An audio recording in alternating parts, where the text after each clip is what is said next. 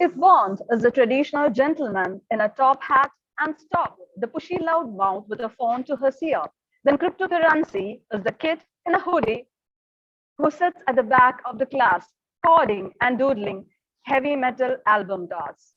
A very good morning to everyone present on this platform.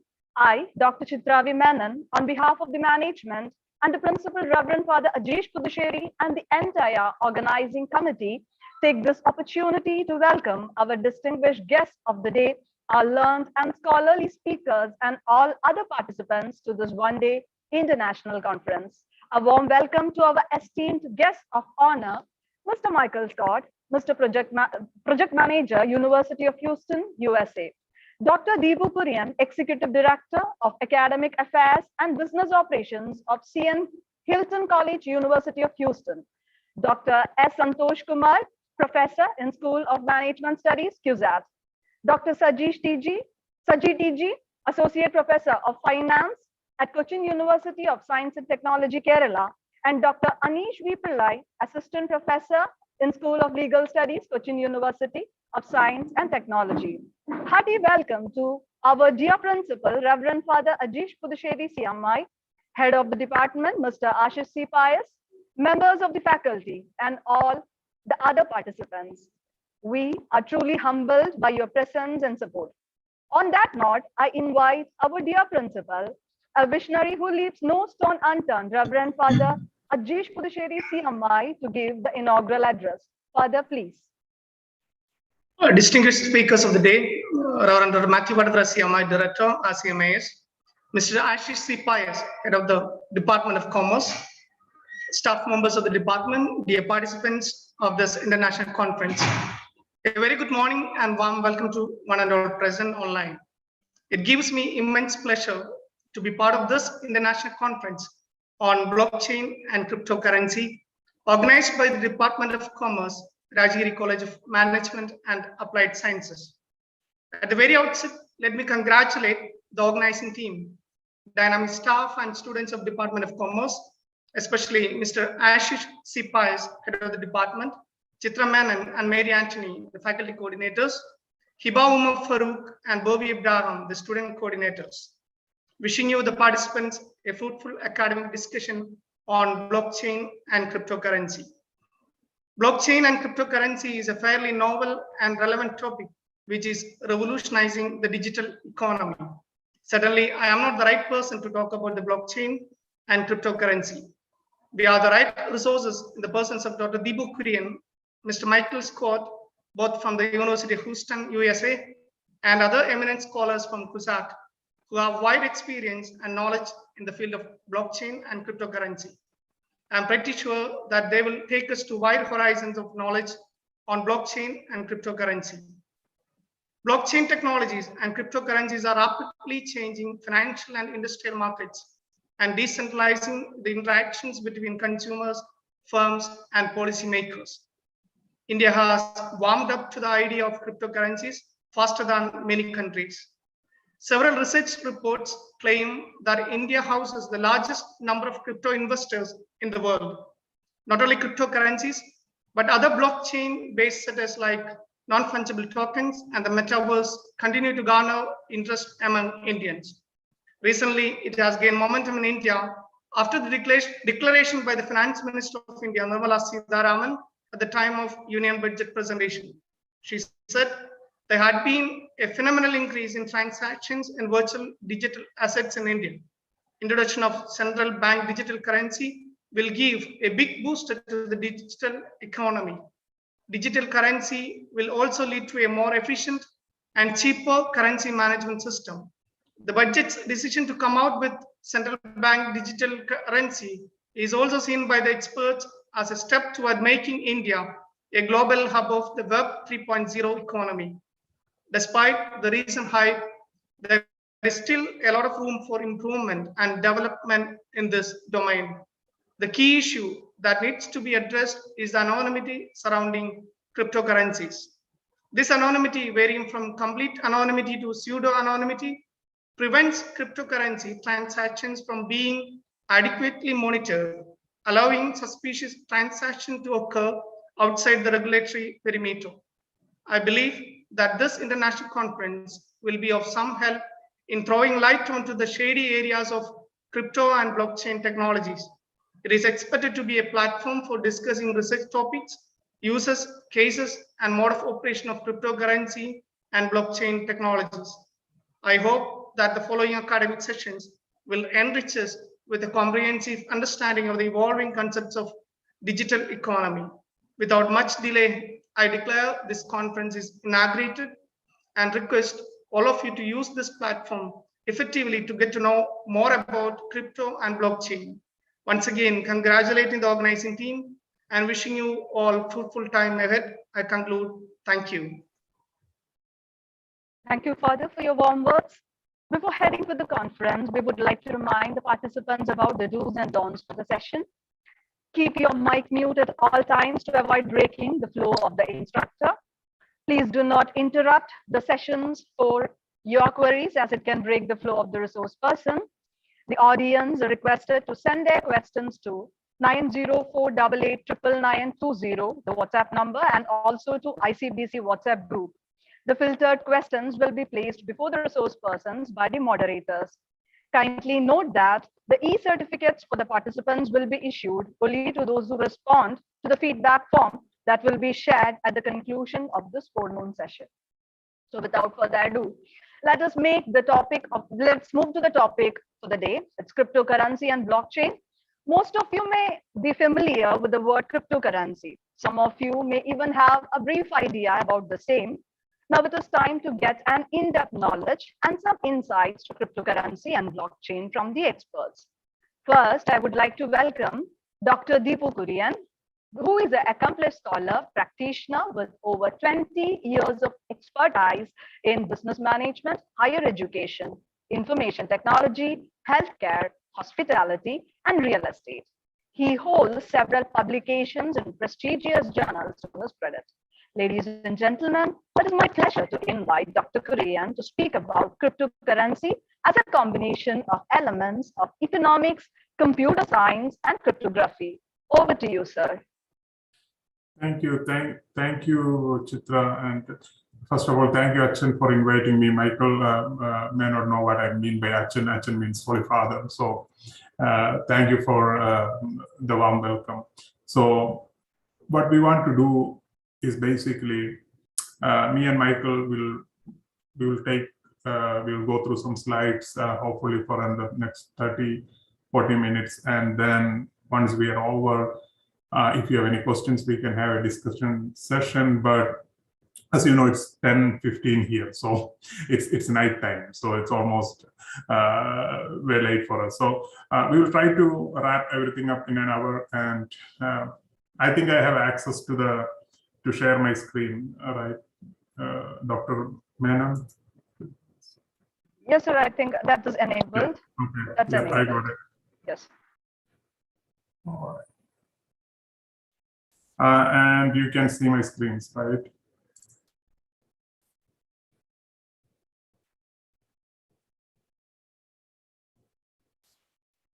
Yes, so we can see your screen. You can see. Okay. All right. So before we start, what is cryptos? You know, and we have been hearing about cryptos since 2008, when the idea of blockchain came into picture. But before getting into cryptos or anything, I want the participants to read something which came in 2015 in the Economist magazine.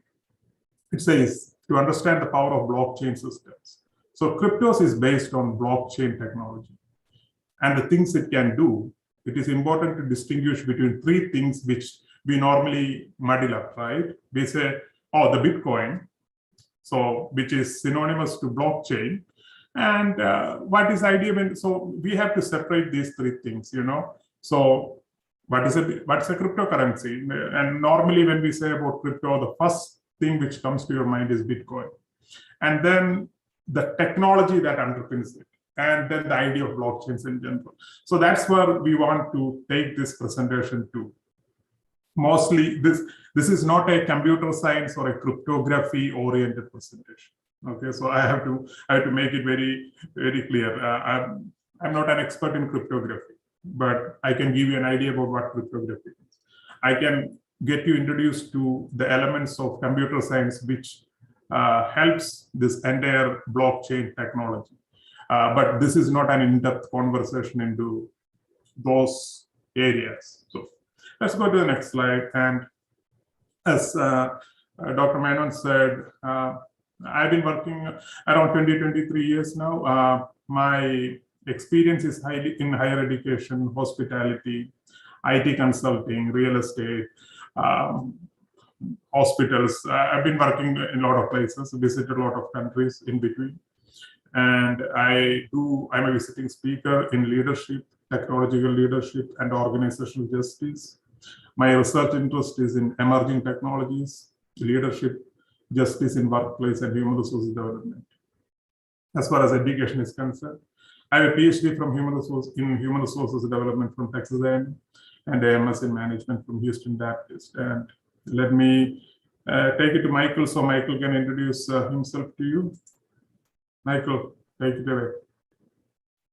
Good morning, everyone. Nice to meet you. Glad to be here. My interest in technology began, unfortunately, to date myself, was one of the first machines I worked on was an Apple IIe.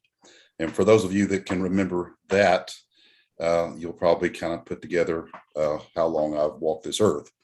I've been working in information security, POS systems, PMS systems, academic technologies, what is taught with online. Also, commercial process technologies such as those used for operating systems and security systems. And glad to be here and looking forward to participating in the conference. Thanks. All right. Thanks, Michael. So, understanding the crypto world, right? So, to understand the crypto system, what the blockchain, you have to understand three specific academic disciplines. Let me put it from an academic point, right? You need to understand the discipline of economics, because that's what everything is based on, economics. And then you need to understand cryptography, and then you have to understand computer science. So cryptography, economics, computer science. So if you are a person who has heard about Bitcoin or maybe Dogecoin or something and think that is the world of crypto, yeah, that is a basic understanding, right? In order for you to understand what the crypto world, you need to understand these three ideas. And most of us, in a general sense, doesn't need to understand any of this to use cryptocurrencies or to transact using a cryptocurrency. But a basic understanding of these three disciplines will help you. The one thing which always we hear about cryptocurrency is scarcity, right? There is only n number of Bitcoins, there is n number of Ethereum, or there is only n number of Dogecoins which can be mined. And so, but that's a false presumption. A crypto protocol can be altered at any point of time. If sufficient number of people in a specific blockchain, for example, Ethereum, there was an ideological dissent on how Ethereum has to be, the block has to be done. And then there is an ideological dissent between the participants who were in that blockchain. And then it happened, there became a split. So there is now Ethereum and Ethereum Classic.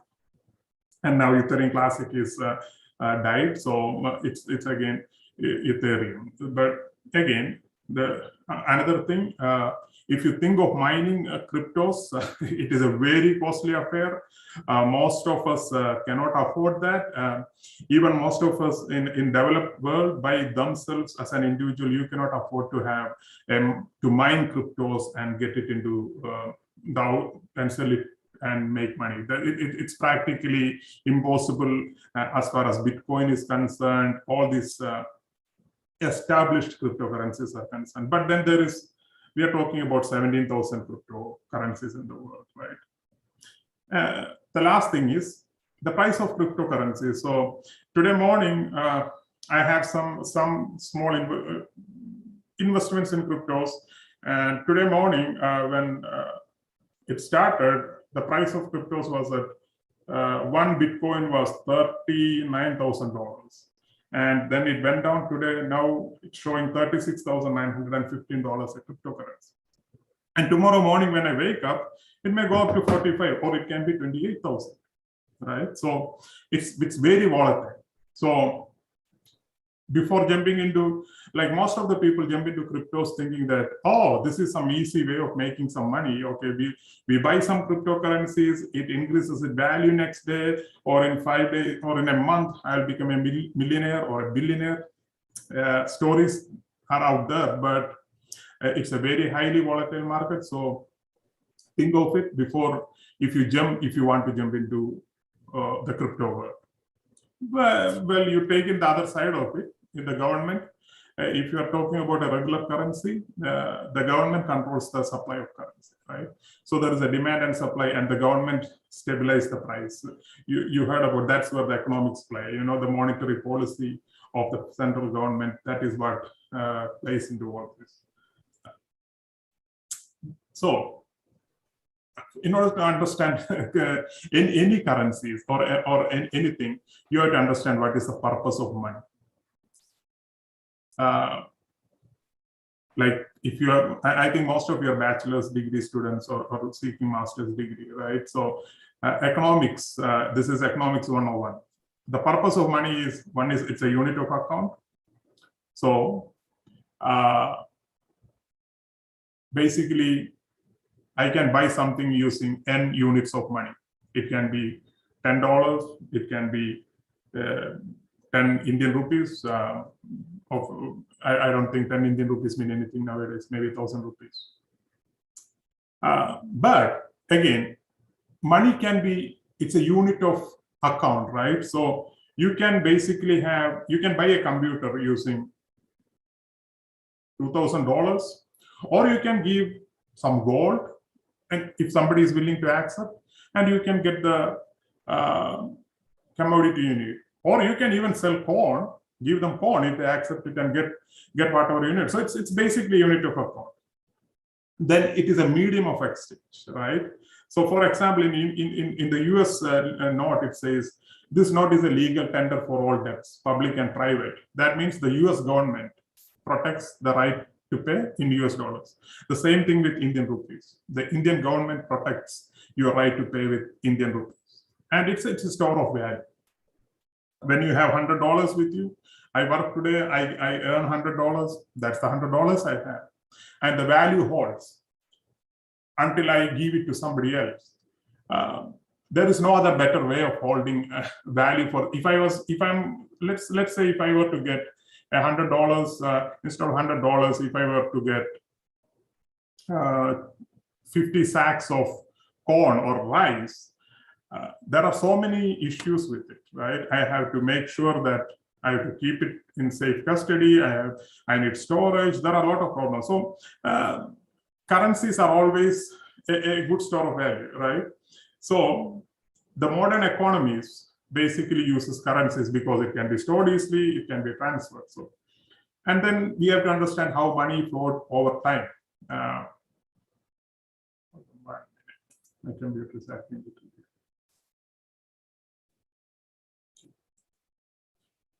The earliest non-currencies were receipts of grain storage from Mesopotamia. So think about it when I hear about Mesopotamia. And then in the Bronze Age, we used to use material blocks, basically metals, metals of value to trade. And then in Iron Age, coins were introduced. And then, well, we have to take to the Far East. It's China, the Chinese, the Mongolians, they used to use paper money, And then there was rupiah in India, which was as old as some of the Far East monies. And then some economies and some economies that use goods as currency. For example, there's pounds of tobacco, rice bells. And you may be thinking, what this have to do with cryptocurrencies? Right? This is something which I'm talking economics, but eventually we will try to make that connection. And then gold, silver, paper money, and finally there becomes the banknotes, right? And then came the national currencies. And at the end, it becomes digitalization of currency.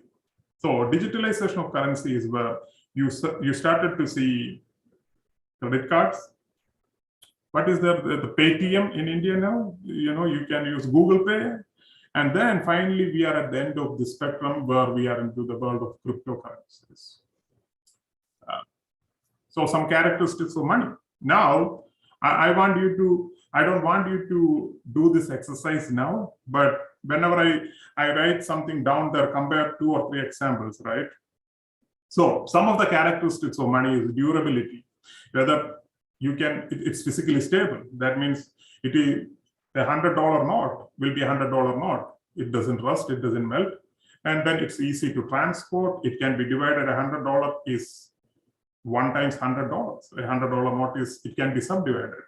And then you have only limited supply of money, which is kind of different nowadays because of central bank policies concerning when COVID hit. US alone gave out $6 trillion. It's $6 trillion, and that's an amount of money which we put zeros. And if you convert it into Indian rupees, we cannot even put how many zeros are there. So that is n number of zeros. So, but the fundamental characteristic of money is a limited supply, and then uniformity. $1 here is similar to $1 in Alaska. $1 in Texas is $1 in India, in Cochin, and then it is acceptable. Your money is acceptable everywhere in the world.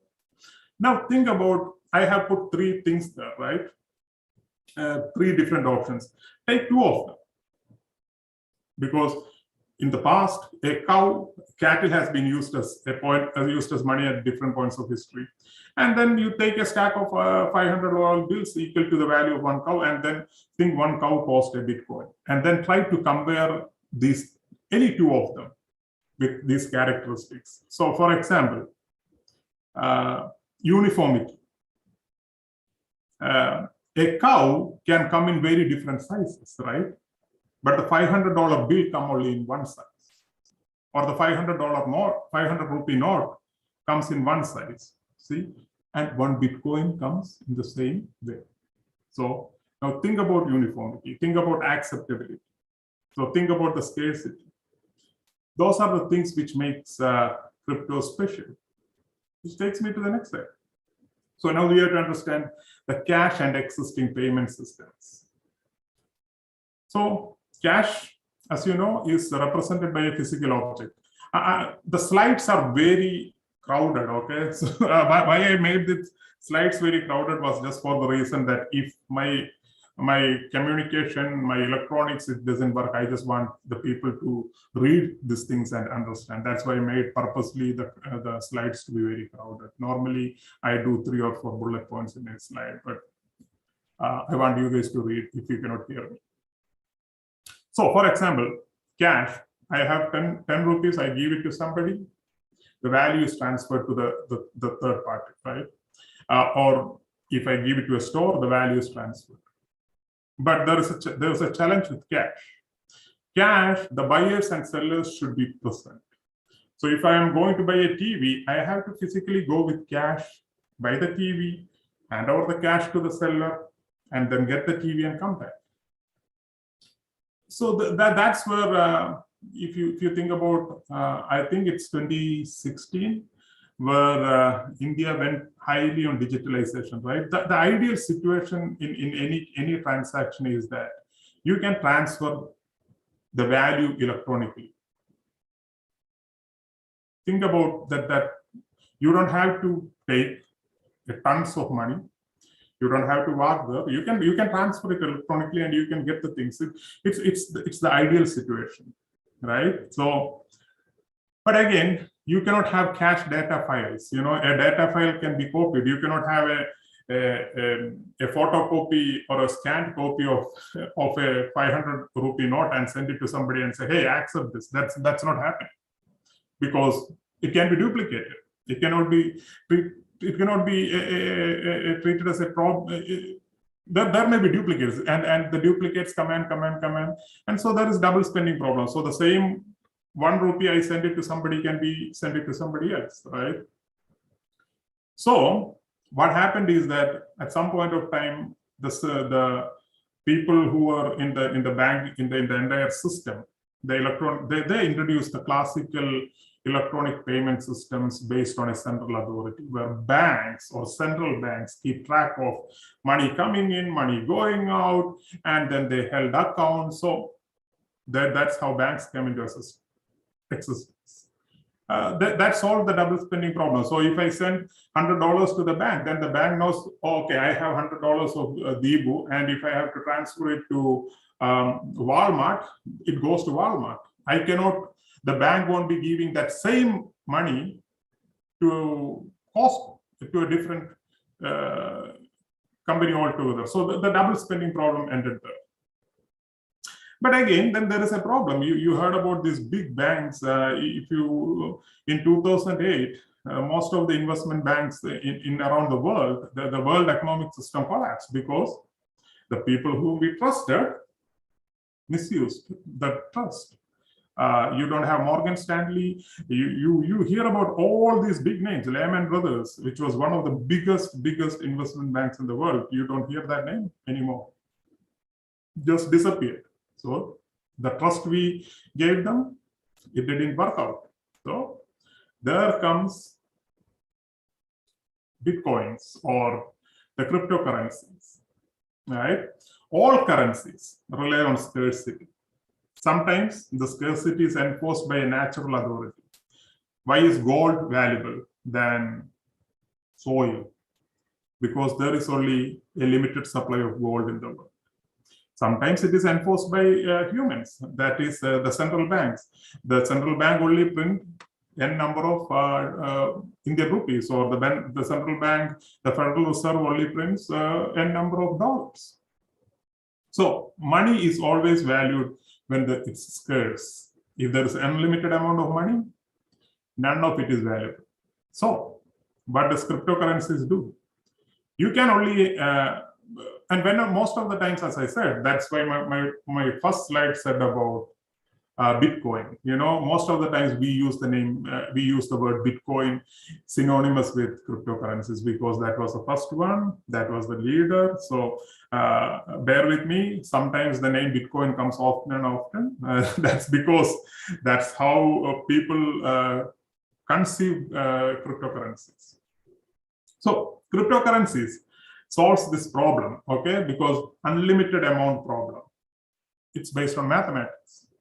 And this is little technical now onwards. So if you are not a technical person, don't worry about it because I'm 100% sure 99.99% of us are never going to mine a Bitcoin because the computing power needed. I have a friend of mine who makes a lot of money from Bitcoin, but he doesn't mine Bitcoins. He sells graphic cards, which is high-powered graphic cards, which is used to mine, which is used by miners. So 99% of us is not going to know any of this. But it's basically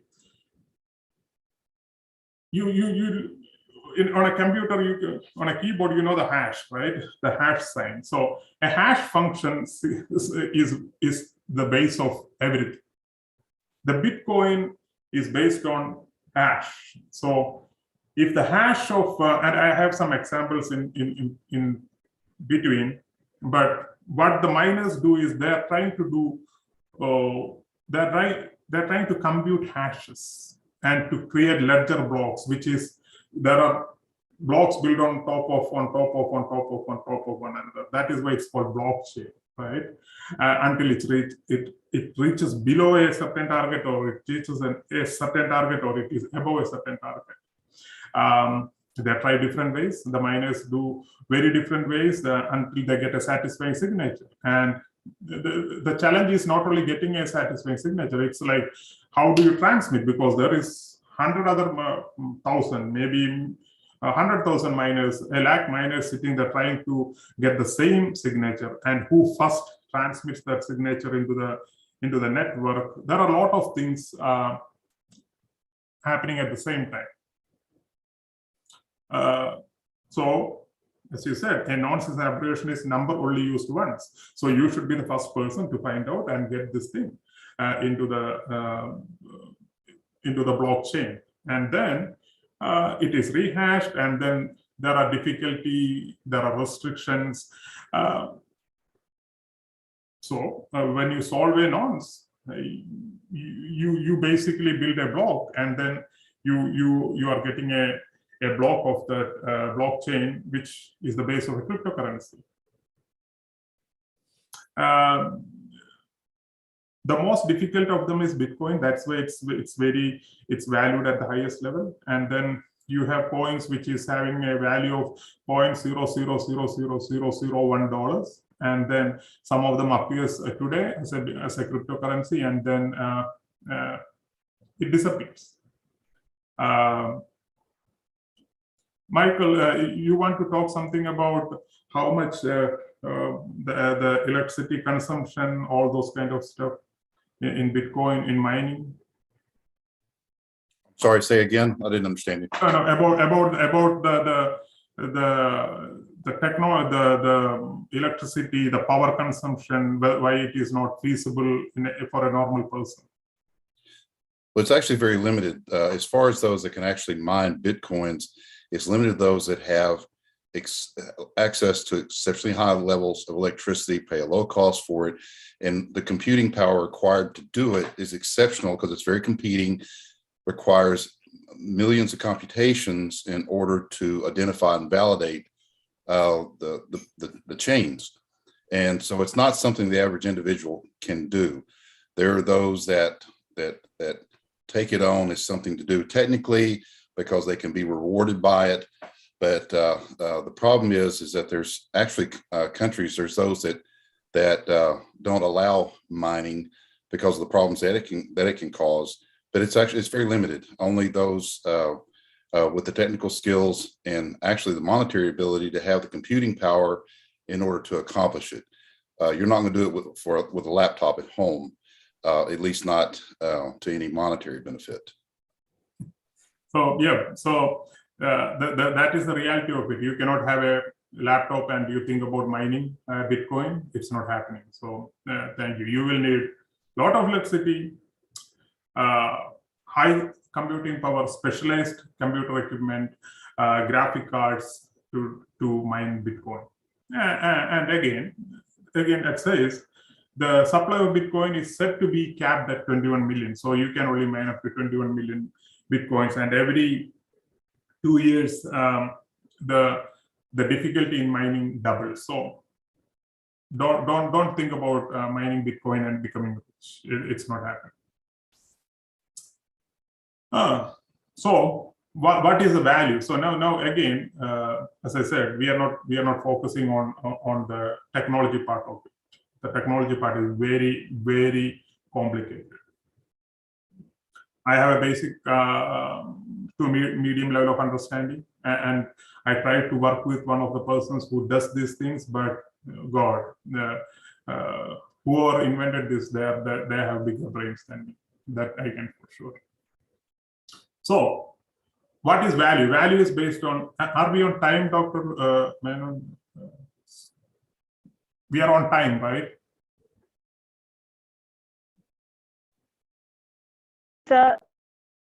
No, I just want to make sure we have enough time. Yeah, we have enough time, sir. Okay. Please go ahead. Feel free. Okay. So the value of anything is based on a couple of things. Either it can be based on the scarcity or the quantity or the replacement or the cost benefit, or it's just a bubble, you know. And I'm going to analyze cryptos on all this. Scarcity, yes. And assuming I'm not talking about some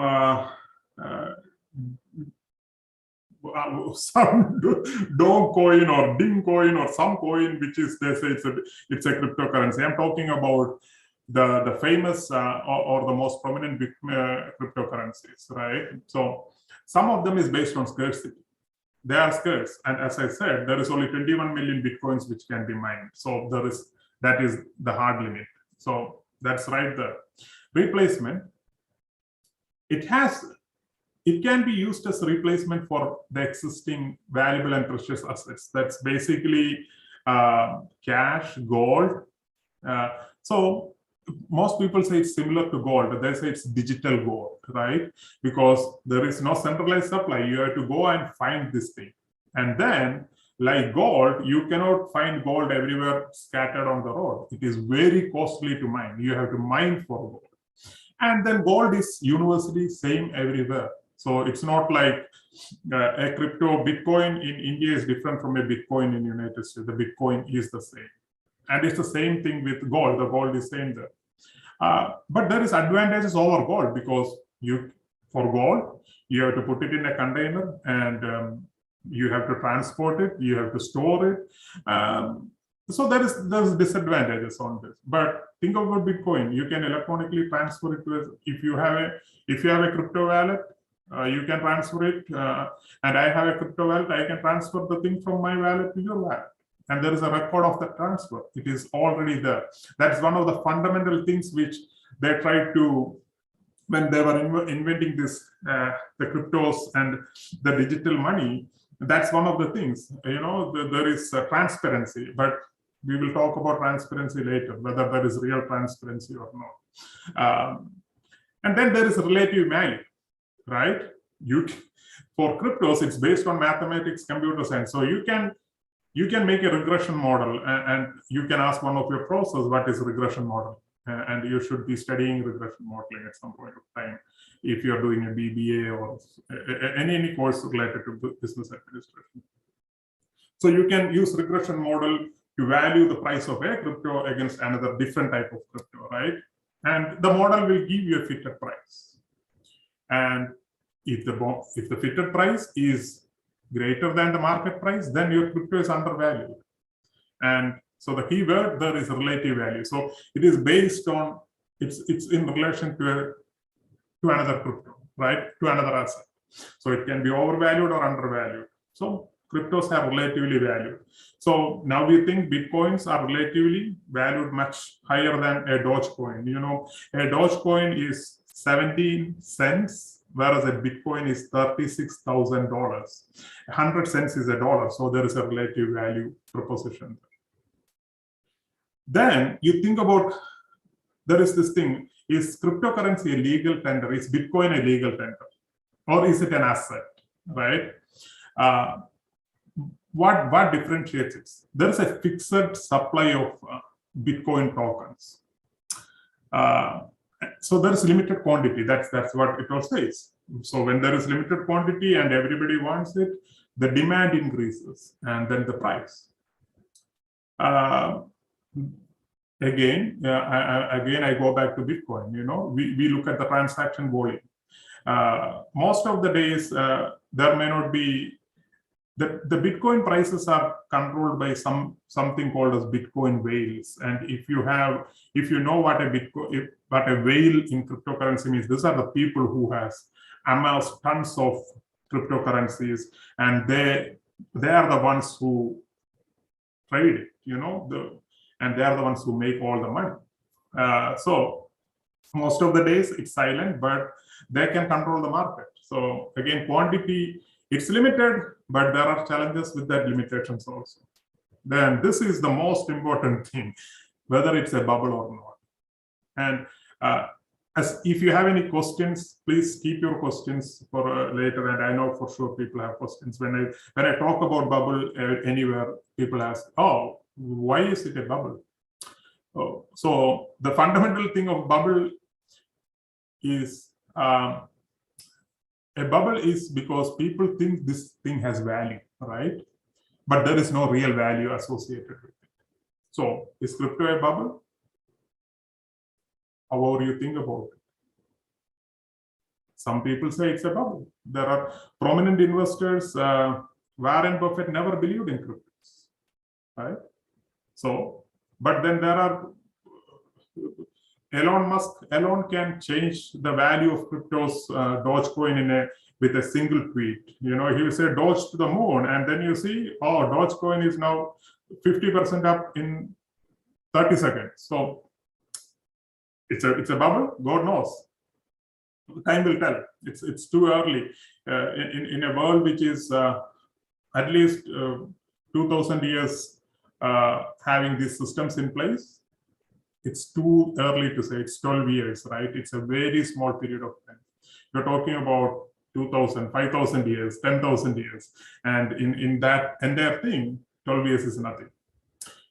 And then there is a lot of speculative demand in cryptocurrencies, especially in Bitcoin, all the established currencies. So that is typical to a bubble behavior. There is speculative demand, and speculative demand is, if I buy $100 worth of Bitcoin today, people say that Bitcoin will by 2030, one Bitcoin will be $1 million. $1 million is equal to 7 crore Indian rupees, right? That's a lot of money. So people are obviously, yes, if that is true, that's a speculative behavior. You go ahead and buy Bitcoins or any other cryptos for that thing. But and the last thing we all need to know is, you heard about the tech bubble, and I know most of you, the people who are listening to this, may be born after the tech bubble, which is in the 1998 to 2000. What happened at that point of time is, the stock market was going up, top, right? And one day it all busted down, disappeared. 50% of the value disappeared. And the last I know is 70% of its value disappeared of some of certain stocks. But what does that mean? It doesn't, it went back to zero.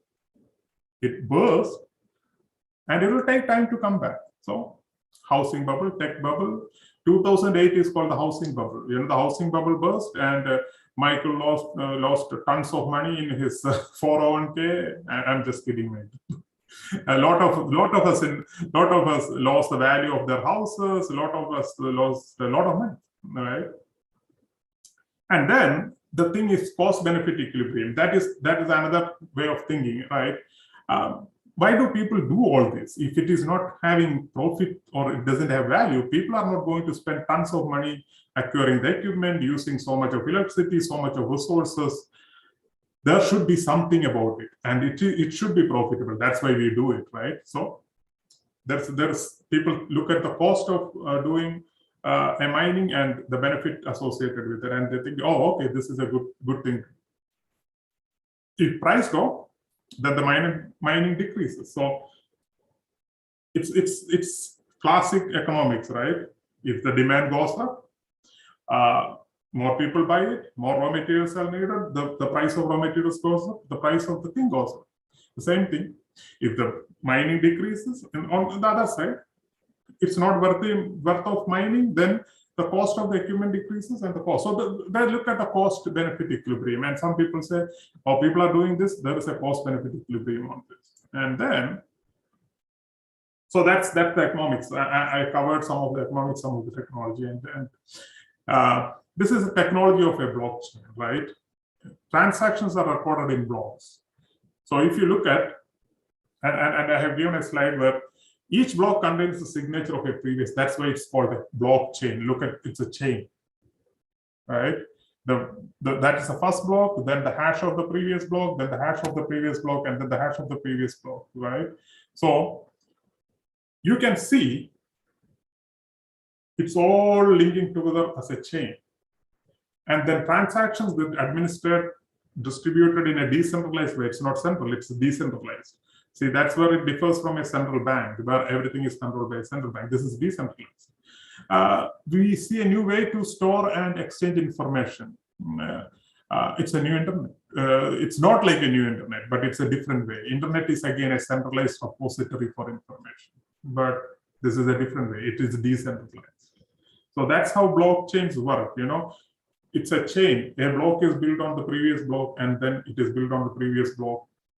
And the chain grows. So that's why it's called a blockchain. How are cryptocurrencies created? And as I said, it's a process called mining. Most of us is not going to do that, but it is a process of doing serious mathematical calculations that are registered to autonomous internet modules that together constitute a blockchain. So those modules are connected to a blockchain. And blockchain is similar to a ledger, but it is a digital ledger. And what it does is, you cannot hack it because there is a there is a record of the transaction. Like in a ledger, you put, okay, we gave check issued or 100 rupees received or sales. It's in the ledger. So cryptocurrencies, the blockchain is the digital ledger you have. And then the validation of the blockchain is undertaken by independent computing systems. It's not like centralized. Again, it is independent. It is decentralized. It is not controlled by any governmental central banking authority, which is a positive and the negative at the same time. You know, once the nationals, the leaders stop having control, that's a big problem, right? So it's not centrally controlled. And I believe what I read is India is trying to regulate using central. US is trying to, there is a motion going on the US House of Representatives to regulate cryptocurrencies. India is doing, China obviously, you know, doesn't want cryptocurrencies unless it is through a central bank. The most recent news is Facebook was trying for a cryptocurrency. Facebook had a team to develop cryptocurrencies, but Facebook dissolved that entire team. So there are a lot of things happening, and I believe at some point of time this will become regulated, like any other thing, any other economic instrument. This will get regulated, and that's my take. People beg to differ. And again, the key of the appeal is you cannot counterfeit in a blockchain, because every single transaction has a record. You see when I saw the diagram of a blockchain, every single transaction is related to a previous transaction. So you cannot counterfeit.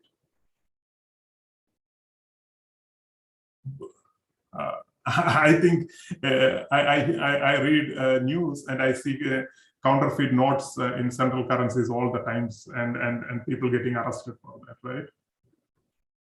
And cryptocurrencies, if you want to, so if one of you want to do cryptocurrency mining, if one of you have that kind of thing, I have a MacBook, something which I can use to do a crypto.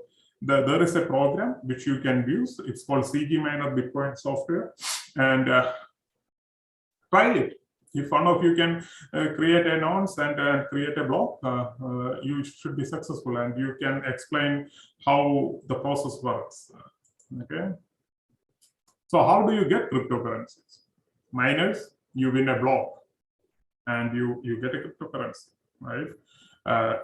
If you're a Bitcoin miner, you win a block, you get a Bitcoin, or 1/100th of a Bitcoin, or 1,000th of a Bitcoin. Receive as a gift or be paid for goods or services. The first Bitcoin transaction, it's on May 22, 2010. You know how much it was sent to Papa John's Pizza? For 2 pizzas, they spent 10,000 Bitcoins. Think about it. That was the first Bitcoin transaction. The Papa John's Pizza, that person might have thought, they are trying to fool me, but I don't know anything about technology. This is something cool I can tell to my friends. But that 10,000 is now converted into, as in today's value, it is $36 million. I don't know how you convert it into. So times 75. So 36 times 75. So 75, 75. 1050. Oh my goodness, that's a lot of money. Like around 3,000 crore, 4,000 crore rupees. But that's for 2 pizzas. Think about it. And then you can go and buy cryptocurrency on an exchange. You know, you don't have to have a crypto wallet. You can go ahead and buy from an exchange. There is Coinbase, Binance, Coinbase. One of the richest persons in the crypto made money is the owner of Binance, the crypto exchange. Exchanges are largely unregulated. There is nothing, and that's where the regulation comes. It's like, and that's where the problem is happening, is because there are these exchanges which technically takes your money and say that you have a Bitcoin and we are storing this Bitcoin, right? But they are unregulated, and you hear about all the news that Bitcoin exchange is hacked, $60 million worth Bitcoins missing. And then it goes right against the philosophy under which the Bitcoins are created.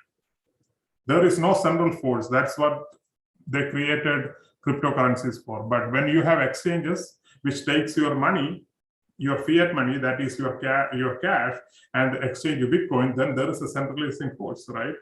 And then there is something called initial coin offering, which is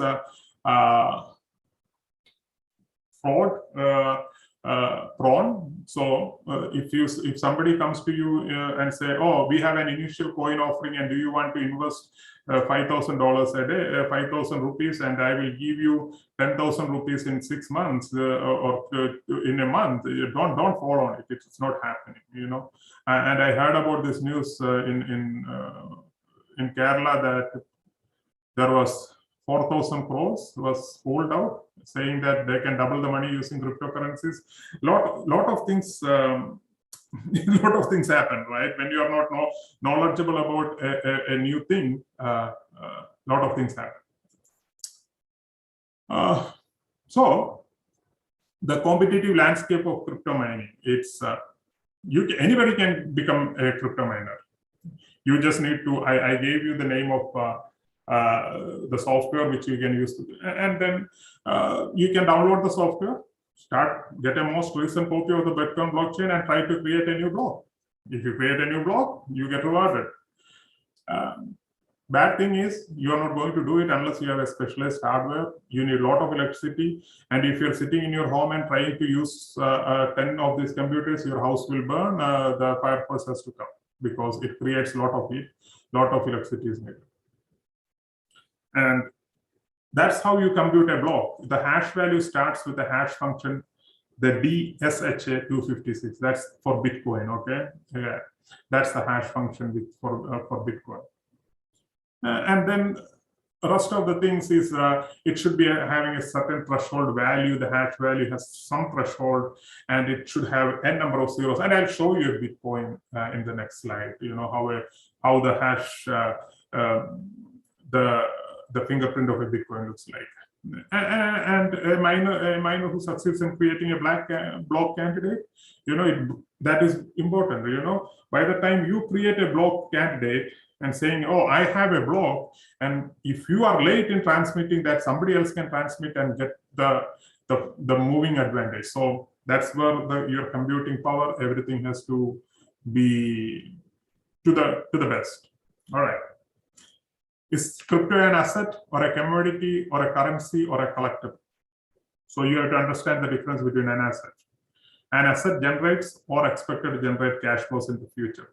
In that way, it is a speculative asset, right? I think Bitcoin is going to be valued $1 million in 10 years. So it's an asset I'm keeping.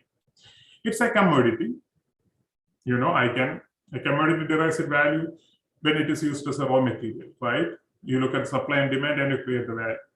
It's a currency, a medium of exchange. Debatable. Currencies as such have no cash values and cannot, but you value $1, 71 Indian rupees, right? 1 Bitcoin, 36,869 US dollars. Cryptocurrency collectibles, that is the new thing. You know, one of the biggest, and if you, I could not remember the name, by the God's sake, I had that name in my mind, but one of the biggest names in NFTs, non-fungible tokens, where you do this crypto collectibles, is an Indian, and he's from Bangalore. You Google his name. He recently bought a $40 million worth of NFT, I believe. But you can Google it. You can get his name and read his amazing story, how he believed in cryptos and crypto collectibles and how he made all the money. And then again, cryptocurrencies operate independently from any government monetary authorities, such as Federal Reserve or Central Bank of the Federal Bank of any country. What does that mean? There is nothing telling that it will hold the value forever. So what is the value? For cryptocurrency, the disagreement is extreme. For example, of Bitcoin, many believe the real value is $0. And there are tons of people who believe the value is $0. And others believe the value is in millions. So What is the value? Value is like beauty. It lies on the eyes of the beholder. So cryptocurrency is a legal tender. That's the thing. You heard about a country called El Salvador. It's in Central America. It is one of the poorest countries in Central America.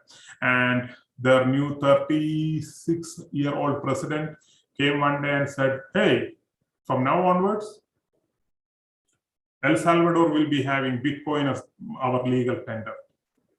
Let's see how it works out. The World Bank recently said to El Salvador, stop doing that.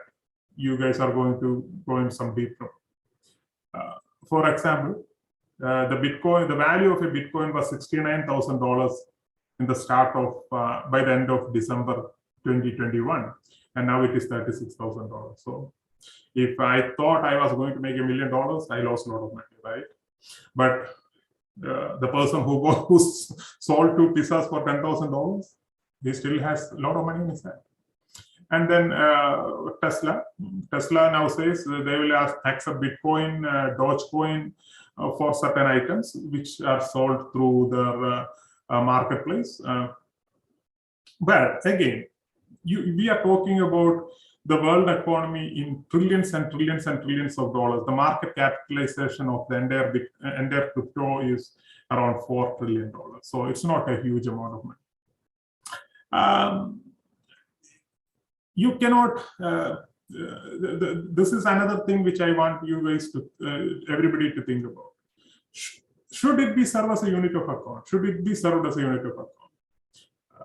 Why, if the price fluctuates so much, if I am going to buy a car which is costing you 10 lakh rupees or 20 lakh rupees, and I pay in Bitcoin today, and tomorrow, if that same Bitcoin, the value of that 10 million for tomorrow is 20 million, or if it's 5 million, is there a stability? So unless there is stability, I don't think it is going to serve as a unit of account. And at this point of time, the volatility is very high. Time-independent deferred payments. Deferred payment is like your mortgage. You take a loan from a bank, you build a house, and then you repay every month. Can you use Bitcoins for that? I don't think so, because your 10 million today, maybe 1,000 million in 30-year loan period. So unless the value stabilizes, I don't think Bitcoins can be used as a unit of account or as a standard for deferred payment, or even as a medium of exchange. So and it serves as a store of value. That is the only function which technically cryptocurrencies offer. It appeal resides that it is similar to investments like gold, platinum, and any other commodities. So when inflation hits, normally the price of gold, everybody buys gold because they think gold is the gold standard, right? The gold is what every payment system in the world or every transaction in the world was based on gold at some point of time. US had, if US had $10 billion of currency in transactions outside, they had $10 billion worth of the gold in their banks. So, but that all went away in 1960s. But again, gold is still treated. So cryptocurrencies may be treated as something like that. So before getting this, we are almost time, so I have to go through. So the person who is listed as the founder of Bitcoin is Satoshi Nakamoto.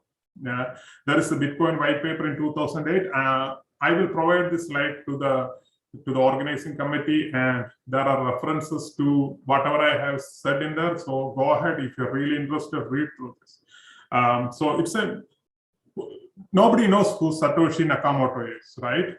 A lot of people said it was Elon Musk, and you know who Elon Musk is. If you don't know who Elon Musk is, I really want you to go and Google who Elon Musk is, right? But Elon Musk says, I am not Satoshi Nakamoto. So that's gone. So the people are still trying to find who that is. And he holds, I think, half of the total Bitcoins in circulation. And Bitcoin is a virtual monetary unit. So there is no physical representation. You cannot say, if somebody says, oh, let me give you 1 Bitcoin and you give me 1 lakh rupees, don't fall for it. There is nothing called a Bitcoin which has a physical representation. Okay. And a Bitcoin is divisible, right? And Bitcoin can be divided into 100 million satoshis. Like 1 rupee is, if I'm telling it wrong, correct me, is 100 paisa, or $1 is 100 cents. So it's the same thing. 1 Bitcoin is 100 million satoshis. So, and then the average time between Bitcoin blocks is 10 minutes. The first block was #0, which was created in 2009. And so think about it, every 10 minutes, a new Bitcoin block is being created from that 2009. Everybody can download and read the Bitcoin blockchain. It's a public record. It's like a ledger which contains who's owners. But again, the public record of ownership is not really there, right? They say there is a public record of ownership. We don't know who Satoshi Nakamoto is, right? So then there is no public record of ownership. Everybody uses pseudonym, right? If I own some something, it's not under the Bupian, it is under somebody, something, you know, some name which I created for myself. All right. So if you want to see a Bitcoin example of a Bitcoin blockchain, I have given it to you. Even if you put it there into the Bitcoin blockchain and try, nothing is happening. Okay, the total number of Bitcoins, and again I'm saying about Bitcoins in circulation in 2020 has been estimated to 18,748,468. So 18 million or 1,87,48,468.75. Estimated limit is 21 million Bitcoin. So you only have limited time. Come on, if you're a miner, go ahead and start mining. There is an example for a Bitcoin. It's the block number 69785, and it is public. That's why I didn't steal it from somewhere. It is public. So that is, if you look, the blocks, you see the number of zeros, and that's a block created in 2010. So July 23rd, 2010. So think about it. The block 0 was 2008 or 2009, and by the time July 23rd, 2010 came, there is 69,785th block was created. The other cryptocurrencies, Litecoin, Ripple, Stellar, Neo, Cardano, Doge, Shiba Inu, oh my goodness, there is tons of them. The number of cryptocurrencies in circulation as of 2020 has been estimated at 50 million blockchain users. So there is 50 million of them out there. So if you want to be the 50,000,001, be that person. And I encourage it, you know. And there is 17,000 cryptocurrencies in existence. That number came from Federal Reserve Bank a couple of months back, and it's still counting. So 17,000 cryptocurrencies in existence and counting. And there is, that's a picture from Wall Street Journal, the 7/6/2021. So that is July 6th of 2021. It says, you see that it's like it's there, it is Bitcoin, right? But everything is still priced in dollars and then translated into Bitcoin. So Bitcoin accepted. If you have a Bitcoin wallet, you can go take it there. They will convert it into dollars and you can transact based on it. And this is what we expect the president of El Salvador expect the Bitcoin to be. All right. Let's think theory and business. Dr. Menon, do I need to get out? I have 2 more slides. I think they're out. No, sir. Am I audible? Can you hear me? There was some technical glitch over here. No, it's okay. I may need another 10 more minutes if that's fine. Yeah, so please go ahead. And I guess that Mr. Scott will be also having something to speak. Yes, he will be answering the questions. He has other stuff to do, so he is working in between. That's why. Okay, so if it is going to be a combined session, sir, please feel free to go ahead. I can offer you another 10 more minutes, sir. Okay, all right. Thank you. So as I said, then theory is one thing and business is the other thing. Most Bitcoin users believe Bitcoin's limited supply will result in deflation. So people believe its value will increase forever. But as I said, before you jump into the Bitcoins and the cryptocurrencies, then none of them has any intrinsic values. It's the value we create.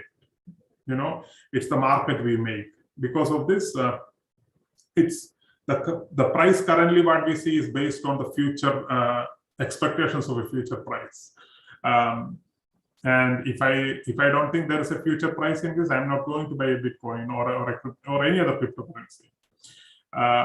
But it's similar to the other state monopoly currencies. The US dollar, none of them has intrinsic value. They also swing widely. When I moved to US, one USD was equal to 45 Indian rupees. Now it is 73 Indian rupees, I believe. So it swings all the time. But Bitcoin is more elastic. It swings wildly. As I said, in 2018, it may be in the thousands or in the hundreds, and now it is on the 10,000s. So, and people believe it's going to be in the millions. What else? The path of money supply, the Bitcoin protocol, which was written in 2008 and 2009. But the protocol can be amended, similar to any other money supply. So if all the participants of the blockchain agree, okay, we need to change the Bitcoin protocol and we need to have more availability, they can do that. So don't believe that 21 million. As of now, the protocol says you can only have 21 million, right? But the protocol cannot be changed. Again, as you say, the change is very unlikely because nobody wants the value of their asset to go down, right? Takeaway. This is what I want. This is my takeaway, which I want to share with you. The Bitcoin creators, they wanted to develop a decentralized cash-like electronic payment system. So that was their intention. And then their challenge was how to establish and transfer digital property rights of monetary unit without a central authority. The solution they found was a Bitcoin blockchain.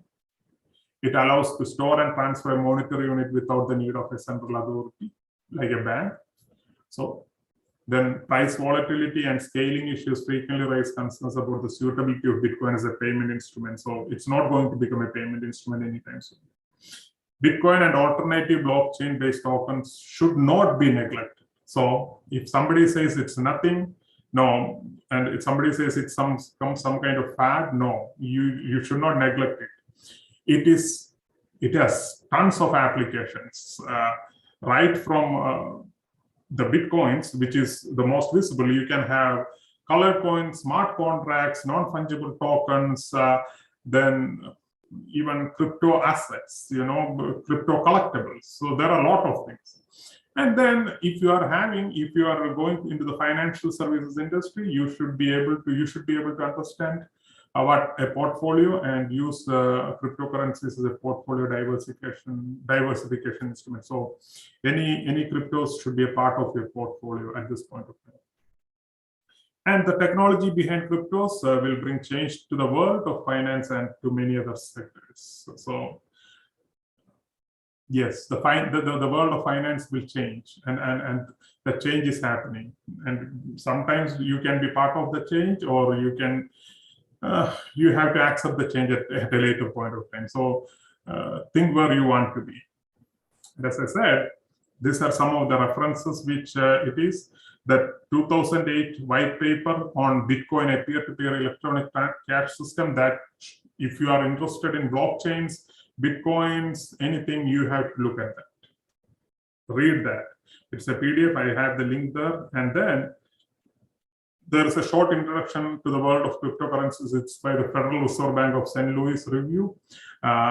So go ahead and read that. And then transform libertarian cryptocurrency dreams. Libertarian means less government, more freedom. So that's all in this crypto world. And then how blockchain is changing finance. It's a Harvard Business Review case. If you want to go ahead and read that, you're more than welcome. And that's it. Thank you. We are at 11:15 here, so time to sleep. We'll have another 10 minutes. If you have any questions for Michael or to me, please, we will try to answer as much as we can. Yes, I think the moderators are ready with the questions for you. So over to the moderators. So audience, as previously mentioned, please WhatsApp your questions to our ICBC WhatsApp number, or the number that I had mentioned earlier. I would like to repeat the number once again. It is WhatsApp number. Apart from sharing your questions in ICBC WhatsApp group, you can also send in your queries to the WhatsApp number 90488 99920. You can note down that number somewhere and you can send in your queries to, or you can WhatsApp your queries to that number and also to our ICBC WhatsApp group. So quickly, I just pass it on to our moderators who will be asking questions on behalf of our audience. So over to you. Dr. Manon, if you have further questions after I leave, you can obviously email it to me, and then I can send it back to you in an email, and then you can share it with the group. Yeah, that is so nice of you, sir. I'll just keep that in mind. Thank you. So over to the moderators, sir. Good morning, sir. Yes. Sir, can you please explain the connection of NFT with blockchain? Okay. So NFT is based on blockchain. So it's the technology behind, and the non-fungible tokens is based on the blockchain technology. So it's again. Have you seen anything based on an NFT? One of the sales or something? If you haven't seen, take one of the pictures and you see how the blocks are being built and sold. That's basically it. Everything is based on the blockchain. The technology is the basic thing. It is blocks built on blocks and blocks. That's all about it. Thank you, sir. So there is one more query. How a crypto a bubble? Oh, crypto is a bubble. So as I said in the earlier, Michael, correct me if I'm wrong. A bubble is technically, when we say something is a bubble, because there is no intrinsic value, it's a speculative value, right? We speculate. What is the value of a Bitcoin? What do you think? I'm just asking you a question, just for a conversation purpose. What do you think a value of Bitcoin is derived from? It is basically derived from people thinking this thing is limited in supply. A Bitcoin is limited in supply, and the value is going to go up forever, right? But at some point of time, if there is no buyers, then obviously the next process is to sell off your holdings. And that creates the bubble to deflate. So you go back to my slide, in a slide what I said exactly what a bubble means. And let's go. There it is. So look, what's a bubble? A bubble is asset because the people think it has value. So in cryptocurrencies, it's the speculation that this is going to increase the value forever. But at some point of time, if people think there is no value in it, the bubble will burst, right? So in housing, so technically when we talk about housing bubble, and that is one of the biggest bubbles in the history of the world, which led to the great recession of the 2008. What happens is that people used to think, okay, the value of houses will go up and up and up and up. So what they did is they give loans on the higher value up and up and up. But at some point of time, the value was, the loans were so much, the people taking the loans could not repay the loan. So what happens? There is no repayment of the loan. The system start to crash, because there is so much of money to be repaid. Nobody is repaying. It lost its mojo and it crashed. So that's deflating of a bubble. Anything else, Michael, you want to add on that, the values of cryptos and other stuff? About the only thing I can say as far as regarding cryptocurrency, I think there's a couple of things to keep in mind. Is that the original concept and the security behind it was to develop it as an alternative to hard cash. It was a way to, rather than take dollar bills to buy bread, you could take cryptocurrency to buy bread. However, it's become more speculative in that it's far more around technology and speculation and how can I make money in cryptocurrency rather than cryptocurrency actually being a cash, because as Deepu has explained, and as this bubble, the value is so volatile and people speculate so much in that bubble he's talking about, which it increases artificially to whatever people think it is. It has no base value. There's no gold value, no gold standard around it. So it can be whatever you think it is. But that very thing is what also makes it very difficult to make it as a reasonable exchange, that you can use it daily to buy a car, to buy a house, or anything else. So I think that has to be kept in mind. I think from the idea of cryptocurrency, and I'm sure there's many here that are involved in currency in one way or the other, is that you can approach it as an investment where you buy it and expect it to grow, and you see the value increase or decrease over time, like the stock market, or technically where you mine and you gain value from getting value from mining and getting the blocks, or potentially at some point it becoming a means of exchange in which it is then would expect to be regulated, so that it becomes a way that you can buy houses, cars, breads, bicycles. Not really anything else I can add to that, because Deepu's done a very good job of explaining it. So everything you have to think about it is, rather than saying Bitcoin or NFTs or colored coins and all, this is all based on the technology, the blockchain technology, where each token is unique. You have a digital ledger, which is the blocks supporting the ownership. So basically, the fundamental idea about blockchain is not to have a speculative asset class or anything of speculative nature. But what happened is that as people, human nature is always composed, and that comes into the area of philosophy and psychology, is humans look for opportunities, and greed always comes in between, right? So the idea behind Bitcoins was never to, or in blockchains or cryptocurrencies, was never to have this kind of speculative behavior. Rather, a system where everything can be tracked. There is a record of every single transaction.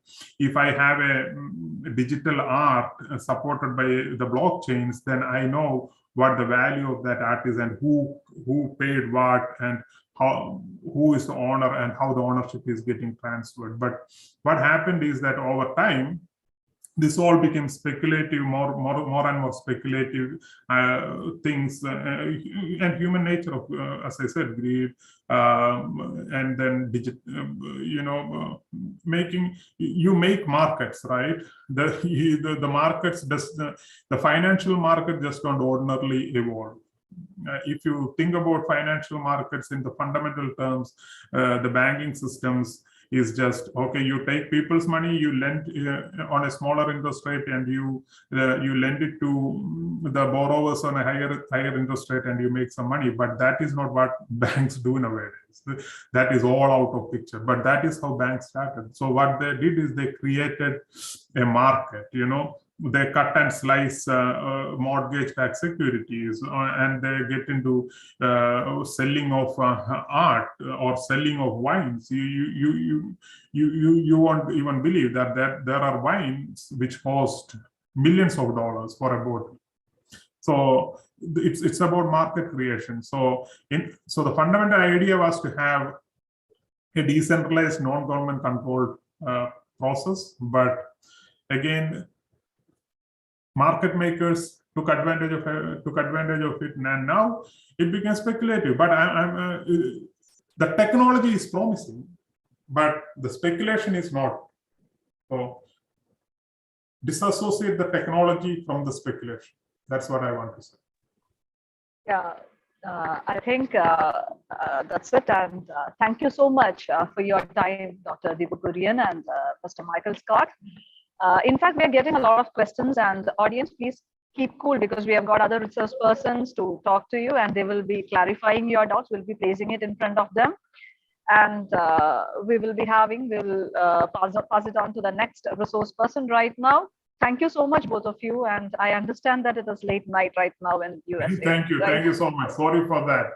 We would like to stay back, but need to sleep, go to work tomorrow. As Thank we you have so much. mentioned, in case if we are having any further interesting questions, we'll mail it to you, for which I believe that you will respond with your answer. Sure, we will.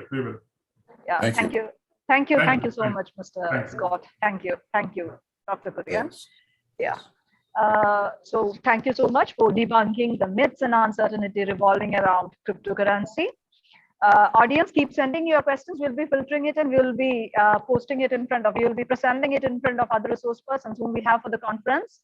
So next, I would like to invite our Santosh sir. I invite the postdoctoral fellowship, with a postdoctoral fellowship and Roe Memorial Prize from Fatima Mata National Conference and several journal publications to his credit. We have with us Dr. S. Santosh Kumar, Professor of School of Management Studies, CUSAT, to demystify the cryptocurrency. So without much delay, we will have Dr. Santosh onto the conference. Sir, over to you.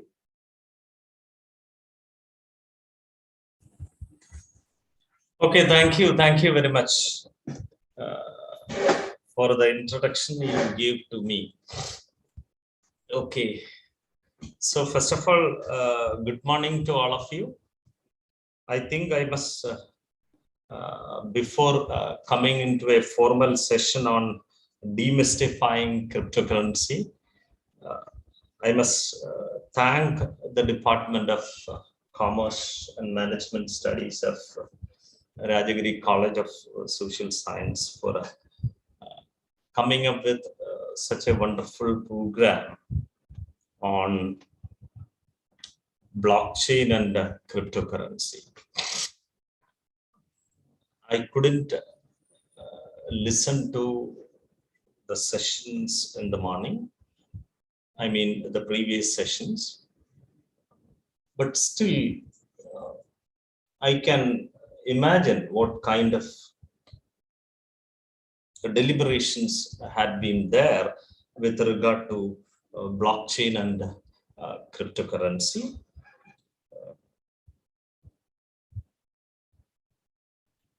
Especially after the introduction or after the budget speech the day before yesterday, there are a lot of deliberations are happening in India, especially with regard to even newspapers have reported, local newspapers have reported misleading the entire community with regard to the legality or illegality of cryptocurrencies.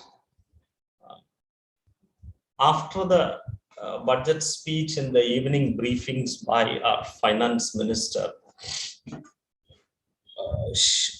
somebody raised a query regarding whether cryptocurrency is legal in India or not.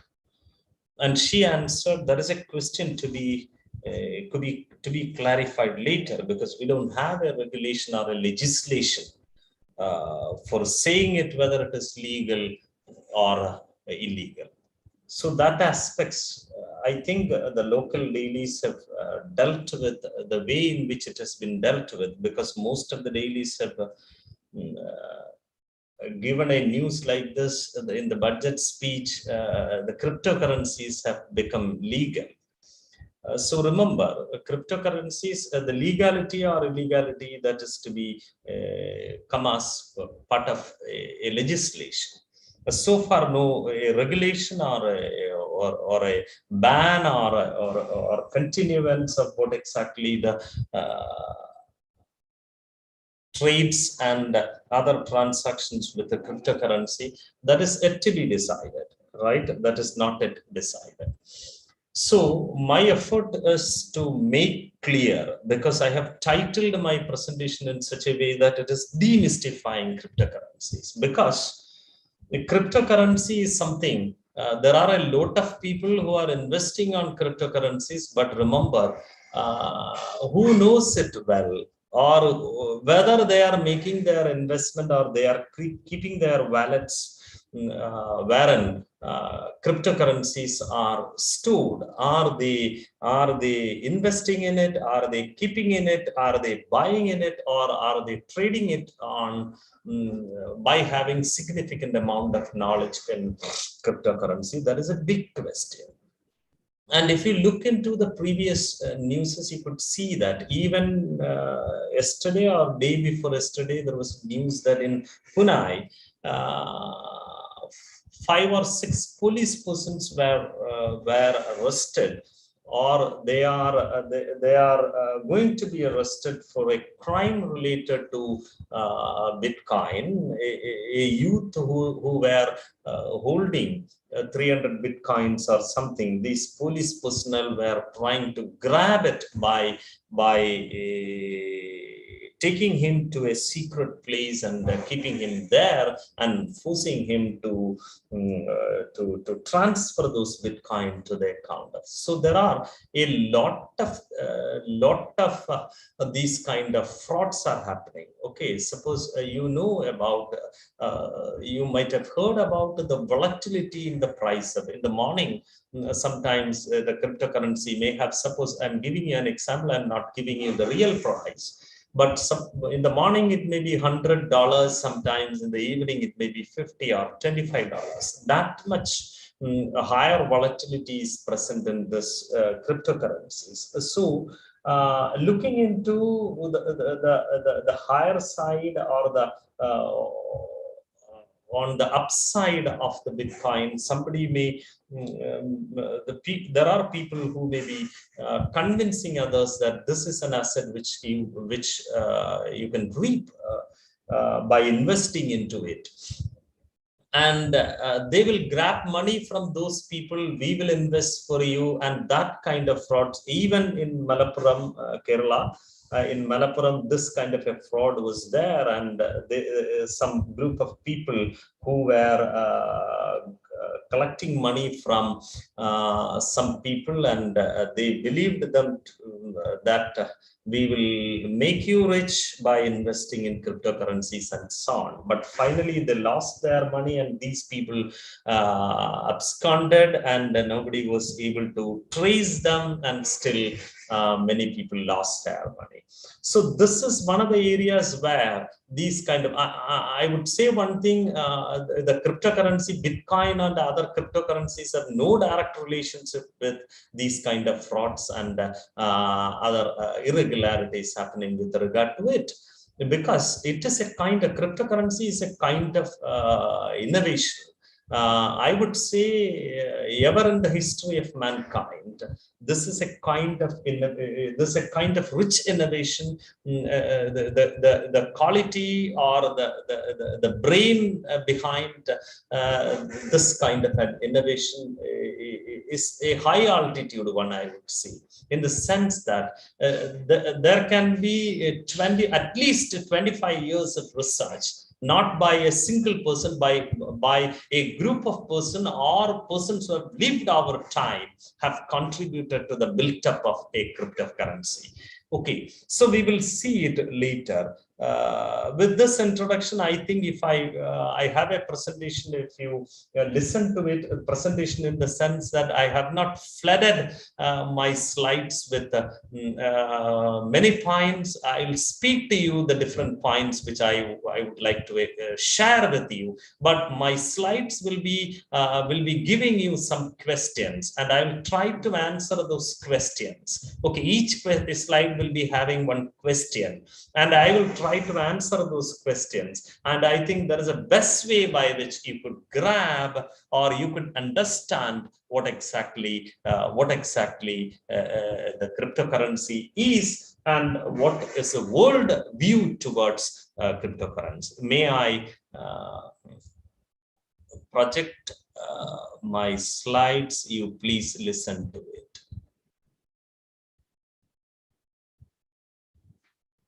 Yes. Could you see the slides? Hello, Chitra?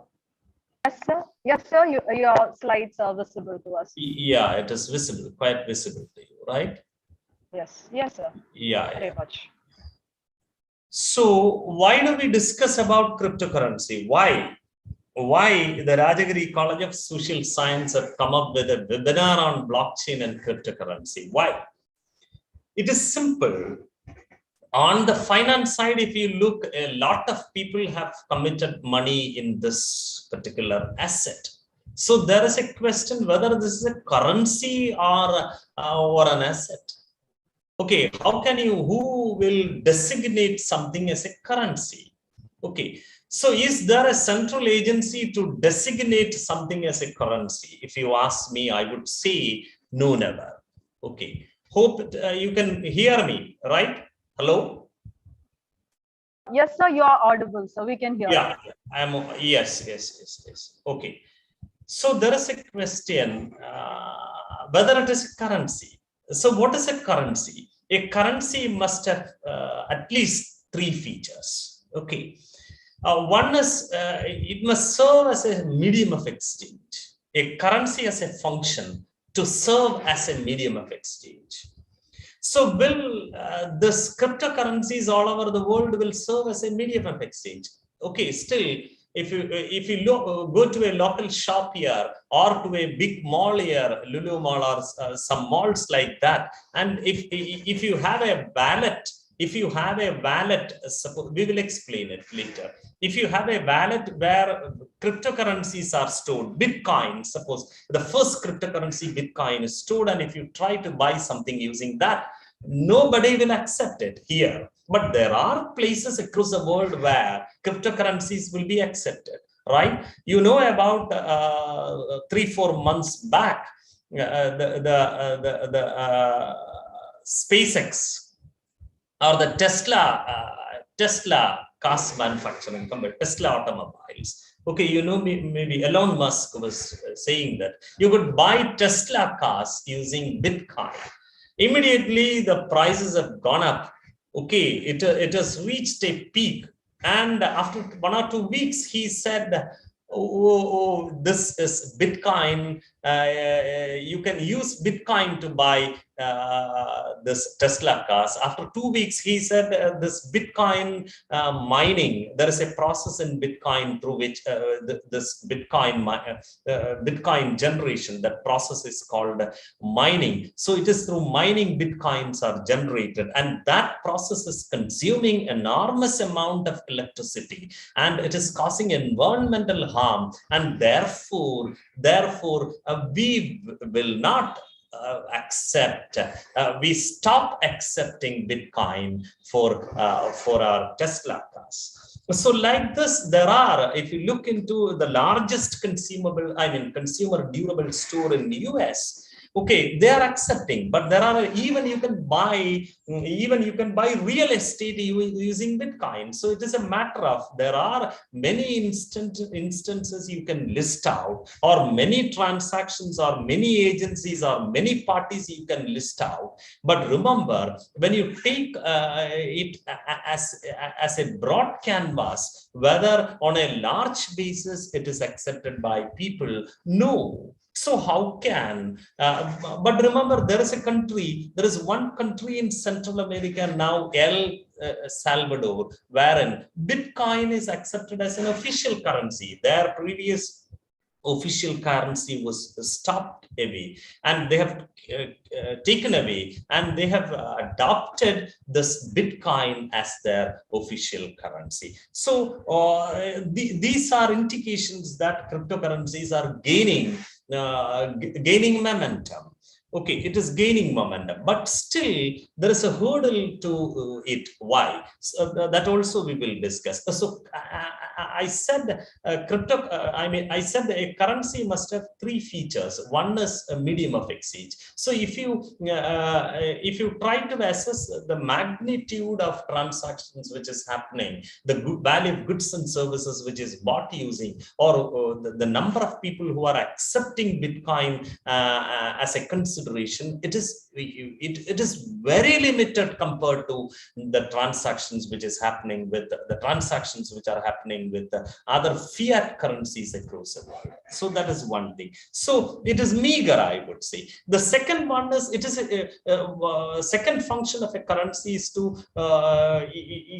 function as a store of value. A store of value in the sense that if you have 100 rupees today in your pocket, okay, you can keep it. You can keep it for some time, or you can keep it for tomorrow. And to a large larger extent, you can buy the same quantity of goods which you could buy the previous day with the 100 rupee you have today. Okay, it means that the value, the value within the currency, the value embedded into the currency is almost constant. That is what is called the store of value. So you can postpone your consumption by keeping the currency in your pocket, and it can be used without much value diminution in future. But in the case of cryptocurrencies, you remember, it is not the case. It may be changing, or its value is highly volatile, in the sense that if you take the fiat currencies across the world, the range of volatility in the case of currencies may be fiat currencies may be less than 5%. If you take the most volatile currency, sometimes it may be less than the daily volatility, may be less than 5%. But in the case of cryptocurrency, in the previous years, in the beginning years, it was plus or minus 50%. You think about something which is varying its value on a daily basis, 50% plus or minus. Oh, it is highly volatile one.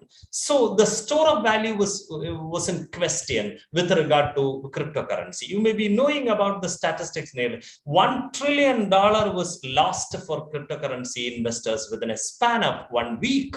So that kind of, the store of value in question. So the second function of a currency is store of value. That is also doubtful with regard to cryptocurrencies. And the third one is, it is a unit of account. A currency has to function as a unit of account, in the sense that if you produce goods and services, you will be expressing the goods and services, or you will be monetizing the goods and services using your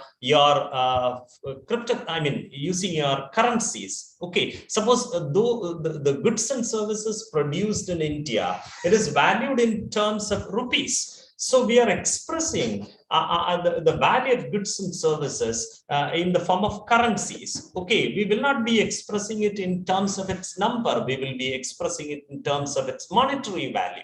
So fiat currencies will be used for expressing the monetary value of goods and services produced in a country. So where this can we use this cryptocurrency, which is highly volatile? As I said, its volatility may be the daily volatility may be times higher than the daily volatility in the case of fiat currencies. So it cannot be considered as a unit of account. Or if you price your goods and services using cryptocurrency in the morning, your product may be costing $100, and in the evening your product may be costing just $50. So it is unwise, and also it is practically not possible to value your goods and services or price your goods and services in terms of cryptocurrency. So when you consider all these three functions which are inevitable for a currency, cryptocurrency, to what extent it is performing, it is highly doubtful. And to the extent we know, the currencies which are now in existence, all controlled by the reserve, the central banks of different countries, it is a monopoly of the central government to come up with currencies. But remember, cryptocurrencies are peer-to-peer managed one. It means that who are in the network, they are managing it. There is no central agency. We will come to it. So why do we discuss? Because I'm answering the core question, why do we discuss? Because you know the first cryptocurrency, Bitcoin, which came in 2009, okay, the white paper on Bitcoin, which was explaining what exactly it is, how it functions, what are the different protocols. These were uploaded into the internet as an open source one. In 2008, it started functioning as a currency or as a medium of exchange. The genesis block of cryptocurrency was the first cryptocurrency, Bitcoin, was mined in 2009. Since 2009, as I said, it was facing many, the first Bitcoin was, it was facing many issues, and the promoters of those idea was trying their level best to give propaganda to this cryptocurrency and this Bitcoin, and to a larger extent they have succeeded. And I'm not coming to that side. I'm trying to understand you why do we discuss it, because it can be considered as one of the greatest innovations ever met the human mankind. We met. It is a greatest, one of the greatest innovations, I would say. So, and that is why those who are believing in this innovation, if you look into the ideology of Bitcoin, you will be wondering, okay, you know that Satoshi Nakamoto, whether he or she, that person, whether that is a person or a group of person or a company, nobody knows. Still, as the name crypto means something secret. Right, so cryptocurrency means it. The transactions using this is happening. Who is sending money to whom? All these things are recorded in the network using cryptography. Using cryptography means using codes. Nobody can identify who is the sender and who is the receiver of the money. So that kind of it is something digital. It is something digital. It is not physical in nature. So all these features made cryptocurrency a distinguishing one. And those who are believing in it, the ideology, the innovation, the kind of innovation richness the cryptocurrency was holding, and looking forward into its future, many people started buying, investing, transacting on cryptocurrency. That is why, if you look into, I'll give you one more, a very important one. If you look into the very latest global financial stability report, the chapter 2 is earmarked completely for dealing with cryptocurrencies. So that is the very, even almost all countries, all regulators, all over across the world are coming up with regulations in one form, or ban in another form, or ban plus or some form of ban and some form of regulations. All these countries are trying to bring in. That is why it is to be discussed in a forum like this. So if I ask you, or if I tell you what exactly a cryptocurrency is, a fiat currency is, we know about fiat currencies in your wallets or in your pockets, or you are holding Indian rupee. Okay, we know about the currencies of other countries, dollar, it is pound sterling, all these things we know. We all call these fiat currencies. It is issued by the central bank of a country, of the respective countries, and it is issued in physical form. It is issued in physical form, but you can keep the digital equivalent. We are keeping, if I take my mobile phone, I do have my bank account wherein I could see how much amount of fiat currency deposits I do have in my different accounts. Okay, so it is just a digital expression of this physical currency, or it is a digital equivalent. It doesn't mean that the currency by its origin is not a digital one.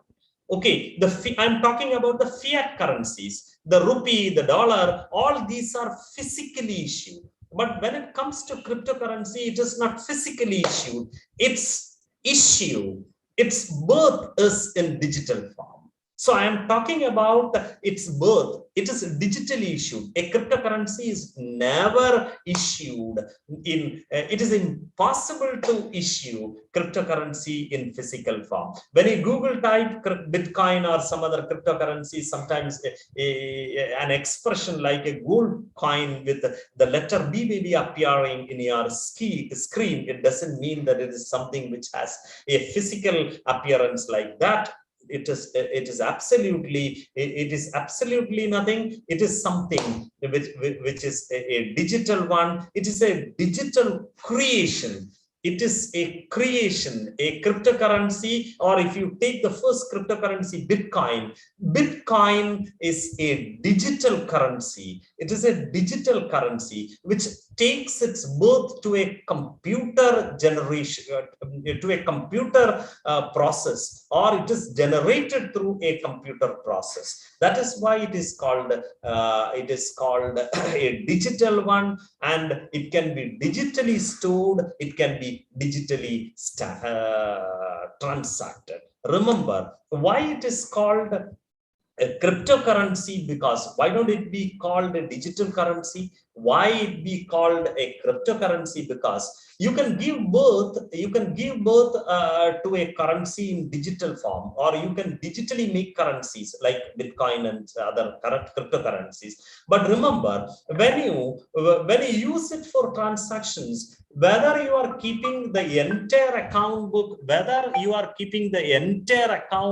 the transactions books are related to this this currency, using codes. Suppose I transact with cryptocurrency, my name Santosh Kumar may not be reflecting in the account book. Instead of that, I will be having two addresses. One is the public address, and the other one is a private address, which are cryptographically made, in the sense that whatever you see as my public address or private address may not be understandable to you, because it is just a combination of some letters or some symbols or some numbers and so on. You could not read it logically, and therefore that is why it is called a cryptocurrency, wherein transactions are. And most importantly, what exactly the blockchain, I think this conference has been named like this. One second. Hello, Asha, meeting. Okay. Yes. So one of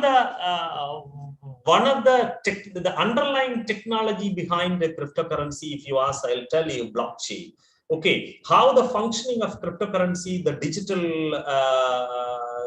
the digital birth, its transaction, everything has been made possible. Everything has been made possible by blockchain technology. So blockchain was underlying technology behind cryptocurrency, and blockchain, as in the way we see now, has been open to the world along with Bitcoin. And this blockchain was the underlying technology for Bitcoin. But remember, blockchain now has been given red carpet welcome by almost all countries, because the kind of innovation, the flavors that the blockchain offers, the utility the blockchain as a technology it offers, it is magnificent. It can be used for all your living. It can be used for your healthcare. It can be used for your business. It can be used by the government for governance. It can be used by even lower level officers like village officers and so on, for keeping the land records. It can be used by as I said, healthcare system. It can be used even for your democracy, the entire voting system on a transparent basis, and without any interruption. It can be completed, or it can be done using blockchain. So the kind of the scope of the blockchain, it offers almost everything you can do using a blockchain. Remember, So blockchain was one of the underlying technology of the cryptocurrency, but blockchain has been given red carpet to welcome. But this cryptocurrency, now discussions are going on whether it is to be banned. And there are, if you take, there are almost 40 countries, if you take the count, wherein a complete ban or some form of regulation or some form of restrictions are there for cryptocurrencies. Why? That we will discuss. Why do governments all over the world are opposing it? See, if you look into the Bitcoin protocol, the Bitcoin was the first cryptocurrency in the world. Okay, all of you, are you listening? Okay, I think all of you getting me, right? Yes, sir, it is all good for now. Yeah. Okay, thank you. Okay. Yes. Why do governments all over the world are opposing it? It is quite simple. If you read the white paper, which is uploaded in the as an open source document in the internet, you can see that the Satoshi Nakamoto, I have told you the person behind the first cryptocurrency, Bitcoin. Satoshi Nakamoto, the person or group of person, company or something, AOP, I don't know. Nobody knows.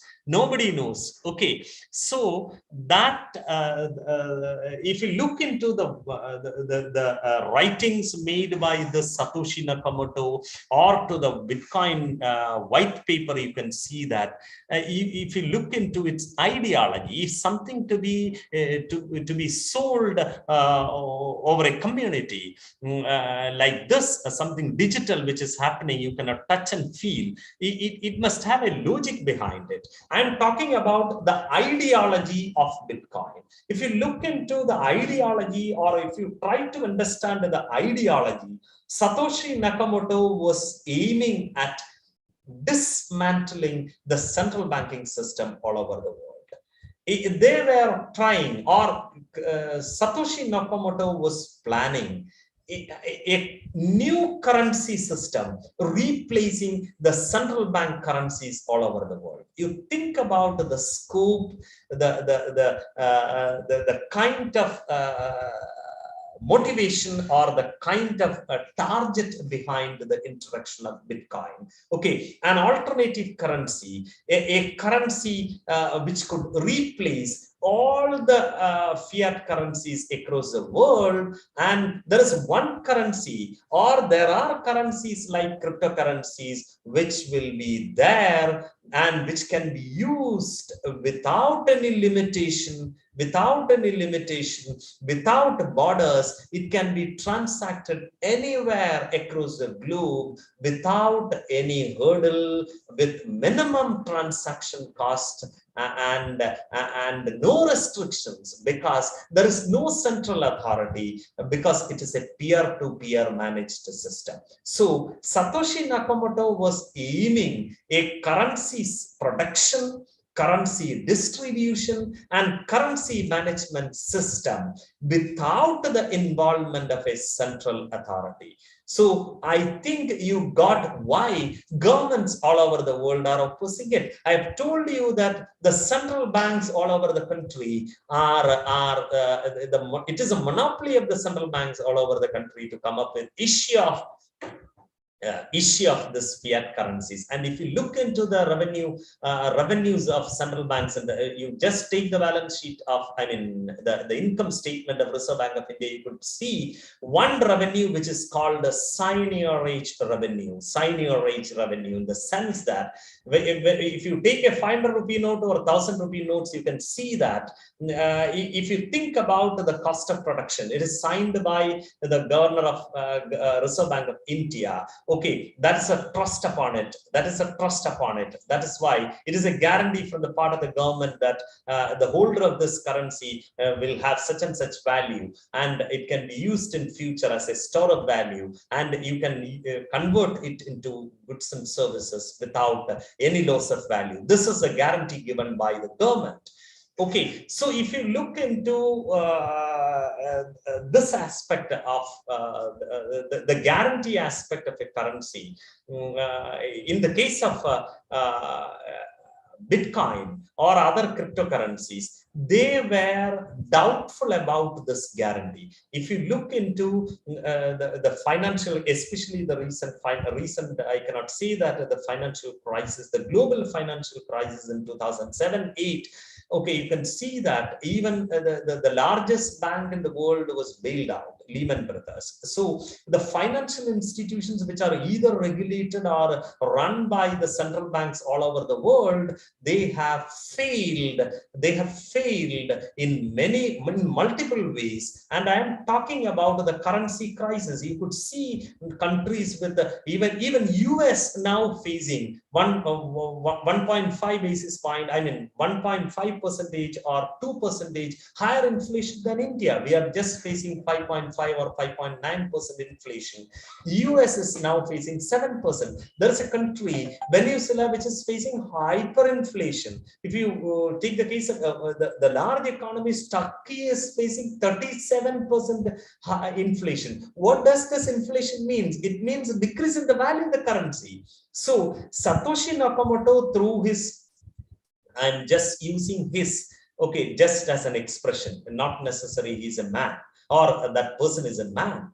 Okay, so Satoshi Nakamoto was, through his writing, he was trying to convince others about the doubtfulness with regard to, or the failure of the central banking system all over the world, and they are cheating the general public because the currency is depreciating. Okay, if you look into the exchange value of rupee, our rupee, 1 rupee at one time, at the early days, it was equal to $1, and when it was pegged to dollar, it was 3.3 rupees is equal to $1. Okay, over time the rupee value has diminished, decreased, and now it is 75-76 rupees for $1. So what exactly happened? The rupee value is depreciated. So the central bank issued currencies are depreciating. So who is the loser there? Satoshi Nakamoto says the loser is the general public.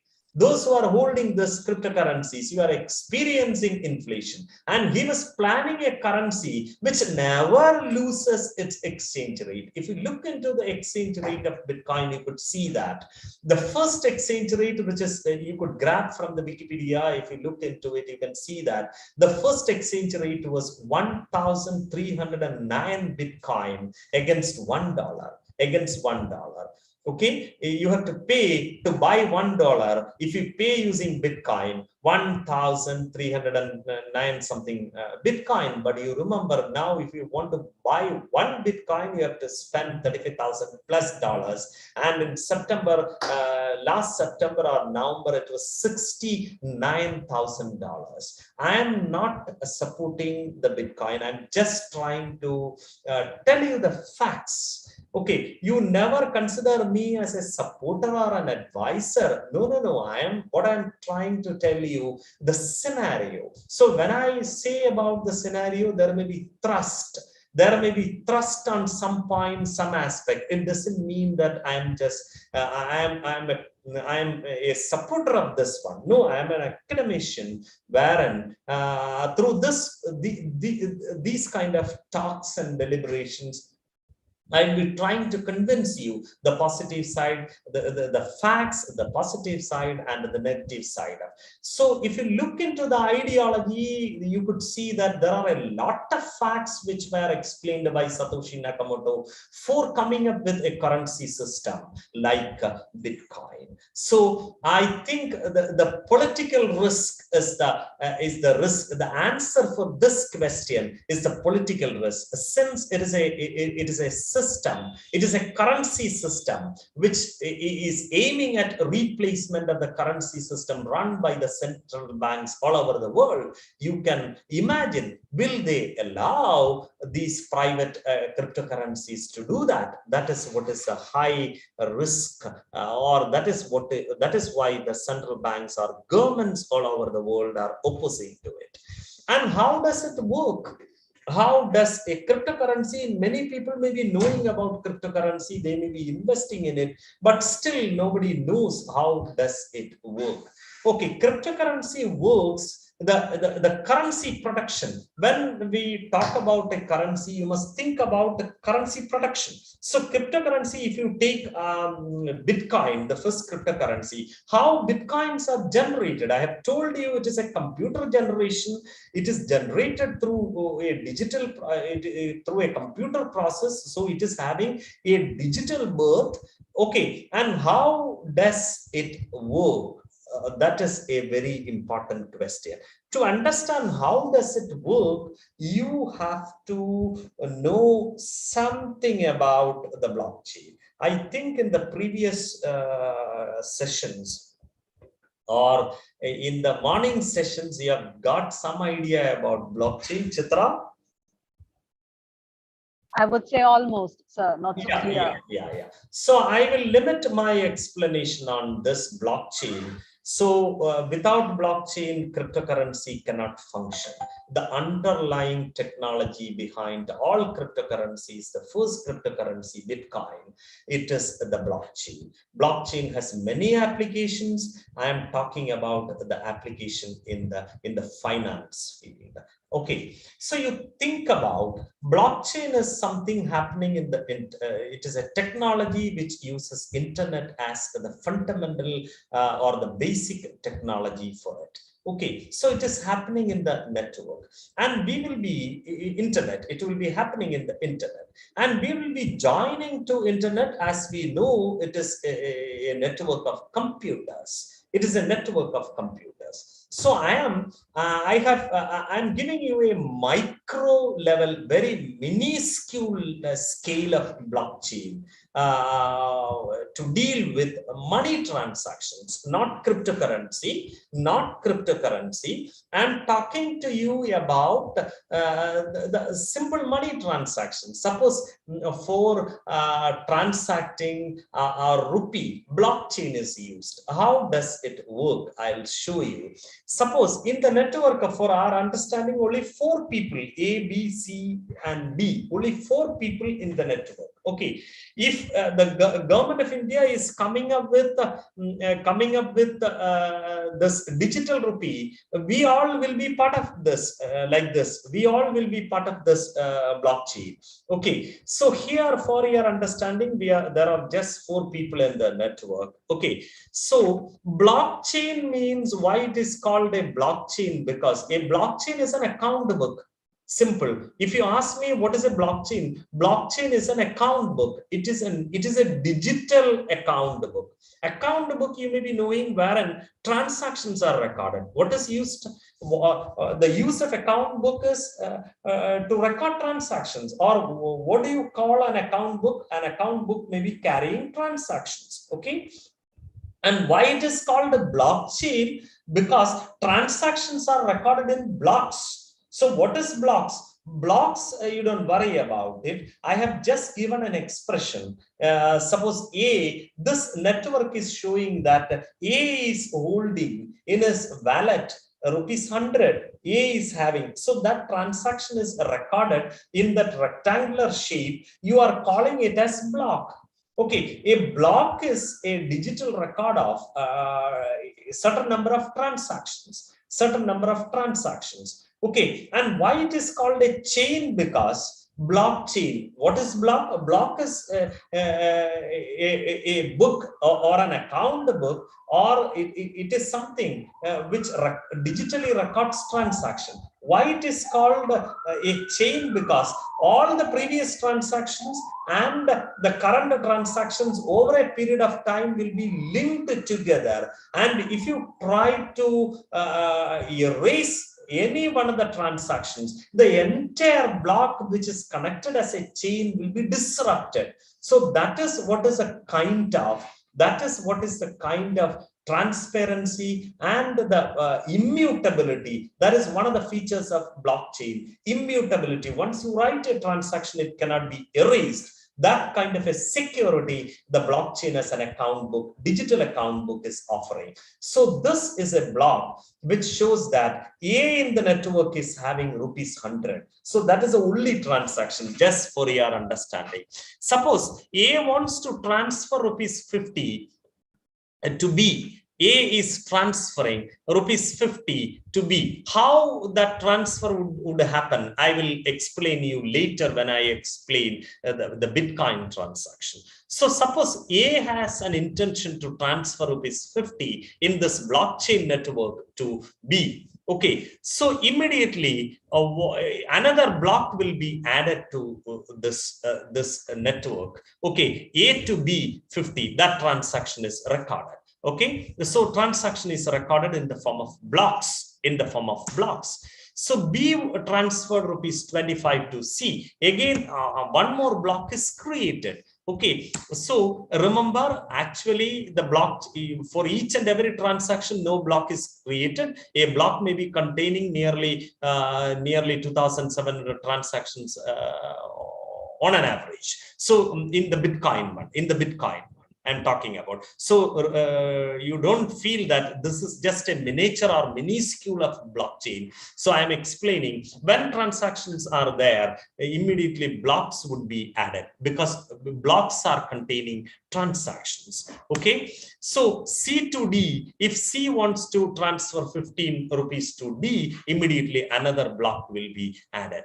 And these blocks are linked through a function, hash function. It means that, as I said, it is offering immutability. If you try to change or erase any one of these blocks once you created, the entire block will be disrupted, and it is not an easy thing to rub or erase what you have written in a block. That kind of a security it offers. Okay, so A is trying, this is something digital. You may have a doubt. A is having rupees 100, it is digital. If you make an email, you can send it to thousands, 10,000 people, no problem, because it is a digital one. You can replicate, or you can have multiple uses. But in the case of this one, which is happening in the blockchain, this multiple spending will not be allowed. Initially A had 100, out of that 50 transferred to B. Okay, so the other 50, in the case of our bank accounts, traditional bank account, there is a central agency who will be regulating all these. Okay, if you had 100 in your account, you paid 50 to somebody else, immediately your account will be rebalanced and it will be showing only 50, because some agencies are in between you and others who will be doing all these things. But in the case of blockchain, it is a peer-to-peer managed system. Nobody is there, but it offers a feature that double spend attack protection.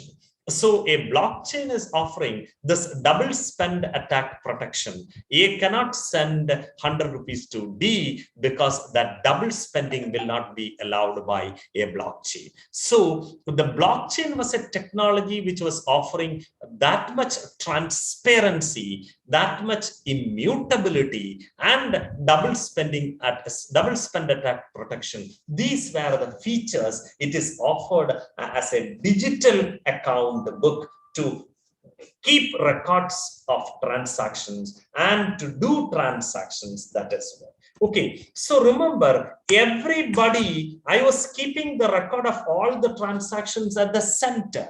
Okay, who is at the center? Nobody is under the in the center in the case of a blockchain, because it is something happening as a peer-to-peer managed system. No central agency to manage it. Everybody in the network has a record of it.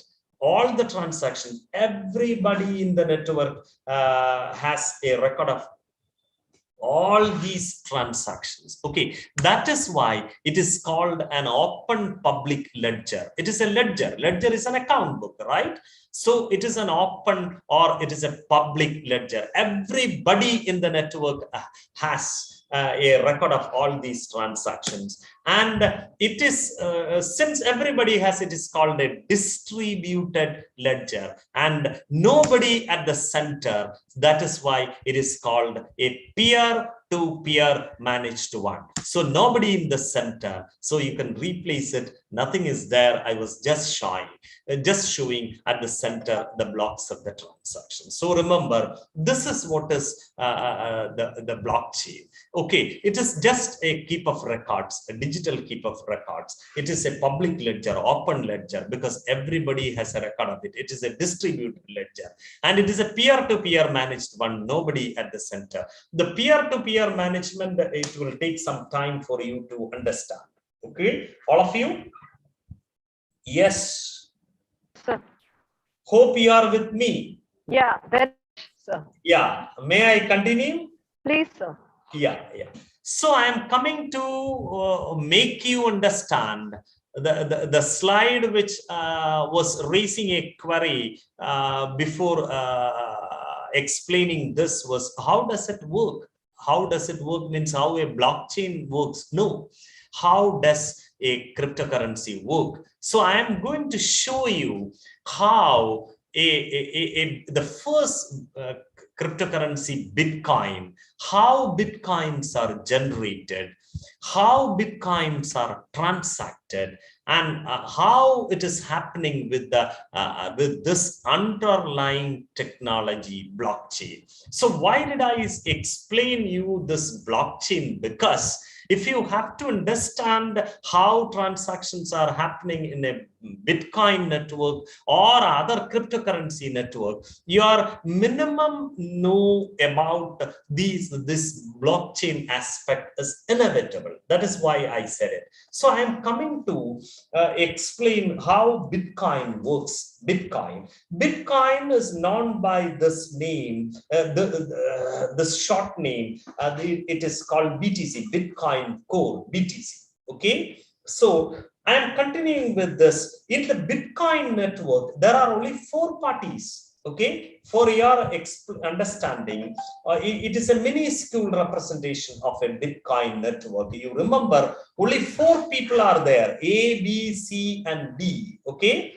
Okay, yes. So the so far done transactions, as I said, there is no central authority. The so far done transaction is this. Okay, it is A transferred 50 Bitcoins to B, and B transferred 25 Bitcoins to C. Only 2 transactions. So the record of all these all the 2 transactions happened in this network is with all the nodes in the Bitcoin network. You could see, okay. So this is a Bitcoin network, and you could see blocks there which are showing the transactions which are happened so far. So I am bringing a new transaction, and I am showing you how these transactions will be recorded into this Bitcoin blockchain, and how Bitcoins are generated, and how it is added to the block, added as a block into it. That is what is I am going to show. Okay, so remember, suppose B has an intention. I'm explaining you a transaction. B has an intention to transfer. This is not a block. I'm just telling you, B has an intention to transfer 15 Bitcoin to D. It is an intention, or B wants to transfer. Suppose I am a person in the network, or I am one of the nodes in the network. I want to transfer 15 Bitcoin to B. Okay, it is just my intention. I am going to tell you how this would take place. Okay, so everybody in the network will be having 2 addresses. Okay, A, B, C, and D, all of them have 2 addresses. One is the public address. The public address is almost similar to our bank account number. Okay, we all do have bank accounts and we may have bank account number. It is public in nature in the sense that we will supply it to or we will give it to anybody. Okay, if you want to receive money, you have to give your bank account. Normally what we will be doing, we will give our bank account number, IFSC code and so on. So it can be made public, no problem. But all your accounts for you have a passcode that you will not share with anybody else. Okay, so like that, I have told you bitcoins or cryptocurrencies are stored. It is a digital one. Like your fiat currencies, it cannot be stored in a physical wallet. So it is sold in electronic wallets. We call it Bitcoin wallets or crypto wallets. That service you can avail from crypto exchanges. So everybody who is having this crypto investments or Bitcoin investments will have their own wallets wherein these cryptocurrencies or bitcoins are stored, and each wallet will have a private address and a public address. The private address is almost equal to your bank account secret code, and the public address is almost equal to your bank account number. Remember, it is cryptographically made. I have given the examples of you cannot judge anything 3D, 2EU or 1FW something. This is just a combination of letters and numbers. It is what is it? If you decode, it is impossible to decode. If you decode it, you can understand what exactly this private address or what exactly the number is. But it is impossible to decode, so it is very important. Once you lost this private address, the ownership is lost. Okay, normally if we lose our passcode or password, normally we will send forgot password message to the central authority. Remember, there is no central authority here. So if you lose your public address, your entire holdings in the network will be lost. It cannot be retrieved. So remember, private address is ownership. That is one of the risks which is faced by this crypto assets. Remember, private address is ownership. If it is lost, everything is lost. So remember, B wants to transfer to D some bitcoins. Okay, 15 bitcoins. Okay, so what B will be doing? B, by using his private address, or the passcode, he will open his wallet and he will broadcast in the network. He will broadcast his intention to transfer to D. D means not D, this public address. I want to, by opening up his wallet, he is broadcasting his intention to transfer 15 Bitcoin to this public address. Okay, so immediately when these types of transactions are broadcasted, okay, please. Yeah, broadcasted. Okay, so do you see this A and C? The background color has been changed, right? The background, a new background color has come. It is in yellowish, right? Yellowish one, A and C. Okay, so out of the computer nodes, okay, there are certain computer nodes which are doing the business of mining. They are computer nodes because they are holding bitcoins. Okay, only those who are holding bitcoins can part of this network. So A and C are having supercomputing power in the sense that they are doing mining business. So what is mining? Okay, we are coming to it. Okay, so as soon as a transaction is broadcasted in the network, okay, these special nodes, we are calling it miners. These special nodes are called miners. Why they are called miners? Because normally The physical assets, gold or diamonds or some other coal or all these assets are lifted by physical mining. But Bitcoin is also to be mined. It cannot be physically mined, but you have to mine Bitcoin using a computer program. So what I am telling you, when a transaction is broadcasted in the network, immediately mining is a business. Mining is a business happening in this network. So the miners, I'm telling you who are miners. Miners are having supercomputing power. They have supercomputing infrastructure with them, which can solve any puzzle, any computer generated puzzles. That much computing power is there. So I am telling you, when miners are there with supercomputing power, when a transaction is broadcasted in the network, immediately the network will generate a math problem.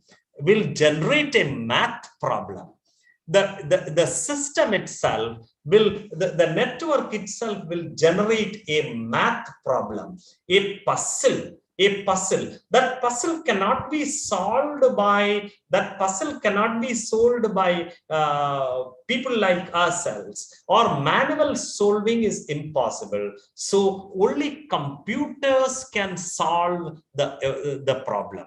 So when a transaction is broadcasted in the network, immediately the network will generate a math problem or a puzzle, which is to be solved by the miners. So whenever a transaction is broadcasted in the network, there will be a competition among the miners to solve the math problem generated in the network.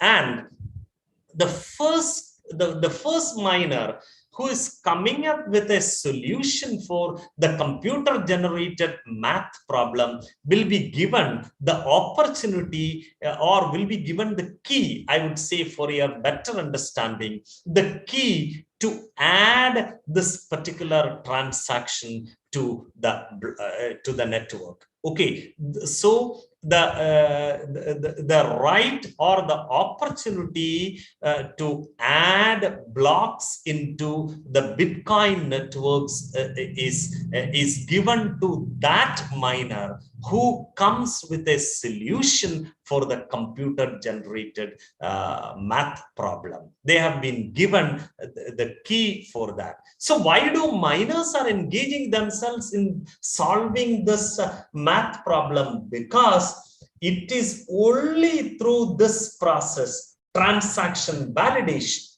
So I was telling about transaction validation.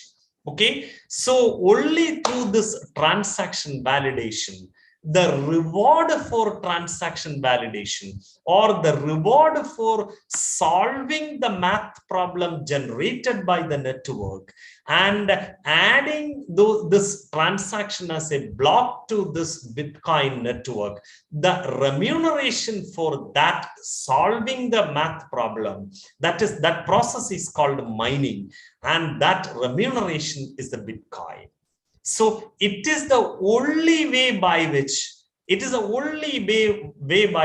Bitcoins are generated. So remember, Bitcoin generation is there in the Bitcoin network as a reward for mining or solving the math problem. So as soon as this math problem is solved by a miner who is solving this puzzle first, will be given the opportunity to add this particular block to the Bitcoin network. Remember, the minor, the minor or the miners there are A and C. If A is coming up with a solution for the the problem generated by this network, the math problem generated by A will be given the opportunity to add this block to the blockchain, and as a reward for solving this math problem, A will be given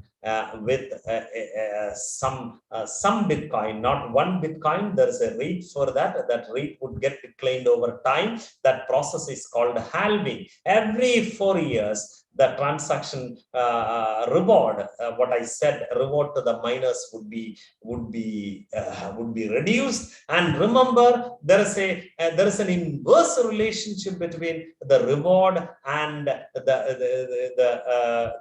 tightness or the complexity of solving the math problem. Over time, the complexity of solving the math problem would increase and reward would decrease. That is the way the Bitcoin has been, as a currency, has been structured. Why? You have to have a deep think on it. Now we cannot explain all the aspects or facets in this webinar. Okay, so remember, Bitcoins are generated in the network only through the process called mining. Mining is the process of solving a computer-generated puzzle for a reward. That reward is the Bitcoin. Yeah, so I have explained how does it work. Now we are coming to the question, how does it get value? How does it get value? It is something which is happening in the network, which is not having any tangible form. So how does it get value? Okay, so there is a question. Whatever it be, value has a fundamental principle. If something is there, if demand is there, it is the supply and demand which determines the price. Okay, so in the case of Bitcoin, somebody was ready to transact with it. Somebody was ready to buy it at a price which is offered by another person. So price happens on account of the demand and supply. So if Bitcoin, which is selling at $65,000, okay, somebody is ready to buy at $65,000, immediately price will happen.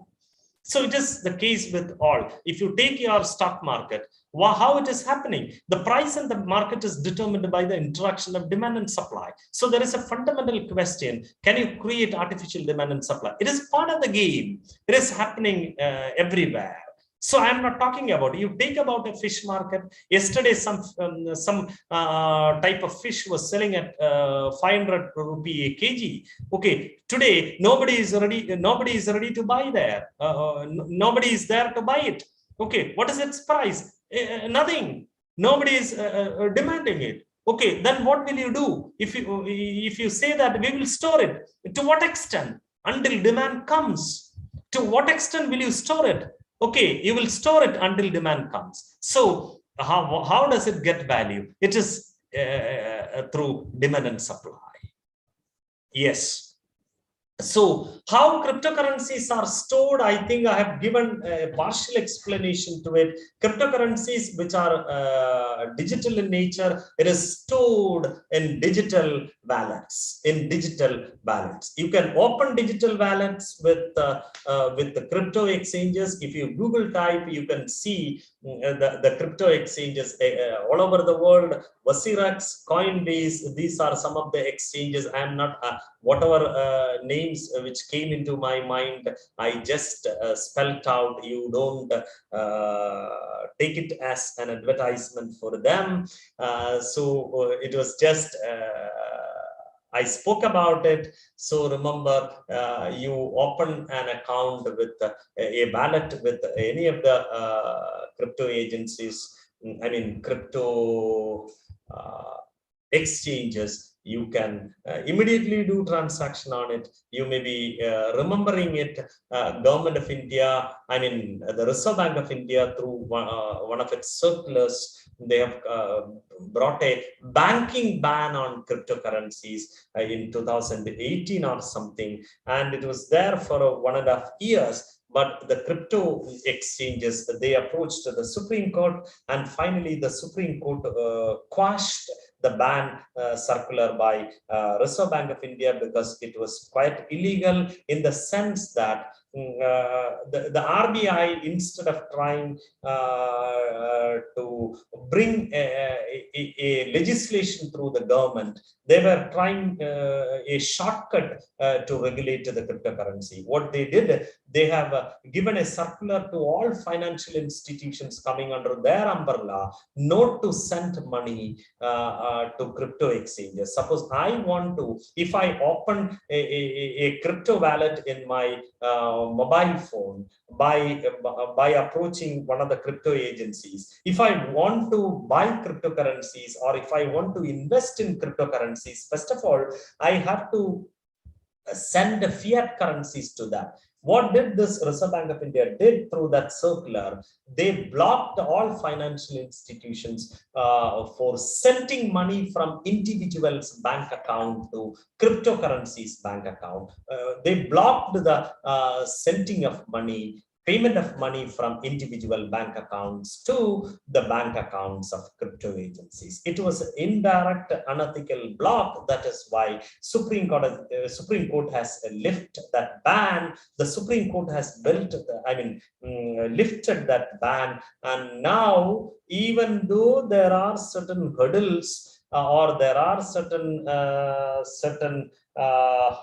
issues with regard to transfer of money from our individual bank accounts to the bank accounts of crypto exchanges, still the transfers are happening and people are investing in it. And remember, crypto investing, you must be very careful because you want to understand what exactly it is, how does it function, and not necessary that if you want to drive a car, and not necessary that you want to learn everything about the engine working, the other systems in the car, but still knowing at least peripherally about what exactly it is, how it is gaining value, and how it is volatile, to what extent it is volatile, and what are the chances of risk, the probability of losing money. All these things would be, and your imitated investment, if somebody is investing, so I am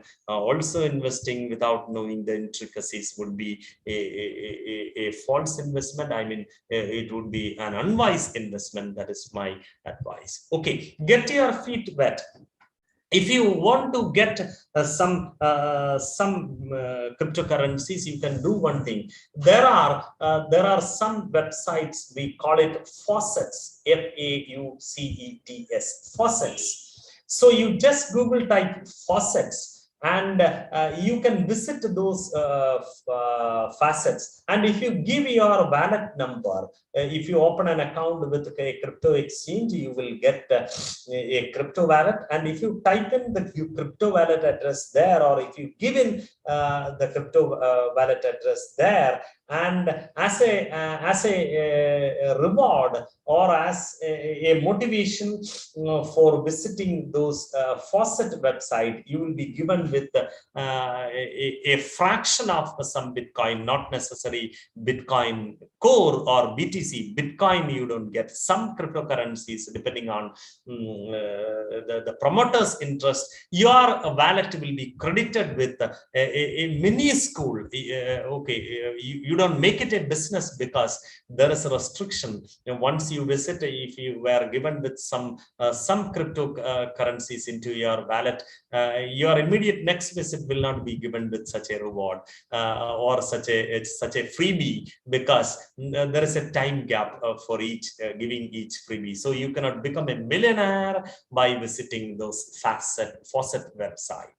Okay, so cryptocurrency in India, as I said in the beginning, the cryptocurrency in the case of India, a lot of people have investment in cryptocurrency because we do have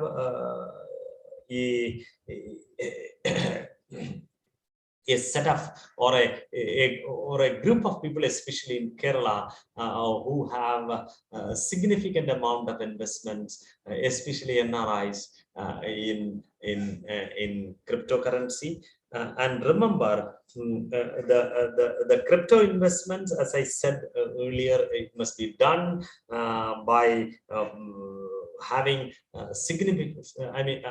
significant amount of knowledge about the investing pattern, the investing intricacies. Without that, if you go and invest, if you have something, some part of your saving as a nominal amount can be invested into it to learn it. You watch the market and then try to bring money. Otherwise, as I said, $1 trillion within a span of 4 or 5 days lost. Okay, the market capitalization of the cryptocurrencies have halved within a span of this time. So remember, you must be very careful about. And in the case of India, the government of India for the last 1 year or last 2 years were speaking about regulating cryptocurrencies. Initially, there were rumors that government of India may be banning it. And over time, the budget, the pre-budget discussions, and there is a kind of lobbying with regard to lobbying. I am telling you in the positive sense. Whenever the budget proposals or legislations are coming, the interested or the stakeholders will be having discussions and consultations with the government or the government related agencies or the government officials, and ideas and opinions would be emerged out of those discussions. And there were lobbying by the crypto agencies. How the government, whether it is government of India or government of some other countries, can they come up with this kind of a ban on cryptocurrency? I would say that if it is something giving an opportunity to the people of India, to the people across the world, or to the people of India, how, if a government is coming up with a ban, will it be wise? Okay, because if you take the European economy, if you take the US, there are a lot of countries wherein even futures trading in Bitcoin and other cryptocurrencies were allowed in US. Okay, so when the developed nations and other emerging nations, the cryptocurrency as an investment option is coming up, how can India ban it? Okay, so there is a question. If India is coming up with a ban, it is curtailing the opportunities for the people of India. So the government is fearing about it. I think the cryptocurrency exchanges were convincing the government about this. But remember, since it is crypto in nature, it can be used for money laundering. It can be used for money transfer without disclosing the identity of the sender and the person who is the recipient. So it can expand, or it can cause money laundering, and it can promote terrorism.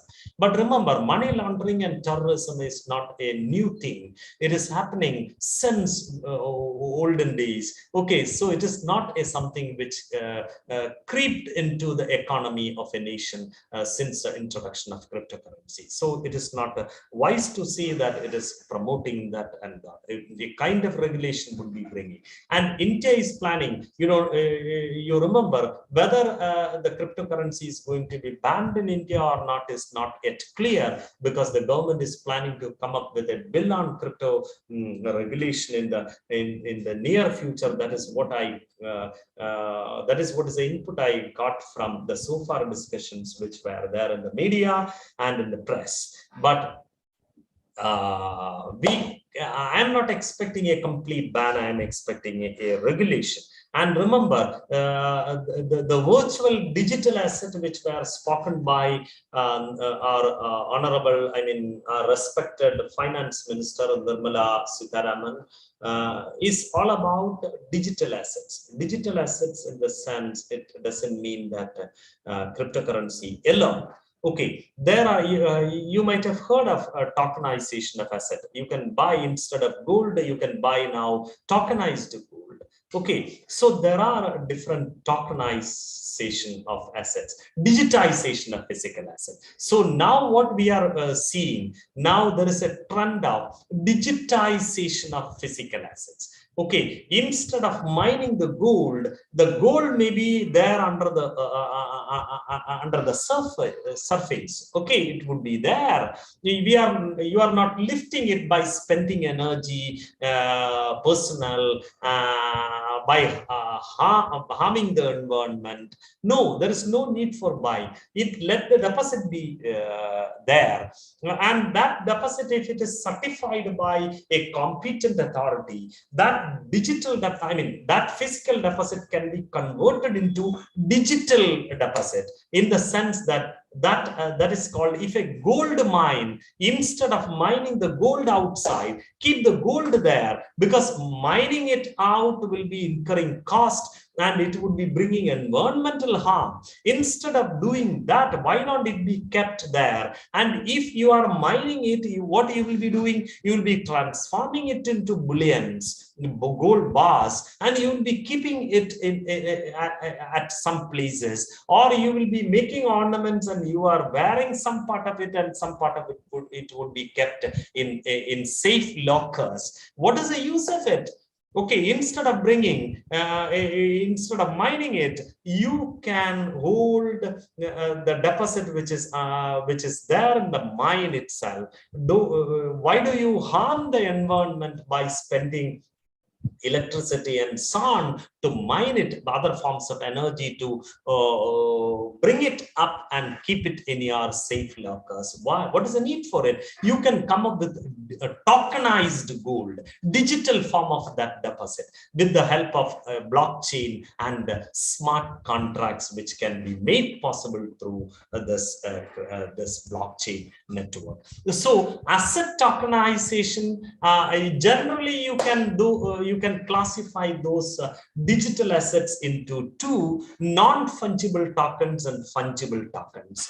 This Bitcoin, cryptocurrency, and so on are coming under fungible tokens. It means it can be exchanged between persons. But non-fungible tokens, as I said, asset tokenized gold and so on, you can call it non-fungible tokens, in the sense that it cannot be exchanged, but it can be traded, it can be sold up. It cannot be exchanged as you exchange your currency. It cannot be exchanged. It cannot be used as a medium of exchange, but you can trade it. You can trade it. So fungible tokens and non-fungible tokens are the assets which are going to be digital assets, which are going to be popular in the coming future.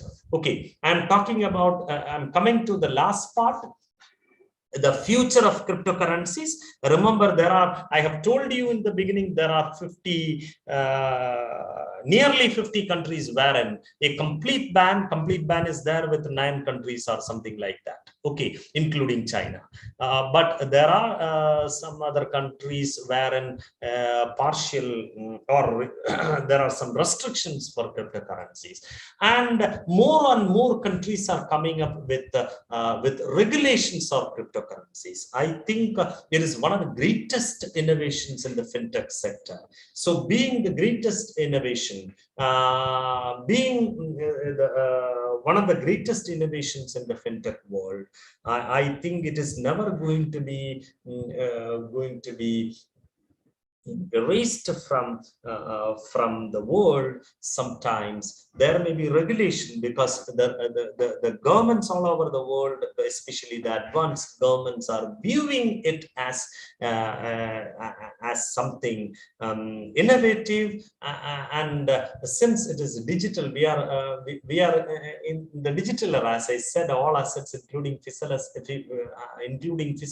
are going to be digitized. So in that sense, sense, there is going to be it is going to be something something accepted with regulations, a significant amount of regulations in the future. So I think I have taken much time, so I am just giving you my research on cryptocurrencies. One is the recent one is Ethereum is one of the cryptocurrencies. Is Ethereum better explained by Bitcoin and Ripple? Bitcoin and Ripple are the prices. I mean, the two other cryptocurrencies, these through the prices of these three cryptocurrencies have been examined, and I did find the Ethereum is explaining the prices of Ethereum are explained better by Bitcoin, and Ripple prices, the reverse is not happening. I was talking about the price rally. And cryptocurrencies and market efficiency, it was published in Artha Vijnana, one of the national institute journal, and the other one was an InterScience journal, International Journal of Crypto. You can have a read on it. And Random Walk and Cryptocurrencies, it is accepted for publication forthcoming in 2024. It is it is pre-scheduled to 2023. It is coming. It is in the Finance India quarterly journal. And my local writing, this has been written in Kannam, Bitcoin and this is in Manorama Sambadhyam, and this is all about. Thank you for your patient listening, and if you have queries, you please ask. I will try to answer the questions. Thank you very much for your patient listening. Thank you. Well, thank you. Well, thank you so much, sir, for debunking the myths and uncertainty revolving around cryptocurrency. Sitting through your session after 16 long years, sir, it was amazing. So now over to the audience. Audience, please note that we are almost an hour behind the planned schedule. So only filtered questions will be placed before our resource persons. Audience, you may WhatsApp the questions, as I mentioned earlier, to 904888920 and also to our ICBC WhatsApp group. So I hand over the show to the moderators to pose the questions that you have asked. The filtered questions will be asked by them. Over to moderators. Sir, the question that we have got is crypto trustworthy? How to pretext investors' interest? Okay, the question, the first Bitcoin, first cryptocurrency propounder, Satoshi Nakamoto was asking about the kind of trust when the Reserve Bank of India or the central bank governors, when they sign a 1,000 rupee note or a $1,000 note, the kind of trust you have. Okay, how? What is the guarantee for that? Okay, I'll tell you, a country, Venezuela, where if you have to drink a tea, you have to give a sack of the country's currency. The value of the currency has been depreciated to that extent. So here the question is all about we can trust cryptocurrency. It depends on your appetite. It depends on your appetite. How do you view the world around you, the investment world around you? If you have the appetite to accept it as one of the opportunities, one of the digital asset which is giving you investment opportunities, why don't you invest? And there is a fundamental rule when you invest in securities market. Normally we would say, out of your savings, how much portion will you invest into such a volatile asset? Okay, so the volatility determines where. Okay, how? So your how and where and how depends on. There is no ready-made answer for that. That where and how depends on your appetite, your risk appetite, your return expectations, and so on. So, and your trust with the digital assets and those kind of assets which are coming in future. So, cryptocurrency being a currency or as an investment option. Currency sometimes most of the countries will not allow to function as a currency, but still it is happening with without the control or regulation of a central authority in its network. I'm talking about the technological side. it can function even if somebody is ready to accept, or otherwise there must be a legislation. No shops in a country would accept Bitcoin if somebody is coming. But if you take the case of the US, there are a lot of organizations, business organizations, which are accepting this Bitcoin and other cryptocurrencies for their transaction. So whether you can trust, that depends on you. If I trust something, sometimes you may not trust. So it depends. So you try to understand the intricacies, and you can believe or not believe, and you can do some experiments with them, initial experiments with a lower amount of money. Why not? Yes. Thank you, sir. Another question is, does the global economic or social situations affect the cryptocurrency trading and value? Global situations, right? Yes. Global situations means what are the parameters for global situation is something generic, right? So globally, we are feeling pandemic. I mean, we are experiencing pandemic. What does it mean? So global situation, I think normally we are so integrated, right? Globalization, we are coming up. There are two signs of reverse globalization or reversing globalization that is regarded as, I think one of the Nobel laureates were talking about it, the Brexit. Okay, when there was a joining of European countries as European Union, and that is a kind of integration, right? It is somewhat contributing towards globalization. One, Britain get its back from it. Okay, what does it mean? Okay, it is the reverse of global. And when a protectionist was coming into power in 2016, the Donald Trump in US, he was protecting the domestic industries, right? In all sense, protectionism. So protectionism is not there with global. Okay, when we talk about globalization, we are liberalizing everything. We are not trying to protect anything. Okay, we are opening up our society. So such kind of in a globalized era, something happening somewhere else, okay, it may have impact on our economy in a short span of time.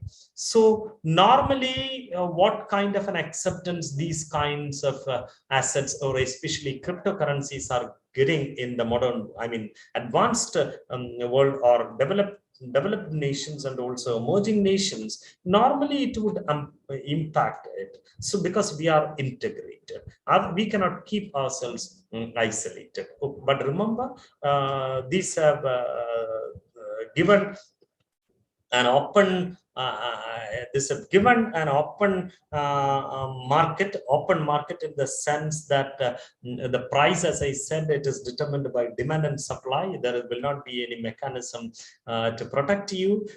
So be careful when you go for these kind of things. Yeah, investments and so on. Yes. Yeah. Well, thank you so much, sir. That was really an insightful session. Yeah. So because of the shortage of time, we are quickly moving to our next resource person. Ladies and gentlemen, we have with us Dr. Sajid TG, Associate Professor, School of Management Studies, who holds 2 research degrees in different fields of finance. He's editorial board member for several reputed national and international journals. And I now call upon Dr. Sajid TG to discuss on payers trading in cryptocurrency. Sir, please.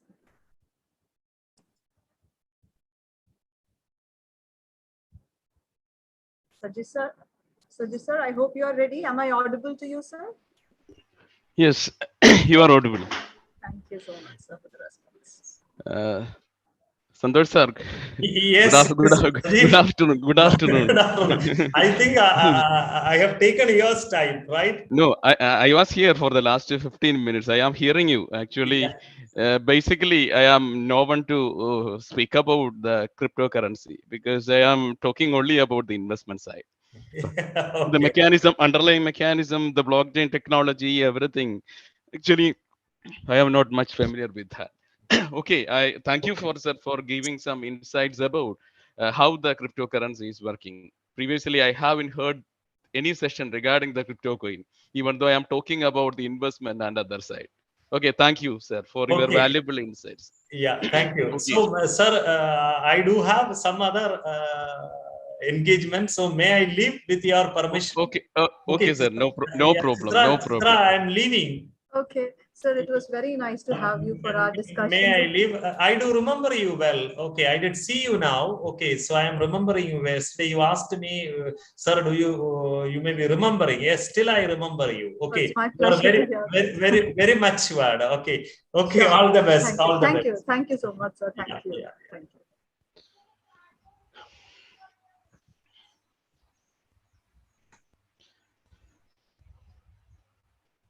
Hello. Yeah. Hi. Good afternoon, Sajji sir. The stage is yours completely, sir. Please start. So I think how much time I can take maximum? So 1 hour, is that fine? Will it be too Okay. short for you? 1 hour or one hour, 1.1? No problem. What I know, I just convince here. That's all. Okay. That's so My nice. Great. objective is that's all.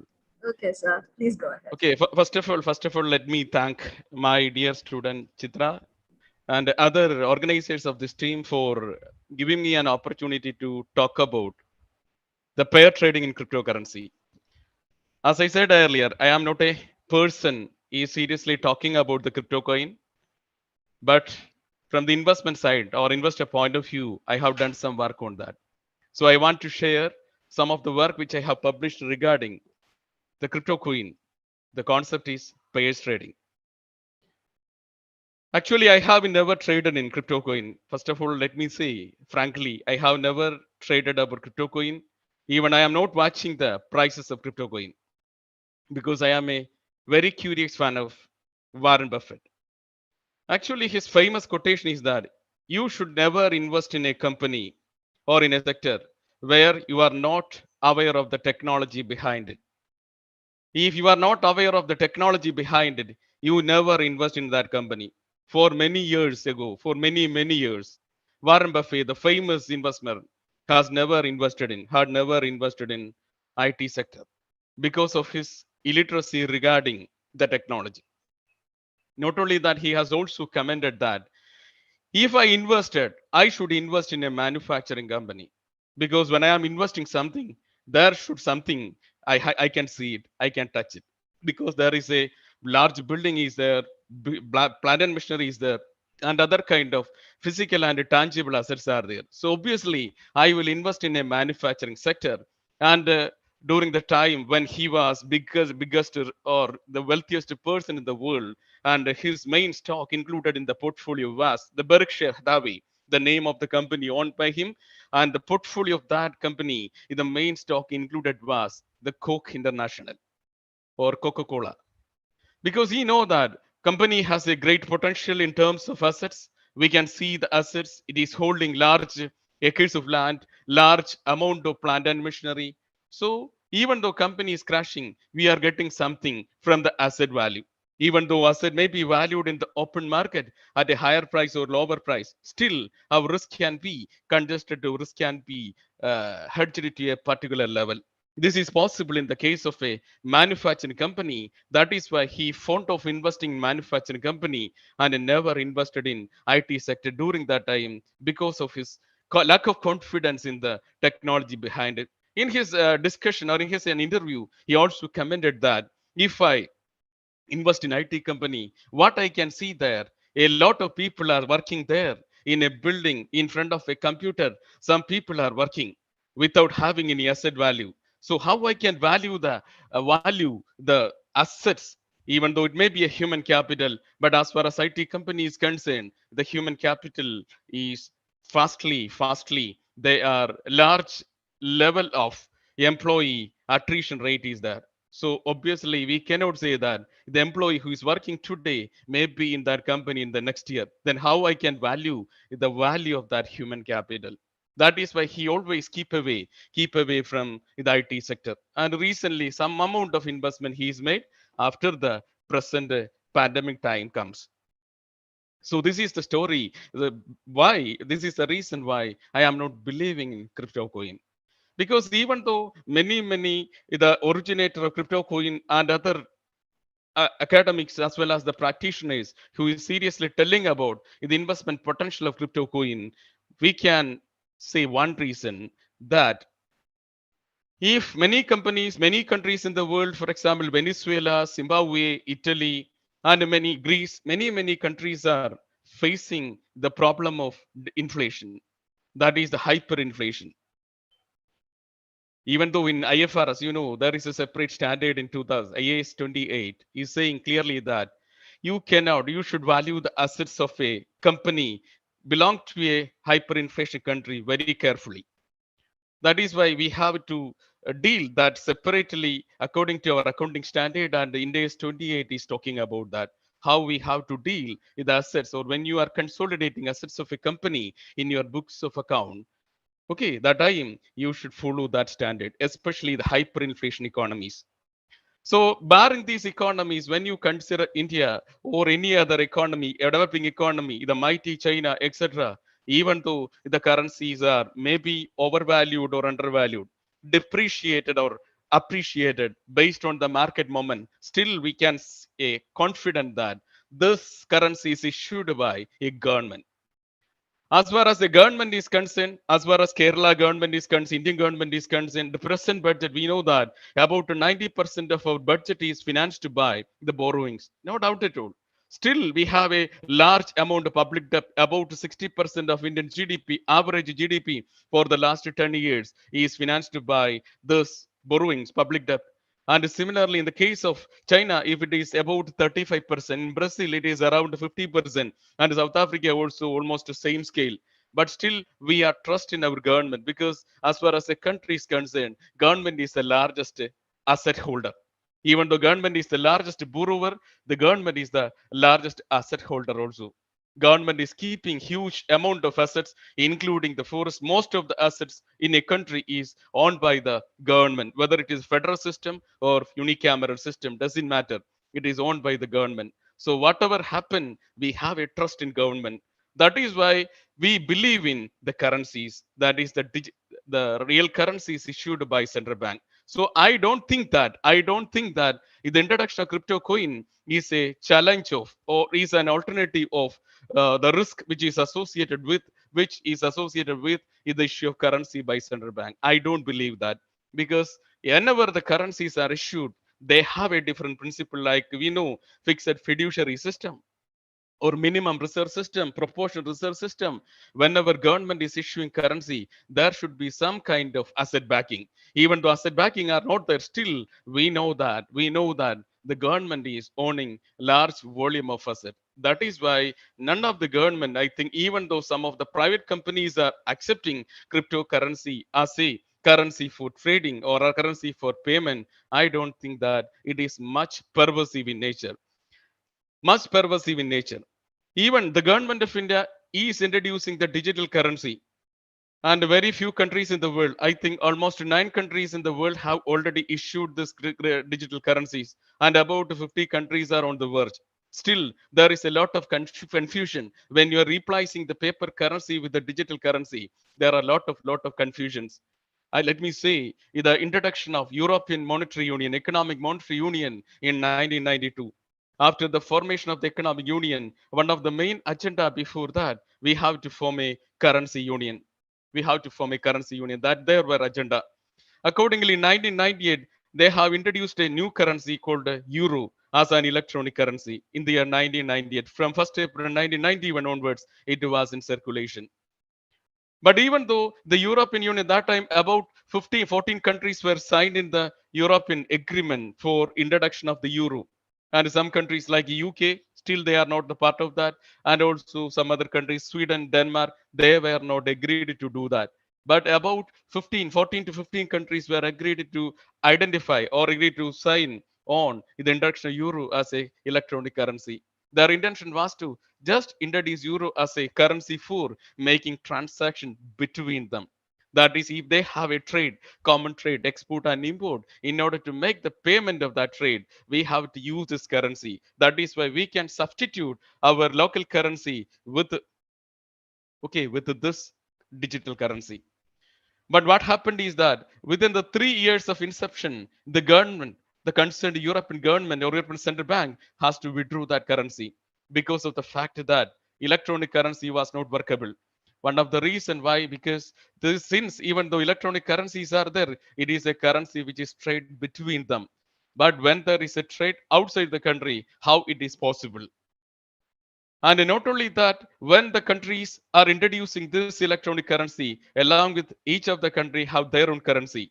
And obviously, each country has its own importance is given to this to this their own currency, local currency, or their domestic currency. So the share of euro in the world transaction or transaction regional transaction between these countries were very thinning down. And finally, in 2002, these government were decided to withdraw the electronic currency. And they not only withdraw the electronic currency, but also they have withdrawn the their own domestic currency. And from the year 2002 onwards, they were agreed to introduce a common currency in the form of a paper currency, that is euro. From the year 2002, the growth of euro was very amazing. And euro, to an extent, euro was able to make a challenge against the hegemony of the US dollars.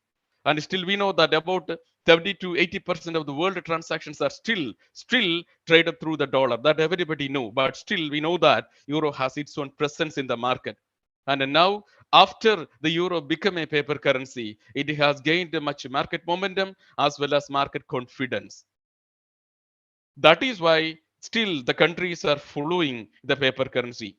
Why the government of India is going to introduce this currency? I don't think that it is purely a marketable security or marketable currency. One of the reasons that how this can be possible, how we can maintain the secrecy or cyber security or security of these currencies.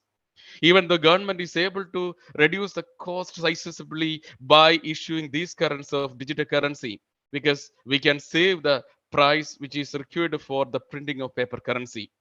According to Government of India statistics, in order to print one currency, 500 currency or 2000 currency, you have to spend about 20 to 25 rupees. So that cost can be saved if you substitute electronic currency with the paper currency. But the problem here is that the security cost, there are many costs which we are incurring in our life. One is the cost of security. What will be the cost of security? This is yet to be decided. And also, I hope that most of the government, even though for the temporary time, this cryptocurrency may be admitted by the governments, but I don't believe that this will be a common currency practice in the coming years.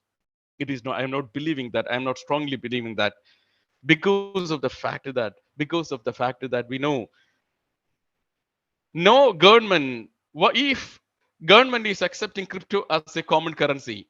What is the role of the government? In every economy, we know that most of them are market economy. And the theory of market economy strongly says that the supply demand forces will determine the prices, or supply demand forces will make the market into equilibrium, will bring the market into equilibrium. That is quite often we know. And when the market fails to bring that equilibrium, most of the cases we know that market is not able to find an equilibrium, means some of the people become making money at the cost of others. When you consider the stock market, or when you consider the real estate market, or any kind of financial market, we can say that most of the market are a zero sum game. Zero sum game means somebody is making money and some others are losing that. So what is the reason? Ultimate aim is the value will be the zero. That is why the economists, especially the classical economists, even though I am doing my research mainly on stock market, but still I have to disclose some of the criticism raised by the classical economists regarding these kind of speculative market. And the classical economist says that we cannot believe in stock market, because stock market is a place where it is creating the destruction of wealth, but not the creation of wealth. So they are criticizing the secondary market only, but not only in the primary market. As far as the primary market concerned, it is inevitable, because in order to create new investment and a new funds mobilization, that is done through only the primary market or the new issue market. So company has to raise the funds from new issue market, and this fund can be utilized for creation of new asset. But in the case secondary market, how it is contributing to nation, even though countries like India and most of the countries are saying the stock indices are the economic barometer, still that concern is that everything we are connected the stock indices with the economic performance and other political condition. But how we can trust that indices? So that situation is also existing, and this case will be more alarmingly existing in the case of crypto coin. So I don't believe that none of the economists will support the issue of cryptocurrency. So basically, I believe in the economics or monetary economic system of a country. So I have to disbelieve. I have to make my difference with the crypto coin market. However, as an investor, potential as a trader or as a writer on investment and trading in financial asset, I have to speak about. I have to do some work on that. There are many concepts which is prevailing in secondary market literature or stock market literature or financial market literature. And one is about the market efficiency concept. When you look at the price movement in a market on a short-term basis, we can see that market is showing some weak form of efficiency, which means that every time market is moving like a random and some sort of weak form of market efficiency it is shown. So obviously there is a strategy, there is a enough strategy for you to make profit from the mispriced security prices in the market, mispriced asset prices in the market. And regarding the market efficiency, you know that Eugene Fama, the father of modern finance, which has awarded Nobel Prize in the year 2013, along with R.J. Schiller and Peter Hansen, regarding the market efficiency theory or efficient market hypothesis. And they believe that every people in the market is rational, and the rational market players are behaving rationally. So if all of you are rational in a market, nobody can make any return. Nobody can make any abnormal return. What information I know, the same information is known to you also. So obviously, you cannot you cannot outwit me. You cannot make any challenge against me. What information I know, the same information with you also. But we know that this kind of market will never exist. Will never exist. Even though our theories are supporting that market efficiency theorem, the validity of market efficiency theorem. When you consider the recent crisis, when you consider the global financial crisis, South Asian crisis, Mexican crisis that has happened during the last 2 decades or 2 decades, we know that still there is a question of market is really efficient or not. And for sharing one information, for sharing with you, I will tell you one concept that is we call lemon market structure. Lemon market structure in America or in US, when the global financial crisis, which was started in US in 2007, many studies were focusing on that. That time, a concept has been emerging. Actually, this concept was developed much years earlier, but that concept became popularized. One term is called this kind of we call lemon market structure. Lemon market structure means it is a second-hand market of America. US market, second-hand market is called a lemon market. So think about a second market, what it means actually. The information, suppose I am a seller of my car, I can go to the market, I am make a price for my car. So if the buyer may visit us, and if he happy with the price or he happy with the condition, prima facie conditions of the car, he will buy that car and he will give me the money and take the car. But actually that car has a lot of problem because last 10 to 20 years, 12 years, I am using my car. I know what is the problem of my car. But just inspection with a 1 minute or half-minute examination or half-hour examination, that information may not to this kind of person, that the person on the other side. So what information? The information is only with me. And the person who is coming to me for buying my car, he is totally ignorant about that.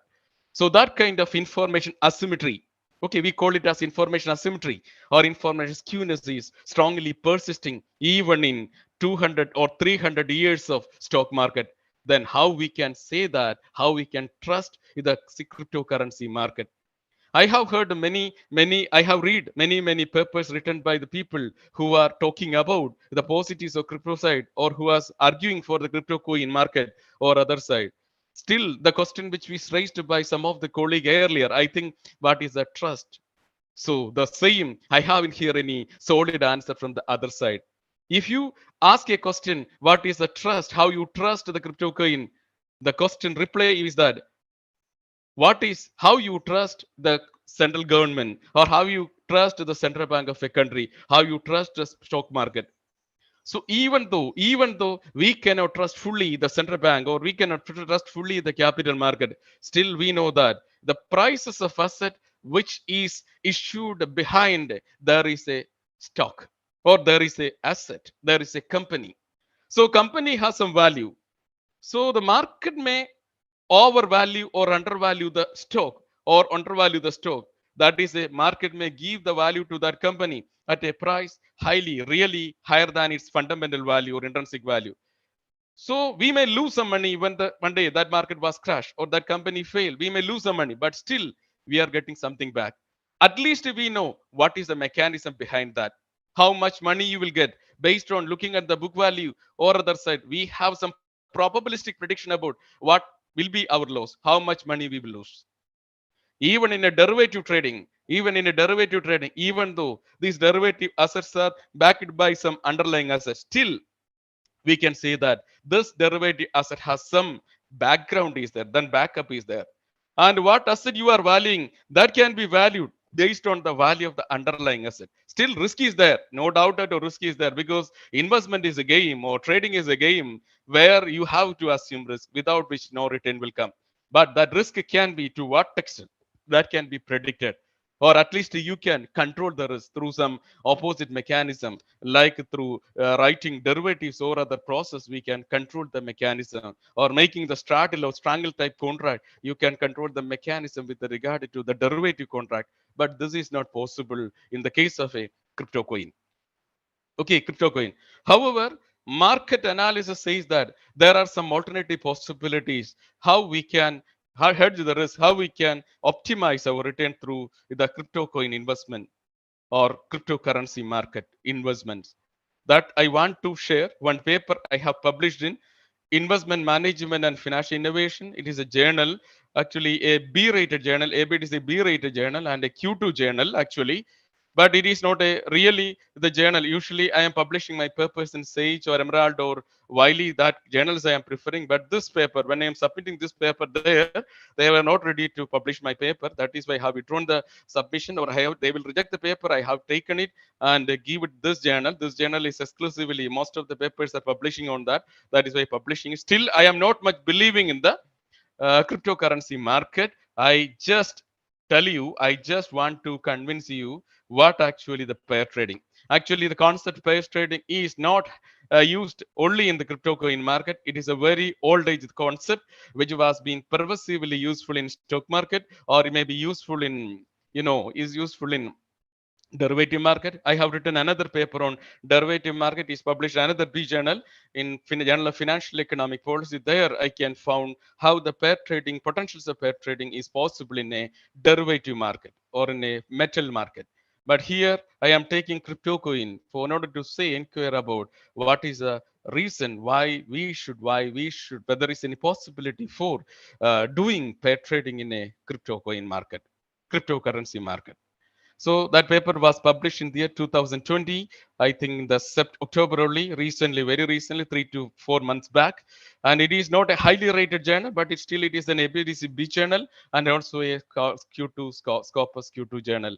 And that journal actually, when you write the paper, lot of limitations are there. I have made some my own assumptions based on which I have written that paper and produced some positive result. That result I want to discuss with you. Okay, discuss with you. So I will share that paper with you at first. And hello. Visible, sir, but your screen is not visible to Okay. us. It is not visible. No, the screen, Sorry. we can't see the Okay. screen. Okay. I will do that.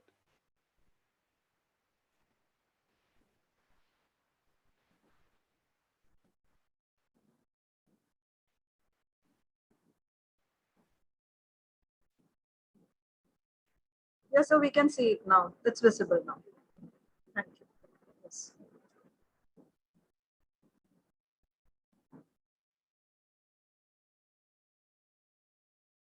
Sir, I think your phone is mute. Will you please unmute, sir?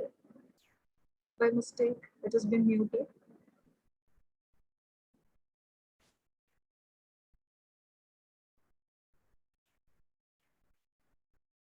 You are not audible. Yes, sir. We can't hear you. Just a minute. Let me ask the technical person to connect it. Please unmute it from our side. Yes, sir. We can't hear. We can't hear you, sir. I think there is some problem, some technical problem from your side. We can see your screen, but we can't hear you. No, sir.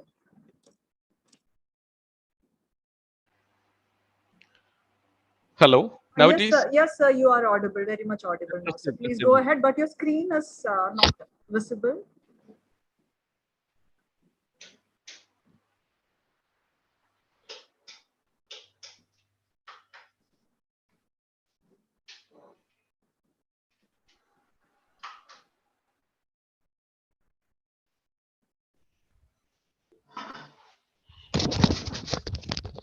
Sorry.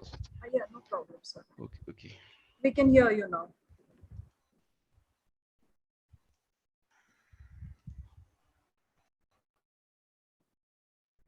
Yes, sir. We can see the screen now. Oh, it has gone mute again, I guess. Yeah. The issue is that when I am sharing this my window, it is automatically muted. I don't know what happened.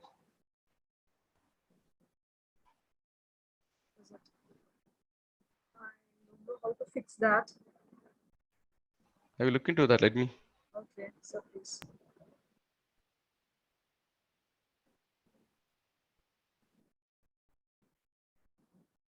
Yeah, that is. I think that that is a glitch.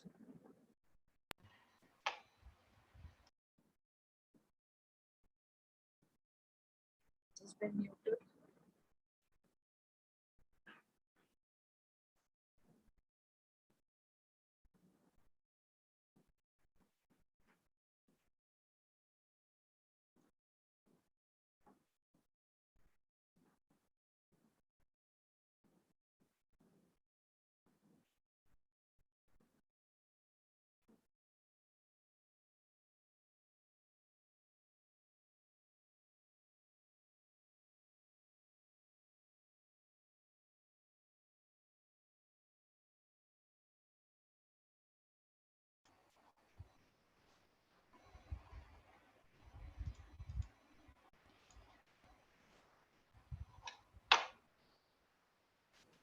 Sir, I think it is working fine now, sir.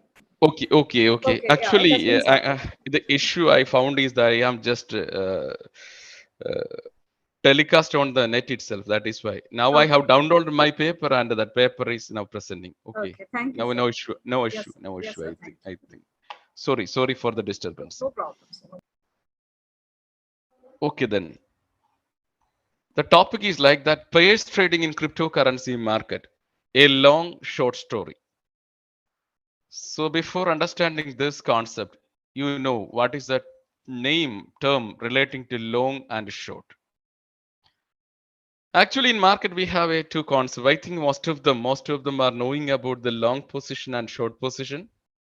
I am saying this only for those who are knowing about that, not knowing about that long and short.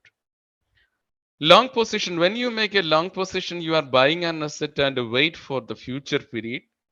And the case of short position, you sell an asset and wait for future to rebuy the same. So a person, an investor or trader can make either long position or short position. Long position means you buy an asset and short position means you sell an asset. Actually, in the concept of pairs trading, we are using this term long and short position. Long and short position. So before using the pair trading, you have to ensure that whether there is any potential for pairs trading. Means you have to buy one asset. In the case of pairs trading, you know, as the name suggests, two assets are simultaneously using, pairs are simultaneously using. one asset, in this case, in the cryptocurrency market, the pairs which we are used in pair of crypto coins or pair of cryptocurrencies. I have used four currency for the purpose of my analysis. Two coins are large coins and two coins are small cap coins.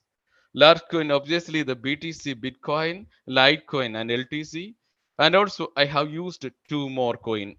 That is it. Sorry, one is BTC and ETH, Ethereum, and two small coin, Litecoin and Neos coin. I have used four coins for my analysis. And here, the pair trading asset, you have to simultaneously use two coins, trading with the two coins. Trading with two coins only, not more than two, because it is pairs. We are using the pairs, two coins. So you can, in the case of a four coins, you have how many combination it is possible. Four with the two can be done. Four with the Q can be done. You can make how many combination? You can make 12, six combinations. You can make six combination at a time, six combinations.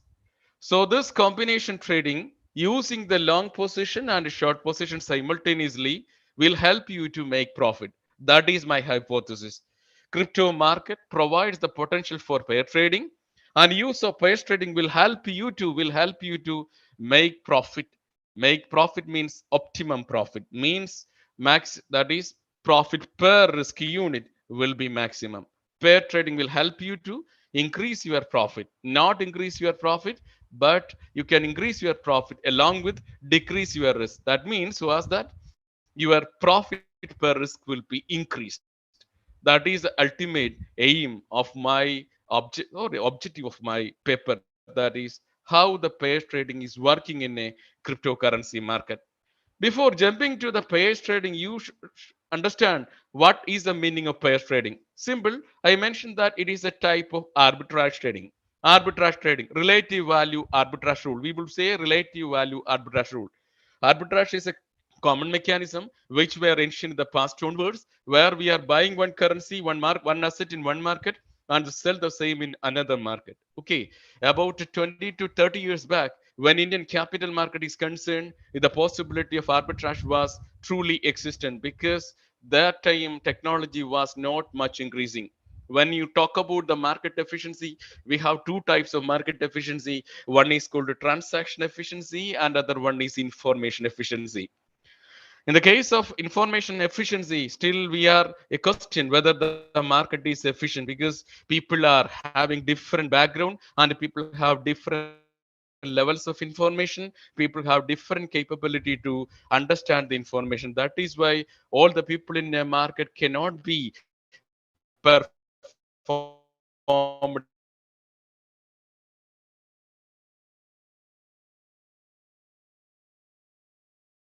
Everyone can understand. So the profitability of these people are different for different, definitely. But in the case of, after the transaction efficiency which were acquired by most of the market during the post globalized era, we know what is the advantage of a globalization. I would say the technology advancement. What is the drawback of globalization? That also is the fast obsolete technology, no doubt at all. So technological advancement will help the people to access information very quickly. Complete your transaction most of the market will take 15 to 20 days, or sometimes it may wheel up to 30 days, 30 or 3 months. But we know that now market is very quick, every transaction should be settled. So there is no much time before the investor. That is why transaction efficiency is very quick, because when is information about something that is the corona pandemic, new coronavirus were broken out in China, when at that moment that information is reaching every corner point, even in the dark continent Africa also. So this is the fast and so hasty in the technological movement now. So information flow is very quick and fast. So because of that, transaction efficiency, that is efficiency to transact information very quickly and efficiency to execute the transaction in a most efficient way, that is quite existent. So because of that, now the pair trading, or no, the arbitrage rule is really existing or not, it is quite difficult to tell, because If you want to buy one asset in Bombay market that time 30 years back, if you want to buy asset from BSE, Bombay Stock Exchange, which may be traded at 200 that day, if the same asset may be traded in Calcutta market or Delhi market at, for example, 190 or 180. That time arbitrage is working. If you have a person with a strong communication network, you have offices in Calcutta as well as offices in Bombay. Obviously, you will buy the asset from Calcutta market and sell simultaneously in Bombay market. That time, the market efficiency was very skewed, and it is very skewed to a very few number of people who have wide, very and highly sophisticated communication network. Only those person can afford that. But now we know that the conditions have been changed. What is the price of an asset which is traded in NSE? It is truly reflected or can be is simultaneously available. What is its prices in Bombay Stock Exchange also and BSE also simultaneously available, and you look at the price differences, we know that it is very marginal. For 60 paise or 70 paise, that is a maximum. Or sir, 60 paise 70 paise may not help you to make a arbitrage rule, because that 60 or 70 is not sufficient even for making your transaction cost, meeting your transaction cost. So there is no possibility for arbitraging, very limited possibility. And in currency market, actually also the same is the situation, but some kind of triangular arbitrage is possible when a person is passing through or traveling through different countries. That time, if you have some information, you can make some arbitrage profit, triangular arbitrage profit in the case of currency market. So in the case of crypto coin market, this is possible in a form of pairs trading. Here you are trading not the same asset, but you are trading only the closely related asset. In the derivative market also it is possible. You can trade between spot market and forward market. You can trade between spot market and forward market. You can buy an asset in spot market, and that position can be covered by an opposite contract in or another contract in future market. It is possible. So this is the secret behind the pair trading. You are buying an asset in one market and make a covering a position, selling an asset in other related market. That is why you are taking a long position one market and making a short position in other market. So that is we call pairs trading, buying long in one market and selling short in another related market. But the condition is that the market should be related to each other. If you are talking about the cryptocurrency market, you should ensure that the market should be related to each other. Otherwise, you cannot trade with. Otherwise, you cannot trade with this. You cannot transact pair trading with cryptocurrency market. The condition is that the currency should be correlated to each other, related to each other. That is why, as an analyst, first we have to look at whether the cryptocurrency prices are correlated or not, whether cryptocurrency price movement are related or not. Many rules are available for, many tests are available for saying whether the cryptocurrency market are related or not. Mainly I have used four tests. One is called a correlation test, second one is called a stochastic return differential test, and a co-integration test I have used, and also return differential test. These are the four tests I have used. These are the four tests I have used in order to ensure that whether crypto market is related or not. One is called a distance, second one is correlation, third one is stochastic differential residual, and the fourth one is a co-integration test based on Angel Granger test. I am not going much detail to the technicality of the test. However, I will elaborate or I will explain what is the implication of each kind of test. Otherwise, without understanding this, you cannot proceed with the pair trading. Okay, so one is the distance, second one is correlation, third one is stochastic differential residual, and the fourth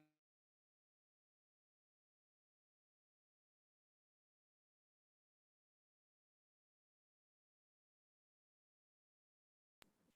Audience, I think there is some technical issues. I just divide one currency with other currency price, pxt by pyt.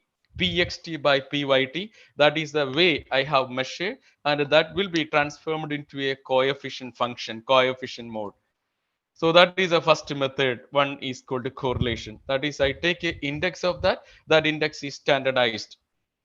And the second test is regarding the return differential. Here I have taken returns, not return, simple return, normalized asset prices have been taken.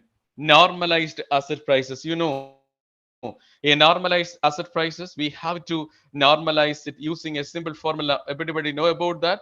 Means x bar minus mu divided by standard deviation. Or price of an asset minus expected value of equation will give you that equation. That is standardized price equal to pxt minus expected value of ext minus normalized value of ext divided by standard deviation. So here expected value of ext minus expected value of ext divided by standard deviation. This is the normalization for all the four series, and based on the pair using this formula, that is normalized value of first price minus normalized value of second prices. And here our assumption is that if two assets are strongly correlated, their return differentials are very minute. That means higher the correlation between asset prices, then we assume that we expect that their return differential should be minimum. That means higher correlation leads to the return differential will be minimum. So in order to say whether assets are correlated or not, in order to substantiate that, we are using this return differential formula. Okay, return differential formula. That is the second test I have used. And the third one is, we would say, stochastic return differentials. I am taking stochastic differentials of residuals. How you are making the residuals. This is the formula for taking the residuals. If you know, two returns are there. One is xt, the means bitcoin, or for example bitcoin. Second one is we may eth, ethereum, that is the second one. And also a lambda has been taken, and also their return, market return, have been taken. Simple logic is that here I have taken the return of asset x at moment t and the return of y asset moment t, and a difference is taken. And that difference, from that difference, as far as the return is concerned, return is decided by two factors. One is the specific factors, and other one is market wide factors.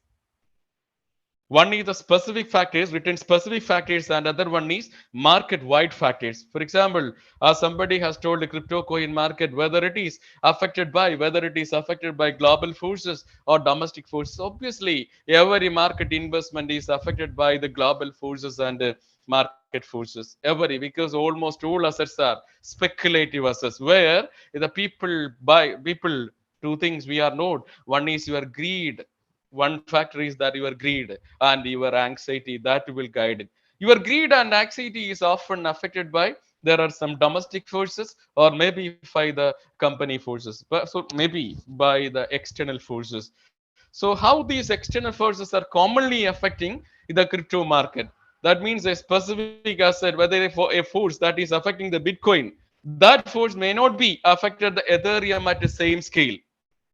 For example, Bitcoin is a large coin having long years of existence, but the Neo and Litecoin are recently generated assets. So obviously, and prices are different, and the risk is different, size is different. So lot of differences are there.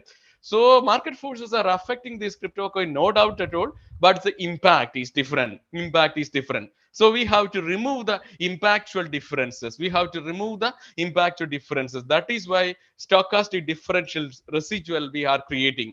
So first one, we take it as the return of first stock and the second, so first asset, and the second is return of second asset. The price differences are there. That difference is whether expanded by the common market forces or the bit or the crypto coin specific forces. So we have to say whether it is due to the crypto coin specific forces, that is whether it is due to the problem of the bitcoin only or problem of the eth only, that should be ensured. For that, we are removing how the external forces are affecting the crypto coin through this mechanism, for which I am using this formula. That is, I have taken the beta differences of these forces.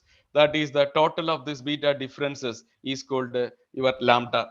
Total of the beta differences. That is beta, market risk coefficient. So how it is reacting to the market. But one of the major constraints before me when I am using pairs trading in this context is that there is no market index. For example, in S&P 500 is there, or S&P 500 is there, and a company which is trading, for example, Unilever is trading there. And what is the beta of Unilever? Which very common to know that how the Unilever is reacting to the general market changes explained by Standard and Poor 500, S&P 500. In India, Infosys is reactive to the changes in NSE or BSE Sensex. So we can measure that how each of the stock is reactive to, how these stocks are reactive to benchmark index, because in stock market and all other market, commodity market, there is a common benchmark. But as far as crypto coin is concerned, there is no benchmark. It is available. That is why no beta is available to me. So I have to compute the beta. I have to compute the beta. How I compute?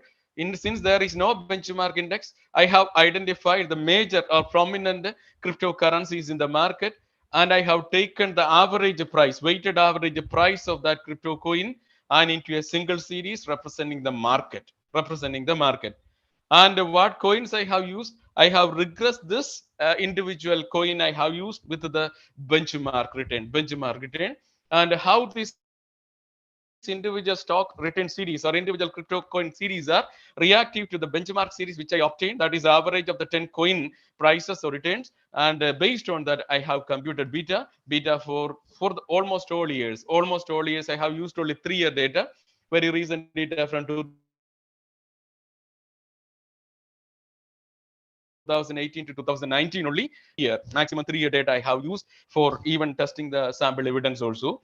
And that time I have taken the 10 leading crypto market, and average return produced to this market are taken as a independent variable. And each of the crypto returns, we know that these crypto returns are regressed against the benchmark return, and I have computed the beta for each and every for crypto coin I have used. So these are the beta I have used, and compute the difference between that. And this lambda is substituted here at the benchmark return. Thereby, I can compute the stochastic differential residuals. I would able to compute. And this is the methodology I have developed my own inside. It has its own limitations. It is not available anywhere. I have used this concept for my study. That is why. But I am struggled to communicate this matter with the leading journals, because they they are not much believing the crypto market. That is one of the major constraints before me to convince them. Okay, then fourth one is I have used a model we call angel granger co-integration model. Co-integration means the long run relationship between the crypto coin market, whether the crypto coin market are related to each other not only in the short run but in the long run. So that long run relationship is measured by OLS based angel granger test I have used. And these are the 4 way I have tested whether crypto coins are co-integrated or not, or related or not. One is I simply compute the correlation. Second one is compute the differential between the normalized return of crypto coin. Third one is stochastic differential residual I have computed. And fourth one, I have used this angel granger method. All the 4 tests invariably, all the 4 tests are telling about the relationship or strong relationship between crypto coin. However, the relationship between crypto coins are there, but that relationship is very over time. I have used 3 panel. All the 3 panels, these relationship are not stable. They are very over time. However, in every year, there is some relations. Every year, there is some strong relation between the crypto coin.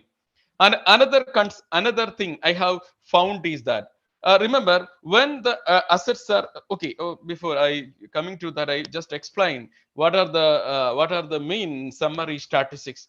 The summary statistics, you look at that BTC in dollar terms, it is given, and you look at that. That is the first panel. It was 9106.24 that time, and the second panel it is reduced to 5982.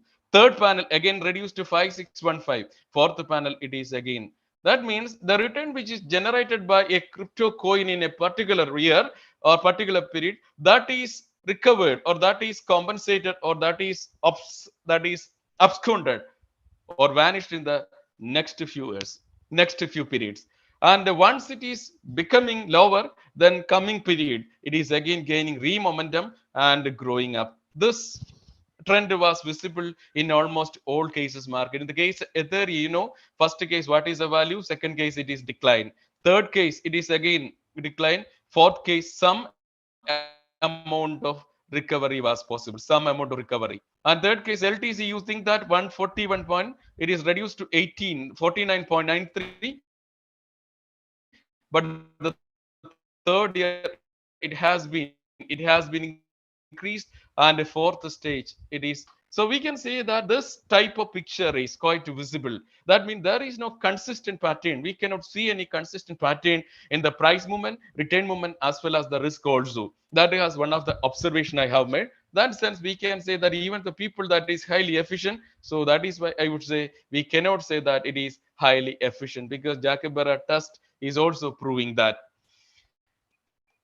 And next, I have to compute the correlation and distance. As I said, since there are four coins with the two pairs, with two into pairs, so I have 6 pairs, totally 6 pairs for each panel. I have constructed the 6 pairs: panel A, panel B, panel C, and panel C.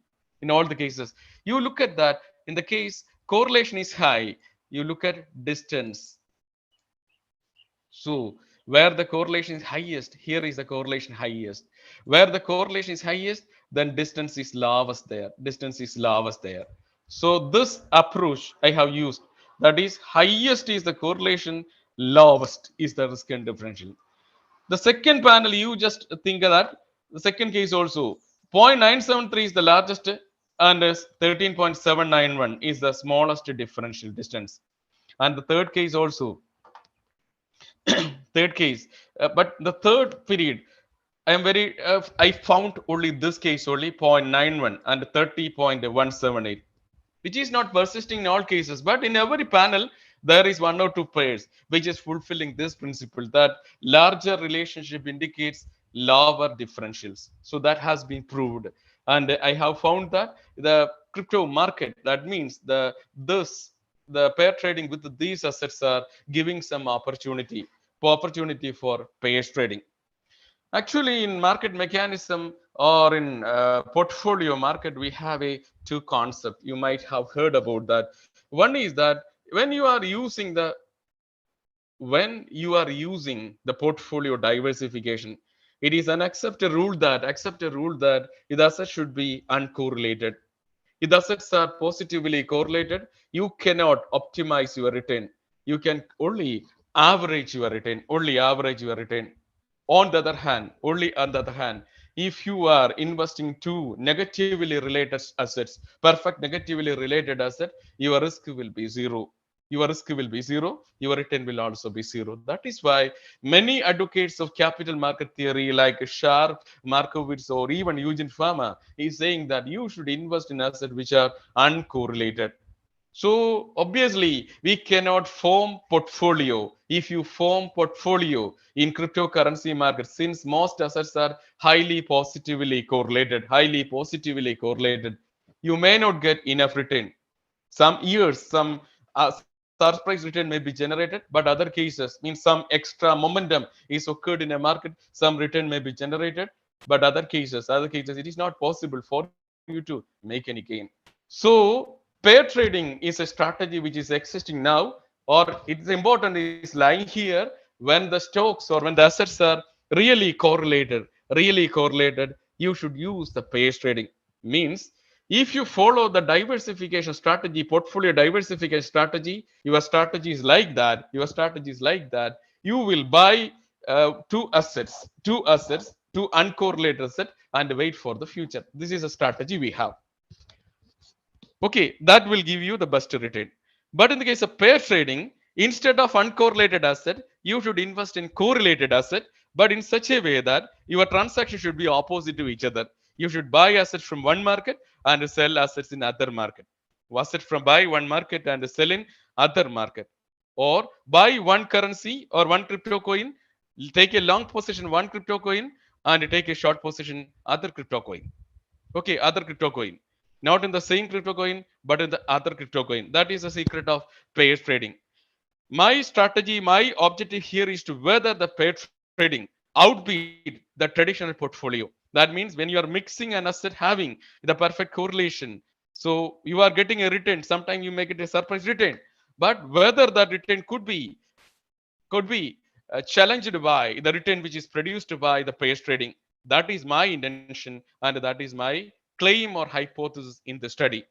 So once I have identified these are the assets are correlated, and correlated assets have lower return differential. I have identified certain pairs, and I have said that this is the potential for pair trading. This is the potential for pair trading. Most of the papers that go up to this level, and they said that whether pair trading potentials are there or not. But I want to convince the reader about how the pair trading is contributing you bigger profit than a traditional portfolio strategy, for which I have inserted a simulation exercise. A simulation means I have based on some equal weightage basis. Not I am taking any weighted differentials. I have taken equal weight. I have equal weight basis. I have constructed a long only portfolio. That means if you buy two crypto coin and wait for the future and sell it there. If you buy two crypto coin and wait for the future, you sell it there. Or next day you may sell. What return you are getting? Or by the evening, you means by the closing market, what when you sell, what return you are getting? That will be compared with another strategy, that is pair trading. Buy one asset in the by take a long position in one crypto market or one crypto coin, and take a sell position or a short position in another crypto market which is related to each other. That strategy I have created some portfolio as well as long only position and a long short position I have compared, and I have exhibited the result which I obtain in the form of a table in the tabulated form. I have given that here. Hello, is it visible? Hello, hello, is it visible? Am I audible? Hello. Yes, sir. Yes. Yes, sir, you are audible. Okay then. So I have constructed, because of the time deficiency, I little bit hurry. That is why otherwise I could not complete my discussion. That is why I am not expecting that everybody is knowing what I am telling. You just go through my paper. I have produced another some papers in regarding the pair trading, and also in about cryptocurrency market, which is available, which can be available in my ResearchGate web page. All the papers I have uploaded there. All the papers are published by only the leading publishers of the world, and all the papers are published in at least in P journal, at least in P journal. As far as management people is concerned, ABCD is most important. As far as other faculties are concerned, Scopus is concerned, Scopus is important, and all these papers are published in either Q1 or Q2 journal. For Scopus and other in is B journal only. Okay, you just go through that and try to read something about for understanding pairs trading. My conviction here is not to promote you or encourage you to trade in crypto market. I just tell you the pair trading concept is working with crypto coin market. In my life, I have never traded in crypto coin, even though I am a trader in stock market or derivative. I am not a trader in cryptocurrency market because I don't believe in crypto coin so far. Some regulation may come. Obviously, countries there are argument that why the countries are not banning it. Actually, countries are not directly going for ban because every country wants some forex reserve, no doubt at all.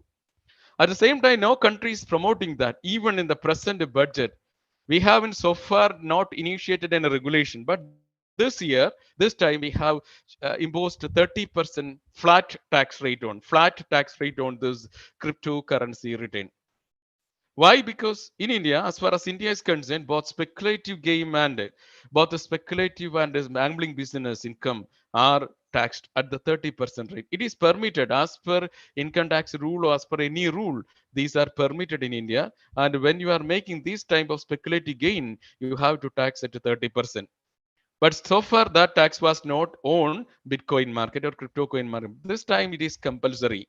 So once it is compulsory, I think that the government hope that there is some arrest in the flow of investment in crypto coin market, because if 30% tax is there, it is a huge amount. Otherwise, it will be normally taxed at 5%, 10% or 20% or 30% on a slab rate.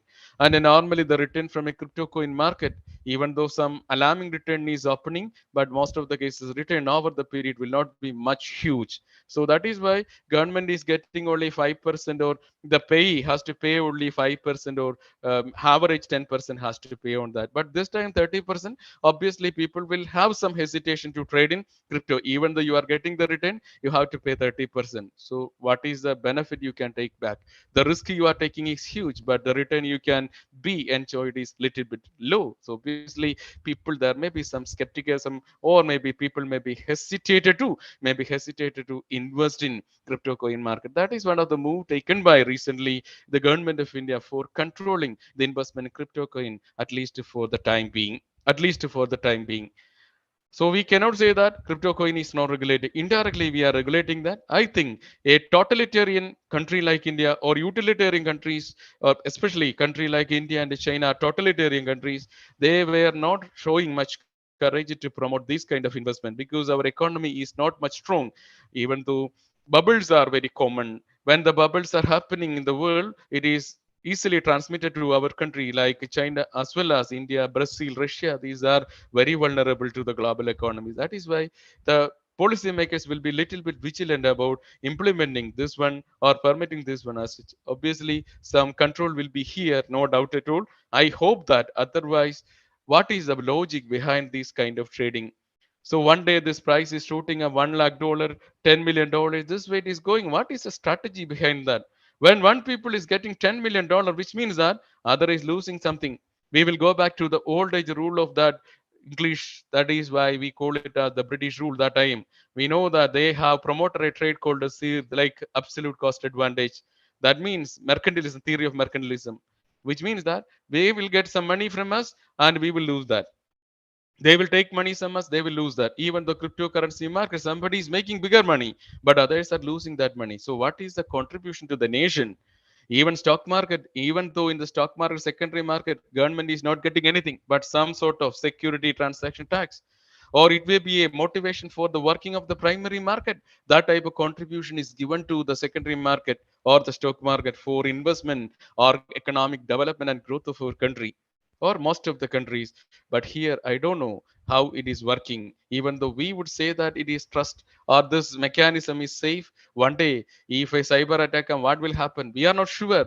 That is, every time new technologies are coming, new security issues are coming. So what the security which Bitcoin is presently giving, okay, blockchain, it is giving a lot of security, okay, we can say that. But tomorrow when the change happen, what will it be? That is why the contribution of Bitcoin investment is, compared to the other form of investment, is only marginal. I don't think that even it is not more than 1%. In real sense, it is not more than 1%. So my intention here is not to promote you to talk about or promote you to encourage you to trade in cryptocurrency market using the pairs trading. But I want to say that pairs trading is possible in cryptocurrency market, while I am discouraging you to do that. It is only my research conclusion and research output. I have done only for the research output purpose. I have published this paper. Normally when I'm doing my paper, I have experience with that. I have a paper in Vigalpa, the Journal of Indian Institute of Management, Ahmedabad, number one management journal in India. So I have one paper I have published there is regarding this price earning ratio, that is value strategy, value versus growth strategy. That was agenda, because many people who is going after this kind of growth mechanism or a speculative mechanism. But I believe in fundamentals, and I claim that value strategy will flourish in the long run. So in order to prove that, I have used some measures and find that some of the stocks are highly undervalued. One stock I found is really undervalued, Sonata Software.